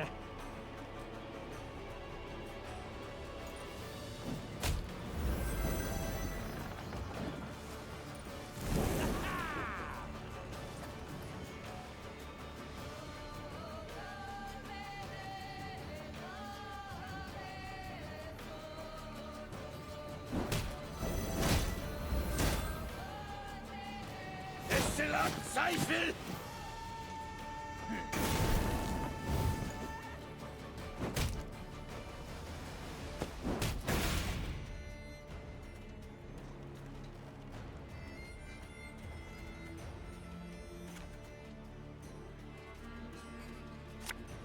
As today the day?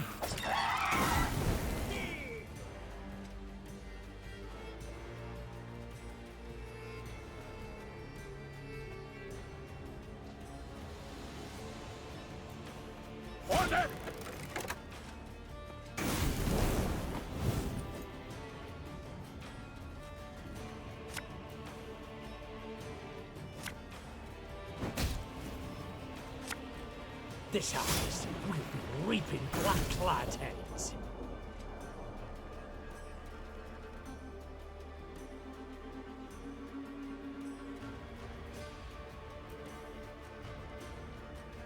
El Herzer.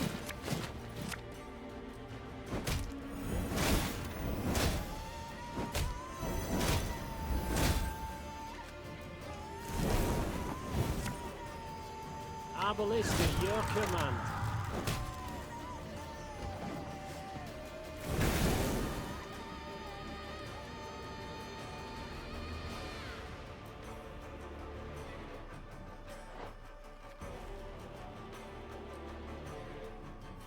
Life is mine now.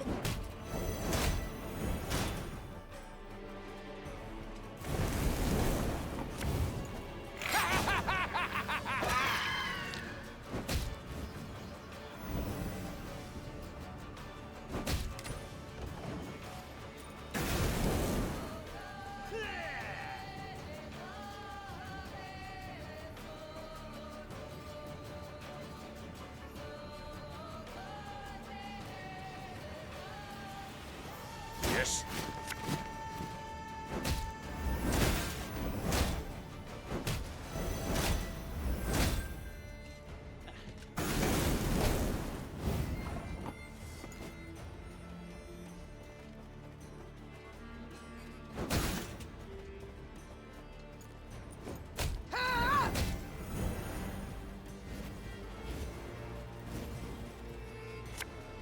My spirit's willing and how, but these damn ones are killing me.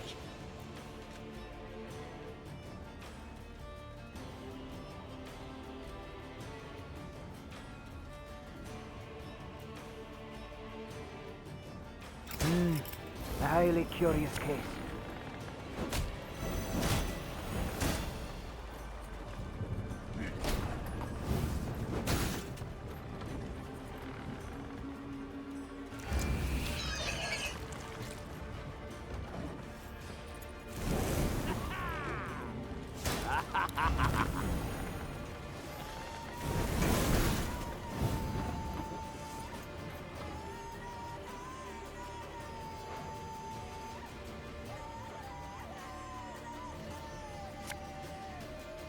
Armor won't say.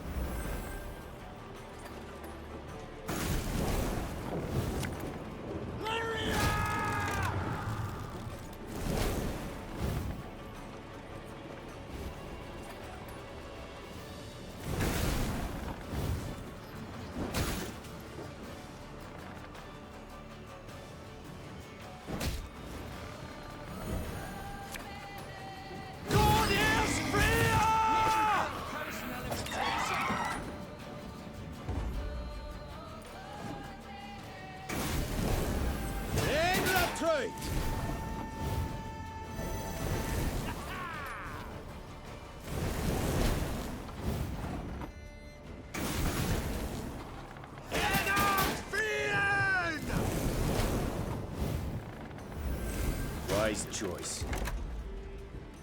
Fall back! Below it! Meve was victorious on the banks of the Yaruga, but paid dearly for it. She lost a host of men and suffered harm herself. Yet she'd have been doomed, if not for a certain white-haired witcher. Meve longed to meet her mysterious savior, and set off in search of him as soon as the battle dust had settled. She found him with the field surgeon and learned he was none other than the Witcher Geralt. Yes, incredible as it may seem, I've heard the tale from several and can vouch for its truth. At any rate, making note of the fact that Geralt's ears were ringing from a blow with a mace, Meve began immediately to interrogate him. You for Woodbridge? Asked Meve, prodding him insistently. For a spell, Geralt worried his hearing was shot, but then realized the Queen had a lisp. Worked out that way, I guess.